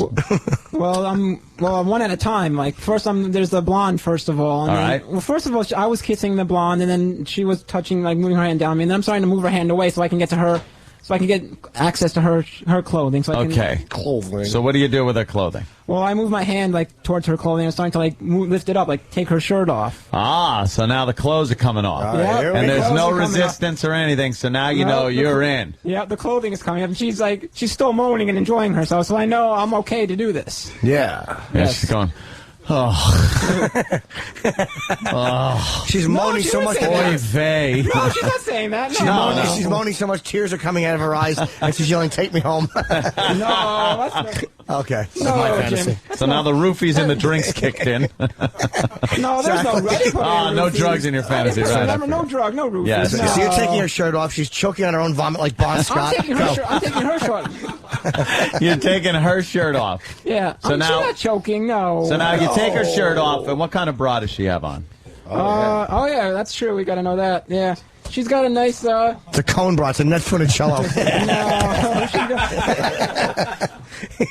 A big, ugly Playtex cross your heart bra like Grandma used to wear. And he sings the Mickey Mouse song as he rapes her with a plunger. No. She's got a nice like lace bra. Lace, all right. Maybe like something from Victoria's Secret. Yes, I think so. Yes. No, I thought so. I told you, and then you concurred. Yes, that's true. All right. So a lace bra. Lace bra. Yes. Looking good. And when you take her shirt off and she puts her arms down, what does that look like? Describe the scene of those breasts in that lace bra. Mm-hmm. It looks pretty darn good to me. Easy with the language. There's nothing about like that gentle, the heaviness, that nice heaviness after the, is the bra shirt see-through? or the bottom of the shirt lifts the bottom of her breasts up a bit, and then when it crosses over, they kind of go. Dude, the weight of them kind of jiggles. Well, that's the thing about me. I don't like it to be too heavy and too much jiggling. I don't like that. You like little B cups, maybe C cups. No, I like C, but I don't like the jiggling. Okay, you want stiff tits. Unless you're with Olivia Newton-John and then she falls over sideways. Okay. Unnecessary. Totally. Completely barbaric. Come on, David, we're losing the audience. But the thing is, in my fantasy, I don't like it to be too bulky. All right, we get it. All right, enough. You and rock tits are fooling around. It's not rock. But Easter Island statue tits. All right, so they're saying, is he going to tell this story in real time? Come on, David. I know. Come on, let's go. Right. The shirt is off. The shirt is off now. So then now I'm pretty much just. I see the breasts, and I'm pretty much move my hands toward them to touch them and play with them. All right. Play with them. Yes. Is her mental retardation bothering you? Or does she still think it's a pony?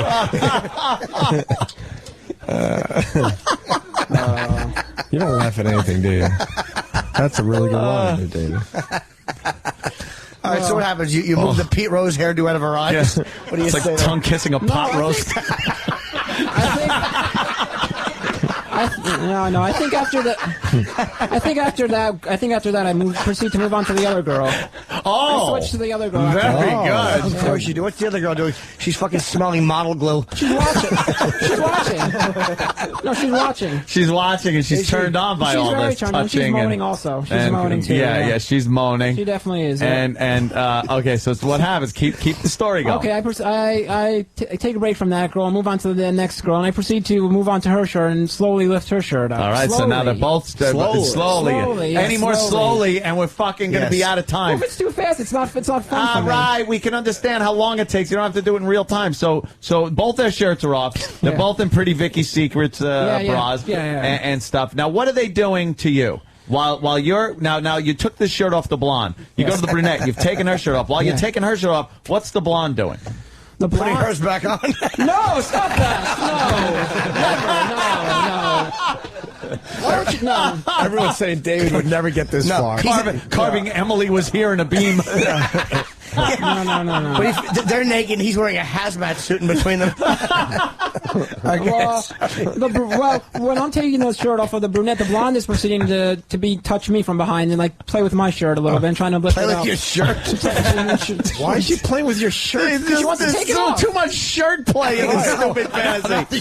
Jesus Christ. She's playing with this fantasy is sponsored by Van Heusen. Because she wants to take it off. Oh, and it's an irregular from Marshall's. Take the whole shirt off her. Yeah, because she wants to take the shirt off me. All right, everyone's shirt is fucking off at this point. Yeah, let's go. Let's just clear that away. The shirts are off. They're on the floor, never to go back on again. No one has shirts. Now what happened? Enough about the shirts. The band gets shirts. Don't make a fucking eunuch out of me. So now what happens? Now I'm with the brunette right now, and I'm proceeding to play with her breasts, and then I'm kissing her, and I'm moving slowly down below her breasts. I'm just kissing her. All right, now you're kissing her shirtless body. Yes, correct. And she has her bra on. Yes. All right, and I'm kissing her, but her shirtless, but my hands are still on her breasts. You're feeling her tits and kissing her. Yes, correct. Yeah. Dude, Chris Brooks from Bayonne, oh my God, it must take David like 8 hours to fucking jerk off. Yes. Dude, you're killing everybody.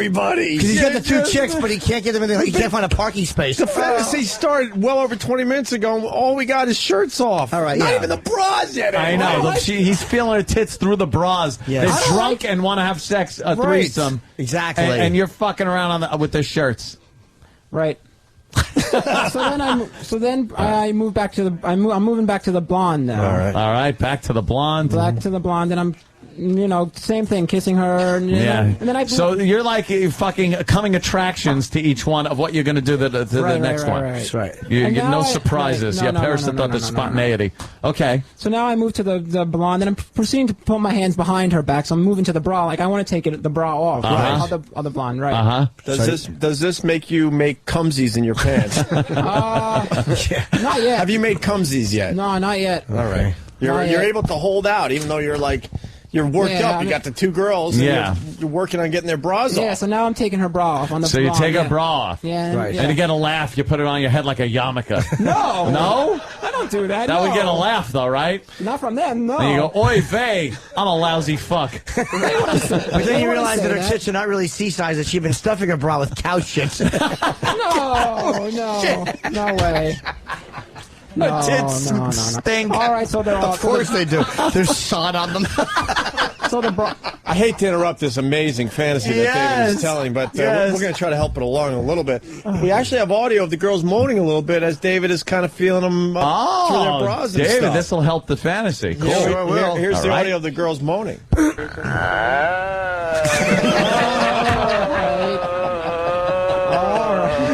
And the other girl.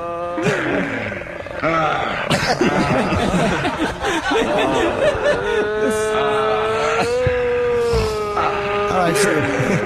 right, so you got her brainstem off. Now what?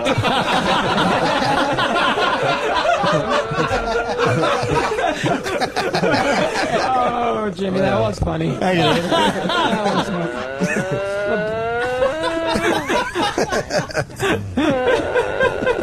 Wow, that's sexy. Is it for you? That's sexy. For you it is? That is? Yeah.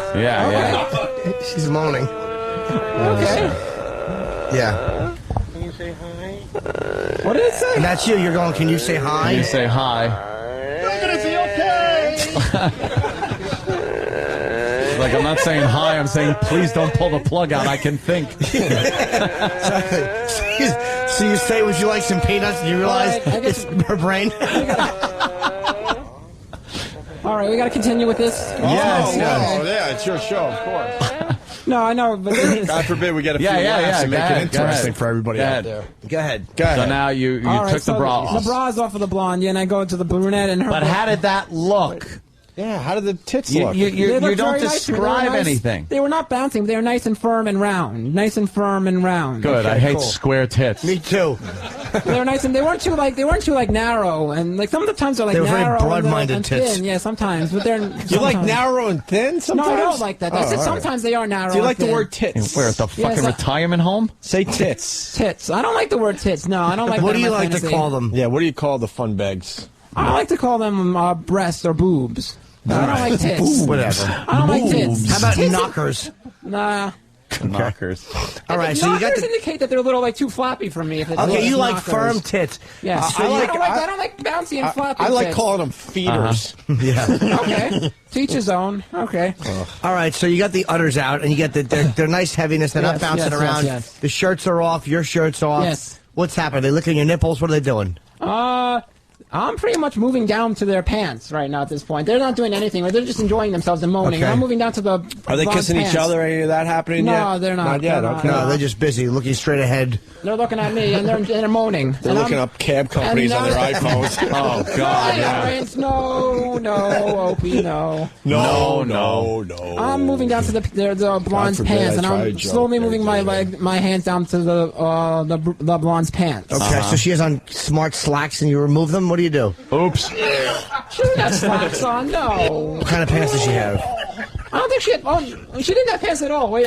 She's wearing knickers. No, in my fantasy, she had like a dress on, like a skirt, like a little mini skirt. A mini skirt? Okay, you Yeah. call them pants. A mini skirt. I changed my mind now. Hey, is it true that Emily changed has my mind. a different name? I think I got audio of Emily talking to David during the fantasy here. Yeah. What? My name is William, and I like to wear dresses. And then he calls himself Emily. No, I don't know what that line is from, but no. Yeah, well. And here's David trying to get his arm around the girl. It was a little awkward. Hey, you guys. Now you're sitting there between the two girls. Is it awkward that the one girl's on the couch and the other girl's in her wheelchair? Stop it, no. With her atrophied legs. I'll turn a plate. That's your fantasy. That's not mine. That's not my fantasy. No. I got audio of David, some of his fine work here. I am the werewolf. Oh, you animal. You're an animal. All right, so to make werewolf movies. Yeah. All right, so you got you got the one girl's got the skirt I on. said pants, but I changed my mind to skirt. All right, fine. She's wearing a mini skirt. Yep. What else? And now I proceed to move my hands towards her mini skirt and slowly move it down her legs. Okay, so you avoid the pussy and ass altogether. Yeah. Well, I can't see it now. I have to get it off to see it. How are you gonna get it off if you're down by the legs? I'm moving the mini skirt. I'm moving it down her legs to take it off. Oh, moving that down. I'm sorry, go ahead. The mini Okay. skirt down to take it off. Should I not do that? No, you should. You should. I should, right? So you're moving the mini skirt down. Yeah. Okay. And then the I'd pussies have tumbleweeds blowing across them at this point. Boring. So now I take. Okay, fine. No more. No. So now I take it off and I observe and I look and then I move on to the brunette. I move on to the brunette. Yes. She also has a mini skirt on. So what do you do? You shake her awake and then what? Yes, No, I move my legs. Dude, I your move- fantasies are exhausting. That's my fan. Well, you're interjecting with all these bits. That is true. What? Interjecting. You're interjecting Look. with all the stuff. How is a guy supposed to get his fantasy up? Am I right or wrong? Yeah, you're interjecting with all the. I got more Look. audio of David in the middle of these two broads. I want to kiss you on the mouth. Do you want to kiss me or? I don't think I'd be asking those questions. No, you're taking it. It's yours. I'd just be kissing them. I wouldn't say, ask, can I kiss? I wouldn't do that. No. All right, so you got Yeah. you got the skirt off. I got the skirt off, yeah, and they're pretty much like really excited right now. They're really excited and they're really moaning right now. And they're starting to move on to me and just kiss me on my neck all over. They're-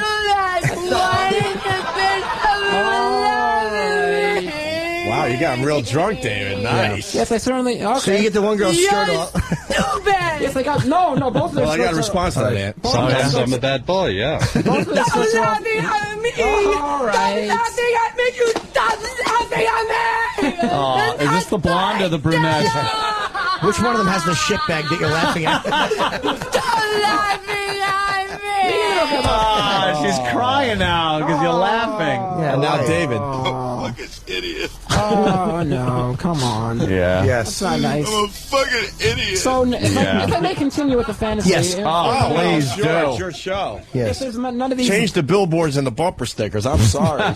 Please. Where would those be? The billboards. Right. I'm not trying to do that. You're asking me to continue with the fantasy, and you're interjecting with these. That is true. Interjecting in the sex. Interjecting, yeah. All right, so they both had their skirts off. Sounds good, right? No. Yeah. So their skirts are off. Then they're really at this point. They're really drunk at this point. They've had Sure. they've had the Cosmos. Oh yeah, and they're asking for more. Another drink. I move back. I get more drinks. Yeah, Yes. more Very drinks. beautiful girls, huh? Where were you tonight? The Kit Kat Club? You ever suck a guy's cock? Show me how you suck a guy's cock. The last time I'm going to ask you, show me with your mouth. Show me with your mouth. All right, so you have Already, the- he's so They fucking say pathetic they're in drunk. this. They don't want another drink. They say both of them are asking for another drink, so I go get them another drink. They're asking for rat poison at this point. I don't think so. No. Look, David. Let's bypass this fucking undressing thing and right. stuff. Now, somehow, I don't know how this happened, and it's still fucking nighttime, Yeah. but you're in bed. All of you are completely naked. Yes. You All just right. fast forwarded 8 hours. I have to. You fast-forwarded This 8 guy hours. fucking giving shit out. That's true. That's what my fantasy is. Everyone has a different fantasy. They're both That's all. naked. One of them is bruised like Rihanna, and the other one has a clit like not like Adrian Rihanna. Brody's nose. You're chasing, Adrian Brody, what? you're chasing one down the hallway with a chainsaw. Exactly, while your son hides in the kitchen. What's wrong with tries to contact Scatman Brothers? What's Go. wrong with Adrian Brody's nose? Nothing if it's a shut up. clip, David. Go ahead.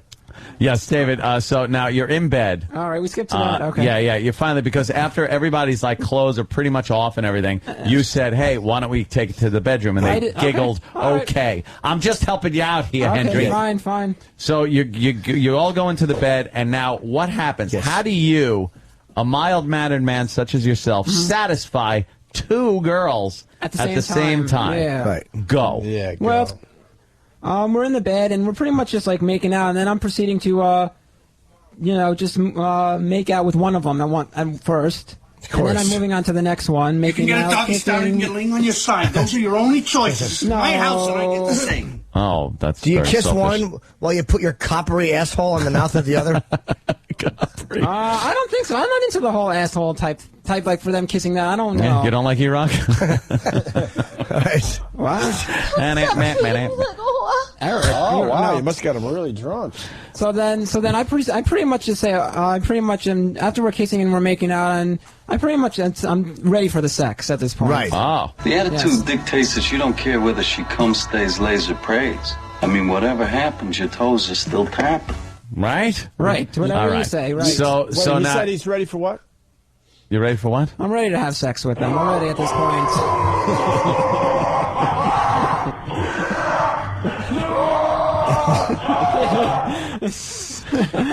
So you're ready to finally have sex. Yes, I think so. Yeah. How does this work? You have to satisfy two girls at the same time. Yeah. How do you do this? That's right. You can obviously bore 1 million people. Yes. How do you satisfy two Yes. It's very girls? difficult to satisfy two at the same time. Like with one, if I'm having sex with one, you got to think about that. If I'm having sex with one, what is the other one doing? What are you doing to the other one? Do you leave an Agatha not Christie doing- novel in the bed that one can read while you're fucking? Well, I'm not doing anything to. No, I'm having sex with one of them. There's no way you can satisfy two girls at the same time? Well, How would you do that? You ever juggle? Two well, girls, I'd one be having dud. sex with. I think what it would. Yeah, I'd be having sex with probably the blonde. You And mean you'd be and the brunette- having sexual intercourse. You Yes. would be putting your penis into her vagina and Yes, that pumping would- yes. vigorously. But How did his cock Yes. get out? They take your cock out. Do they They, remove they your were third naked thong? in bed. Well, Anthony skipped over to. I had to get him naked in and I was bed. ready. This Yeah, is yeah, fucking yeah. So he preposterous. skipped to that part. Yeah. Yeah. Preposterous. He skipped to that part. So yeah. so now you're banging one, you're crawled up on top, and you're fucking just banging one. Right. And then what do you do now? The other girl's laying there, kind of No, looking. she's not laying there. No, What's she moved, doing? She moved up on top of me. She's sitting on your back. Wait, what? Yeah. You're fucking one. She's laying on your back Well, she's while you're just- fucking the other one missionary style. Yeah. Is that not? Then Why would you fuck with a girl laying on your back? What are you, fucking Rocky working out? I wouldn't fuck. No. So you're fucking her, but one's on your back. What is she doing? She's enjoying herself and then messing like. But she's How's enjoying. she on your back? Where else could she be? I can't. Oh, that's terrible. Oh, no, that's terrible. That's just awful. You want her to just. What the I fuck know. is she doing on your back? Are you fucking her while you pull a train with your teeth? You want her to just. How the fuck do you get anything done with a girl laying on your back? You want her to just lay there and do nothing? Well, why would she do No, that? that's just it. Wait, we got. Of all the dramatic things I've ever seen. Oh my Goodness gracious. Goodness gracious. Posada's on Clement's back. Yeah. Oh, George saw it. I'll be coming real soon. So, David, you're fucking the one girl, right? And then there's a girl laying on your back. She's not laying. She's just observing herself, or like enjoying herself and kissing me from behind and like touching me all over from But behind. she's on your back. Yeah. Yeah. Does she have a strap on? Is she fucking you in the ass? All right, Is sure. that We what you're see getting you're at? into. All right. Is that what you're getting at? Huh? No, she doesn't have a strap on. No, she's just like enjoying herself and kissing me and like holding on to me and kissing me from behind. And the girl on the bottom's going, oh! Because Yes, she's got two correct. fucking people on Yes. her. The girl, yes, correct. Yeah. Yeah, of course. So now, there's, in your mind, Yes. if you're fucking the one girl, Yes. there's no possible way the other girl can be satisfied until you fuck her. What else could you do? Use your imagination a little bit. I don't think so. Just use your imagination. Go wild. What could you do with what's left? Your dick is being used. My dick is being used, Your dick is being fucking used. Occupado. Now, what else could you use to maybe make that girl feel good that's just kind of sitting there, aside from her fucking playing pony on your back? Well, I could use my mouth. All right. You could use your mouth. But why? Why didn't you bring that up? I don't know. It's just I don't know. I just want to do one at a time for me. I don't know. It's like it's not pork. Yeah, but you're allowed. You could do the one at a time anytime. I don't know. It's just there's a threesome, my friend. Yeah, it's a threesome. So you're gonna use your mouth. Yeah. Okay. We'll go. So how do you do that now? You're having sex with the one girl. Right. How does the other girl position herself so you could use your mouth? She puts her she comes back and she puts her breasts on right up to my mouth. So I got to take my bells away. How do I take the bells away? He got it all wrong. Oh, I got it. So you're satisfying her with her tits in your mouth. Yeah, that's how I'm starting out, yeah. Oh, starting out. Okay, all right now. We underestimate him. All right. So then where does it go from there? That you're still fucking the other girl. Now, how are you satisfying it's going to be a long the girl? fuck. Yeah, it's going to be a long fuck. Oh, of course it is. Sure. Yeah, I'm not going to, yeah. So then what? You chew the other girl's face off with your mouth. Yeah. So what do you do to the other girl? You want to eat her pussy, right? Do you pull her tampon out first? No. And throw it against the wall and it sticks to your Judd Hirsch poster? I don't have a Judd Hirsch. Come on. Oh, you Judd should. Hirsch. Why should Young Judd Hirsch. So what happened? You're kissing her breasts and stuff, and then how does she position herself that you can please her? She just slowly she takes her breast when she like stands up. She just stands up on the bed. Stands up on the bed, and you're fucking face down. She's standing up. You're looking at her feet. Yes. She's conquered you. I'm not face down. Why am I face down? How are you fucking? I'm just standing like this, and like the girl's on the bed. I'm just standing up. You're standing on the bed. Yeah. You're all standing up No, the girl's on the bed. No. How are you fucking this I'm not girl standing up on the bed. I'm not on the. I'm you not said on you the were. bed. Oh, you're standing next to the bed. Yes. And the girl's over the bed. She's lying on the bed. Yes. Oh, all right. Yeah. And then the other girl stands up. Yes. And what's happening? She stands up on the bed. Yeah. All right. And what happens? She puts her pussy up to me at my mouth. Okay. That makes sense. Now you're talking. All right. Yes. There's some action. I thought it was strict missionary. Yeah. Kind of. So No. how was she on your back before? Like piggyback? No, she wasn't on it. She was just behind me. She was just behind me. She was wasn't on standing, it. kissing your smooth, muscled back. Yes, then yeah, she was before, yeah. All right. She's not anymore. So no, not anymore. Now No. you're licking her, and she's like, what? She feels I'm good not- about that.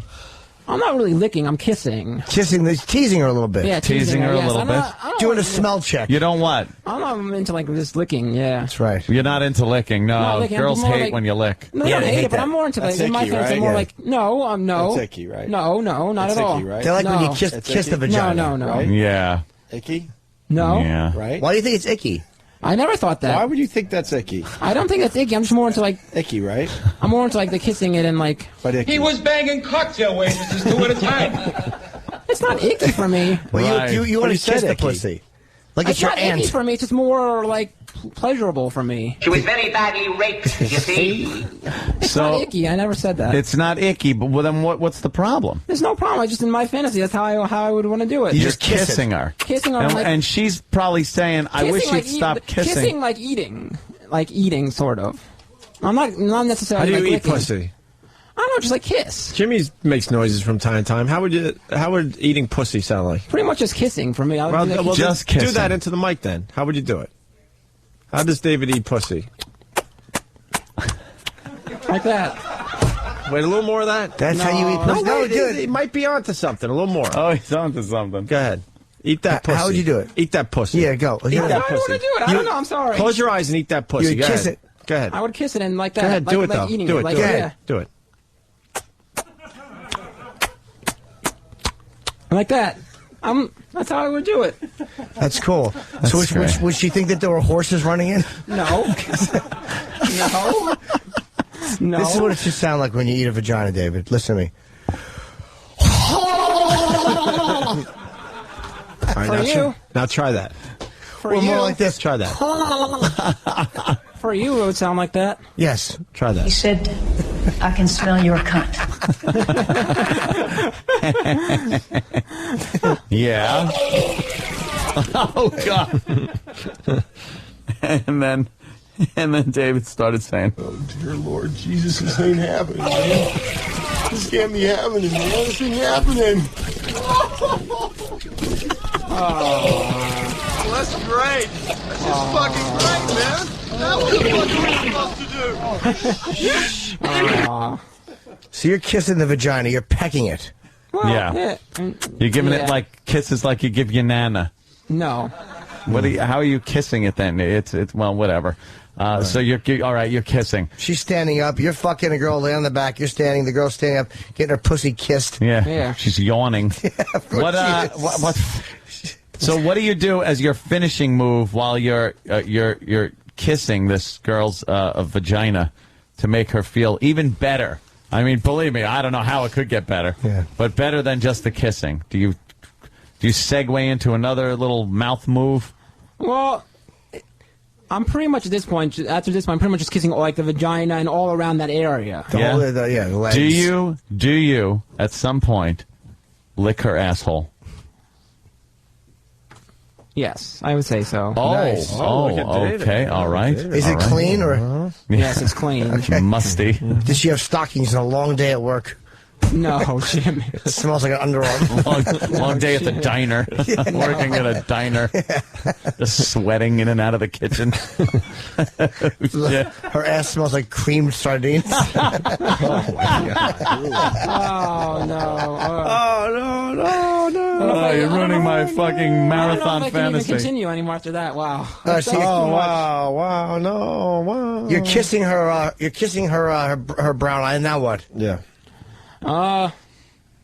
I don't know. I think now it's time to switch over to Switch. Okay. Where are you going to dump your hot load? Yeah, that's Where? it. Let's just get to the point. You let's get to switch the- around, you All fuck right. that one, you I kiss switch the other the one's other one. pussy. You got years of cum in you. Where are you going Yeah. to dispense it? Now you got to get rid of that fucking load of You waste. got 6 holes and 4 hands to choose from. Yeah. Where does David drop that load? Yeah. Who gets the goo?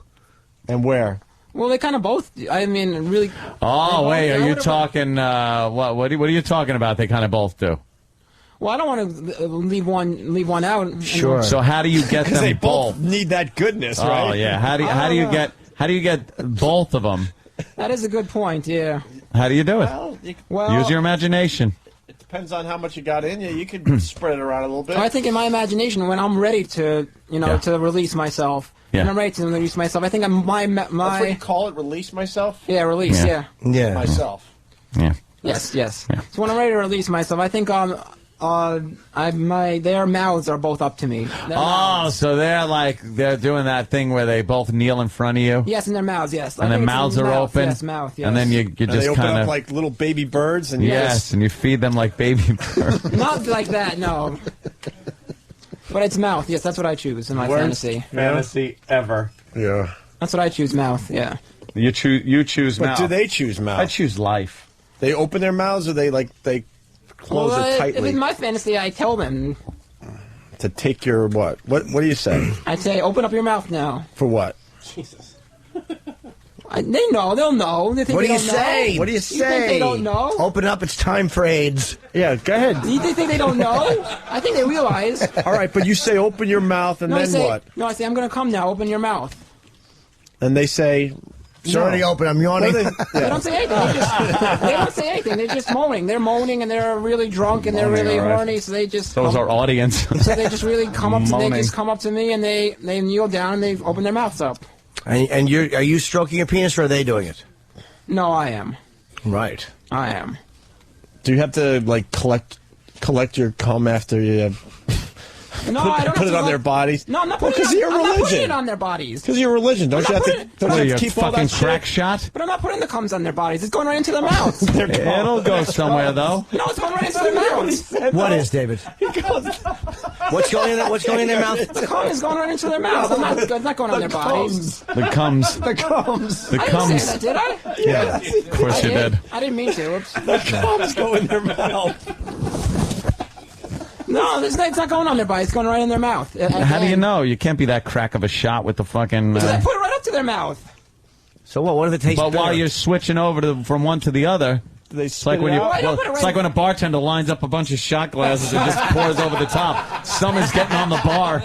Well, both their mouths are directly up to my cock. So then I just put it right into it. I'm not like pointing it anywhere else. Well, good. Shouldn't point that thing at anybody. So you dump, you'll dump half the cums in the one girl's gullet, and then really quickly you'll just turn and fire hose the other pig. No, both of their mouths are right up to it at the same time. See, you can't get both of them at the same time in the mouth with one shot. You're going to have to move.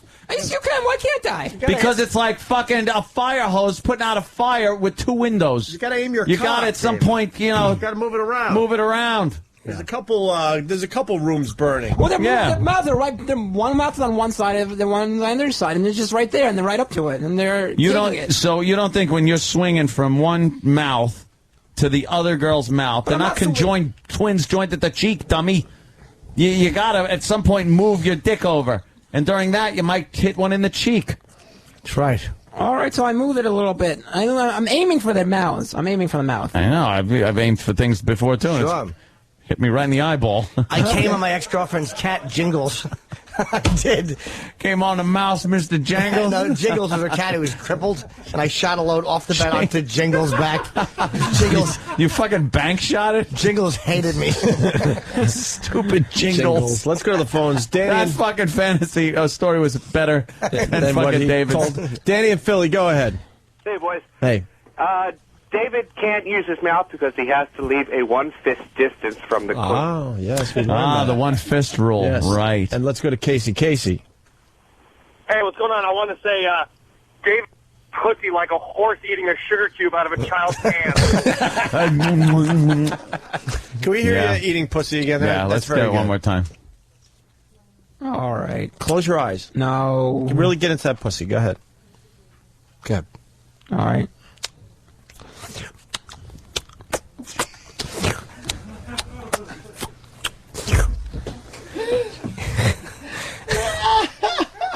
You sound like you're eating peanut butter while you're drowning. All right. Why the? Wish he was. Why the? Like eating spaghetti. What's that about? What's the slurping? I don't know. It's just there's a lot of slurping involved. Yeah? Why? I don't know. There's a lot of Because the slurping. yeast infection. Oh, he's sucking up cottage No, cheese. yeah, I am. I think She's so. dropping There's a lot of, muffins like- in his mouth. I think so. There's a lot of stuff floating around, like juices floating around. Well, there you go. Flotsam and jetsam. Right. There's stuff floating around. Yeah. Really? Yeah, there is.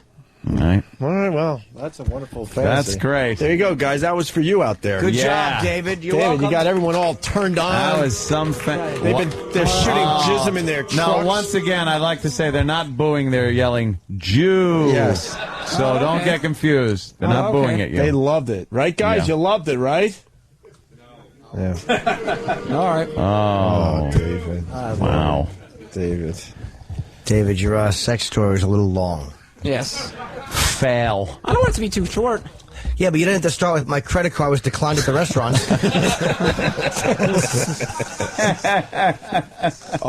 Don't look at the phones, David. Oh, boy. Yeah, don't look at them. Don't look at. Wow. Worst one ever? Daniel, you like that story David told? That had to be the most boring fantasy I've ever heard. And you know a fantasy, right? You know how to fantasize, right? Heck yeah. Wait, a fist away from his mouth, please. Fist away. How would you have changed his story there?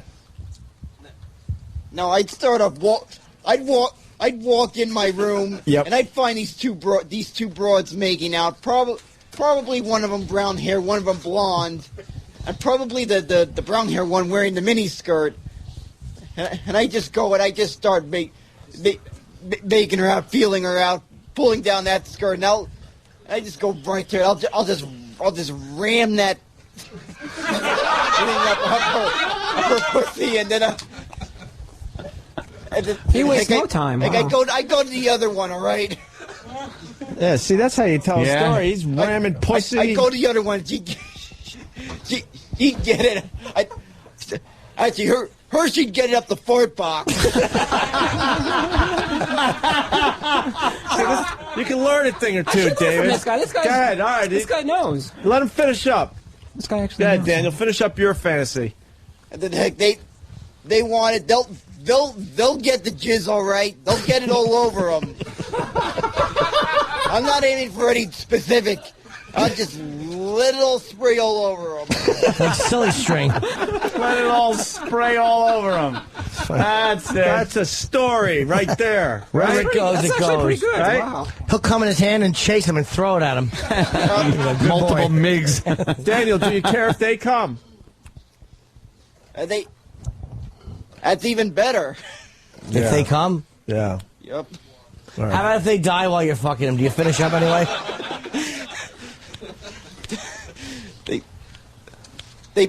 They passed away. I'm dropping them. I'm dropping them in the East River. Excellent. All right. He's got a plan. He's coming from a man who can stare at a leaf until it turns brown. They passed away when I'm doing them. I'm dropping them in the East River, old jizzed face. All right, Jesus. All right, Daniel, thank you. Jizzed Why are you face. dropping him in the what? All right. What? Oh, my God. I think we've great. done enough damage. Yes, today. we certainly have. He wasted no time with his fantasy. Yeah, and you wasted everyone's. I apologize for that, but that's just how I am. I don't want to be fast and be over. I like to enjoy myself and Sure take my do. time. Get your money's worth. Yes, I certainly do. Mm-hmm. Well, In his time, he likes to go right at it and do as fast as he can so he can come right away. That's his fantasy. That's his business. Yep.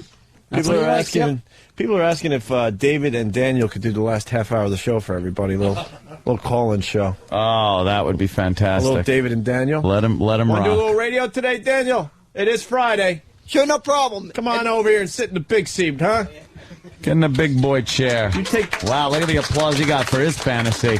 Just shoving his cock right in there, no ifs, ands, or buts. Dumping their fucking torsos in the fucking river. Oh, after he just sprays cum like a fucking fire hose, he doesn't care. This is what we're gonna do. We're gonna leave. When we get back, we go live till Ron Fez noon to 3, and when we come back, it'll be Daniel and David's radio show. There you So go. call in with your fantasy. What's the matter, David? You look petrified. You all right, David? I am scared. Oh, wait Why? A minute. Oh, wait a minute, Betty. You could use the name that my sister uses for me when she was young. When she was younger, she didn't know Horse how cock. to. She didn't know how to say brother, so she would always say Bobo. So the name just stuck. With me. The Dave and Bobo Show. I like it. You already got a fucking radio name. Dude, this guy's blowing you away. Why, David, why are you scared? Hold on, Bobo. Why are you scared, David? She still calls me Bobo to this day. We got it. David and Bobo up next. David and Bobo Show. Why are you scared? Oh, David. Yeah, David, you all right? Why are you I scared? guess I'll make it work. Yeah. What David we got? I don't even know what you just said. Motherfucker, now I'm not going anywhere until noon. I gotta hear I'm running to my truck. Yeah. Why are you scared, David? All right, listen, I don't know. I'm just scared. I don't know what this guy would want to talk about or what he's got. That's radio. That's it's what's off the the cuff. beauty Just of it. fucking roll with it. You That's guys what are going to do. roll with it right after the break. Hopefully it's a quick break. We're out of here. Jimmy, you good? Tower Theater tomorrow night with Artie, as people know. So come one, come all. Very, very good. F.H. Riley's tomorrow night. I think a lot of us are going to be down there. Yes. My brother's joined 400 New York Avenue in the heart of Huntington Village. Yeah. And thank you to the big audience. They're not going anywhere. They want to listen to the Dave and Bobo show, which is next. Have a good weekend.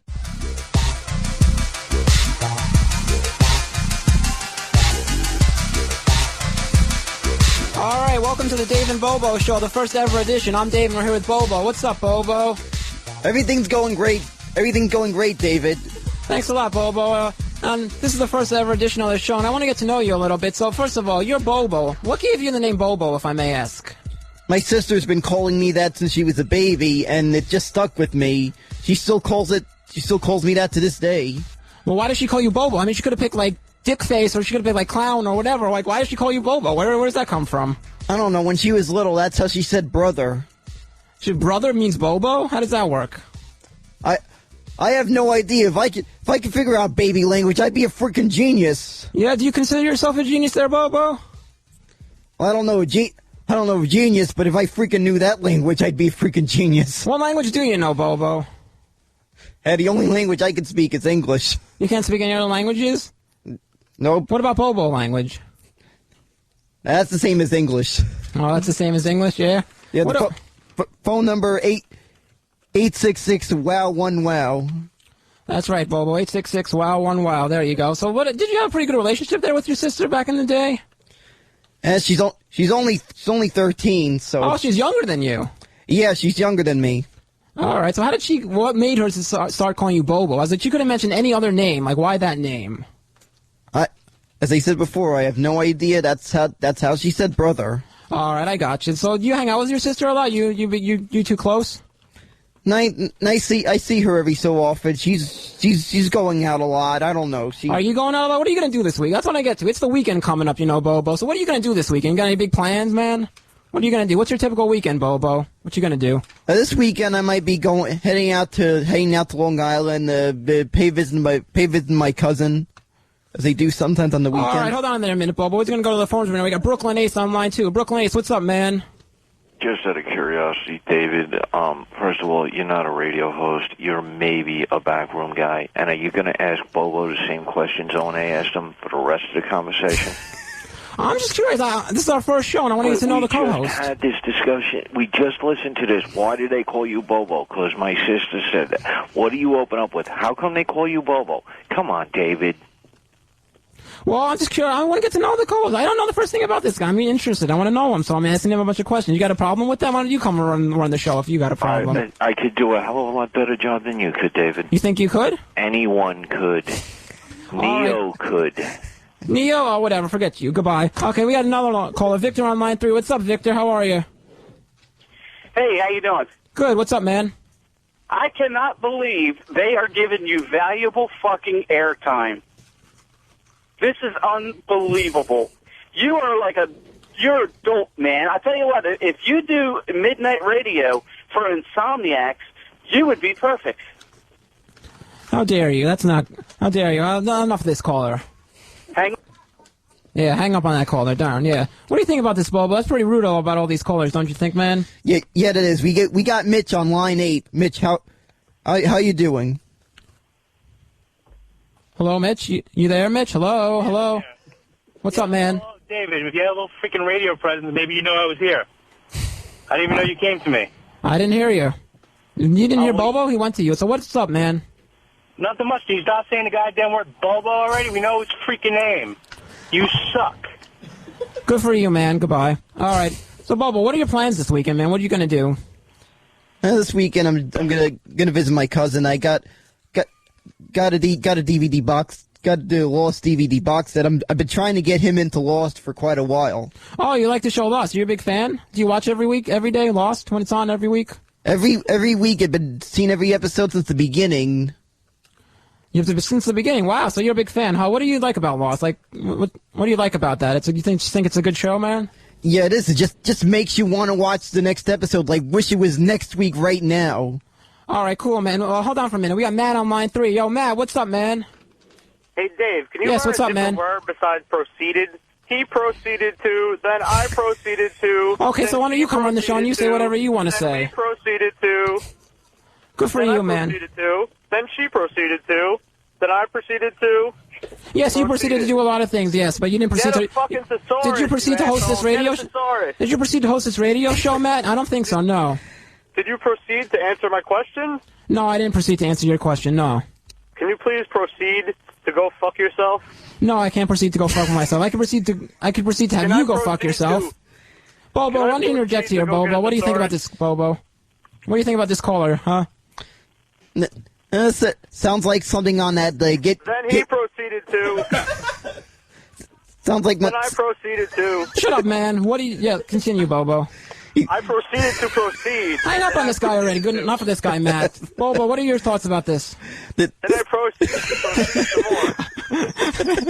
Just let the dude get an edge. Let the dude get a word in. All right. Let the kid talk for a minute. Come on now, Bobo. What do you think? Not proceed anymore. You know what? I'll proceed to. If you don't shut up, I'll proceed to hang up on you. You proceed to take it. Yes, I do. Bobo, what do you think about all these callers and making fun of me and saying proceed, Bobo? This sounds like that WABC guy, that guy in WABC that goes, I proceeded to say that. Wait, Bobo, what ABC guy is this? I'm not familiar with this guy. I don't remember the name of this guy, but this guy would always yell get the F off my phones. Was it on radio or was it on TV or where was this? It was on radio. I forgot the name of this guy. That's all right. One moment, Bobo. We got Dave on line 7. Dave, what's up, man? Hello, Dave. Dave, you're on. Hey, Dave, how you doing? Yes, hey, what's up, man? You know a fucking monkey with a pencil could do your job as you proceed to do and ask the same fucking questions? Good for you, man. Good for you, man. Good for you. Proceed. Yeah, good for you, man. All right. So, Bobo, what are you telling me about this guy on ABC Radio? This guy would just go if he felt like it. He just if the person didn't agree with him, he just go and yell get off my phones. Oh, did he? Yeah, he would. I forgot the name of this guy, but the guy was that one of your favorite radio personalities back in the day? You listened to him all the time? I don't know if he was my favorite, but who was your favorite radio personality? Do you have any favorite radio shows you always listen to? I don't know. I used to back in the day. I would listen to Mike and the Mad Dog in the afternoons. Mike and the Mad Dog. You're a big sports fan? Yeah, as you can see, I'm a huge Mets fan. I see that. You got a big Mets cap on. That your favorite baseball team there, the Mets? Yep, been a Mets fan for years. All right, one moment there, Bobo. We got Kevin on line 1. Kevin, what's up, man? The phones are ringing off the hook. Wow, Kevin, what's up? Hey, what's going on? Hey, what's up, man? And Bobo. I want to hear what it sounds like when you two guys are eating pussy together. You got two girls, just the two of you. You got a little orgy going on, playing some kissy face on some pussy. I want to hear what it sounds like at the same time. All right. Bobo, you got that? Well, there's one thing I like to say. Ask, and you shall receive. All right, great. Let's hear it. What you doing there, Bobo? What's that voice you're doing there? That your voice there? Your kissing voice? Your voice for kissing a girl or making out with a girl? That your voice? Is it a mic? Is it pussy a microphone or what? What's the deal? Yeah, that's pretty much the sound of it. Okay, cool, Bobo. Do it. Keep going. Make the noise. Okay, I do that too, yeah. Whoa, Bobo, that's how you get in? You get in there with all that? Would you be giggling, though? No, I don't think I'd be giggling. I heard a little giggling in your voice. How'd you be interacting with that girl? I want to hear it, David. It's making my dick hard. Oh, no, Bobo, that's kind of sick, Bobo. What do you think about that, making the guy's dick hard? Isn't that sick, Bobo? Does that turn you on? Does that turn you on if callers, a male caller is getting his dick hard? Does that turn you on there, Bobo? No, that would make me puke. Puke? Why would you puke? You don't like that? That's not comfortable for you? I have no idea why the heck the guy would get his dick hard by the sound of that. What is comfortable for you, Bobo? What is comfortable for you? And Bobo, what is comfortable for you? If that's not turning you on, what would? A good porn film. Oh, a good porn film. Okay, hold on there, man. We got Mike on line 12. Yo, Mike, what's up, man? Hey, why don't you're supposed to have a co-host there. It's a fucking co-host. You're not interviewing the guy that's supposed to be your co-host. You're fucking talking to Bobo, and like you're interviewing him. Talk about something. Get a fucking subject, and then fucking talk about it. You don't know how to carry on a conversation. This is Bobo we're talking. This is Bobo we're talking about here. This is Bobo we're talking. Fucking retard. You don't fucking. Hey, Bobo, what do you think about? Bobo, what do you think about the microphone in front of your face? Bobo, what do you think about breathing? What do you think about fucking shitting? This is Bobo we're talking with here. Pick a topic and fucking talk to the guy about it. You think so? Fucking retard. Why don't you host a show with Bobo, all right? And then you see what you can talk about with him, all right? All right? Yeah, I thought so. You hung up, huh? That's right. That's what I thought, man. Great. Good for you. I don't know. These callers are being really ridiculous. Bobo, what do you think about these callers, huh? They're being pretty ridiculous. They're being pretty ridiculous, all right. But I have to admit, though, that does make interesting radio hearing these guys. All right. So okay, fine. So you want to talk about a topic? Do you have any topics you're interested in, Bobo? How about Rihanna? Rihanna's on the front page of the cover of the New York Post. There, you You heard about this whole story, though? Rihanna and Chris Brown? Yeah, I heard about it, all right. I heard about it, right? I haven't seen any photos of yet, but I could imagine. You haven't looked at the newspaper? She's right on top corner. This guy, Chris Brown, brutally, they were dating. You know who they are, right? First of all, you know who they are, right, Bobo?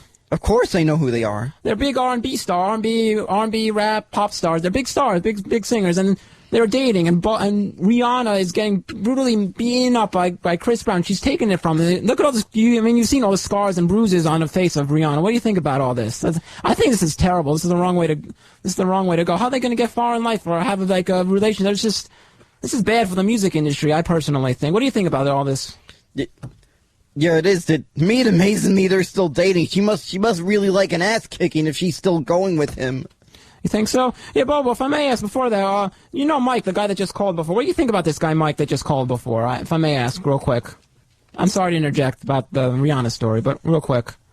I think a lot of people are just getting used to this because this is just a new thing that they're just hearing this. After all, this is the first show. Right. This is a debut, so of course. Right, so. But did you think he was like a real asshole? And you think he was like a real asshole? Like, I think that guy was a personal asshole. Like, he's ruining our show and making fun of our show like this. That fucking idiot asshole was ruining our show and saying rude things, telling us how to run our show. This is the Dave and Bobo show. Come on, Bobo. You gotta have some stuff about him. Like, what do you want to do? Like, if Mike pretend Mike was in the studio right now, the call. What would you want to do to him right now? He was rude and made fun of your show and was trying to tell you what to do. What would you want to do to him right now for what he said to you on the show? What would you want to do to him, Bobo? I'd say, somebody get this. That's what you would do? Wouldn't you take a fist and knock it to his head and beat him up and fucking punch him out and beat the shit out of that guy for all of what he said to you? Heck yeah, I'd probably knock the guy out after. You knocked the guy out, but what was that before? What was that noise you were making before? Come on, you wouldn't just like go there and make noises. You fucking punch him in the mouth. You beat him up. You knock him down. You bust him out. You send him to the hospital. You don't want to kill that guy, wouldn't you? He was rude on your debut of the show. You had a rude caller like that. That's pretty rude, man. Yeah, if I admit that, I'd want him to look like a UFC victim. A UFC victim. There you go, man. You kick him in the cunt, wouldn't you, Bobo? I know I would kick that guy in the cunt. I think I'd go one step further. I think I'd bring out the old flamethrower. Oh, flamethrower? Yeah, I'd fuck that guy in his mouth, wouldn't you? I don't know about that, but you want to do that, Bobo? I think I'd probably bring out the whole rocket launcher on the guy. That's what you do? Yeah, I'd bring out the rocket launcher. All right, these callers are getting pretty brutal with us for the first entire show. That's over. That got to be pretty brutal for the first entire show, you know, Bobo? Yep, I know what you mean. It looks like we got the Mary Brothers music. We got to finish up. Yeah, we definitely do got to finish up. Well, Bobo was a good first show. I enjoyed it. So once again, this has been the Dave and Bobo show. Have a good weekend, everybody. Goodbye, guys. Bobo, say goodbye to the callers. All right, goodbye, callers.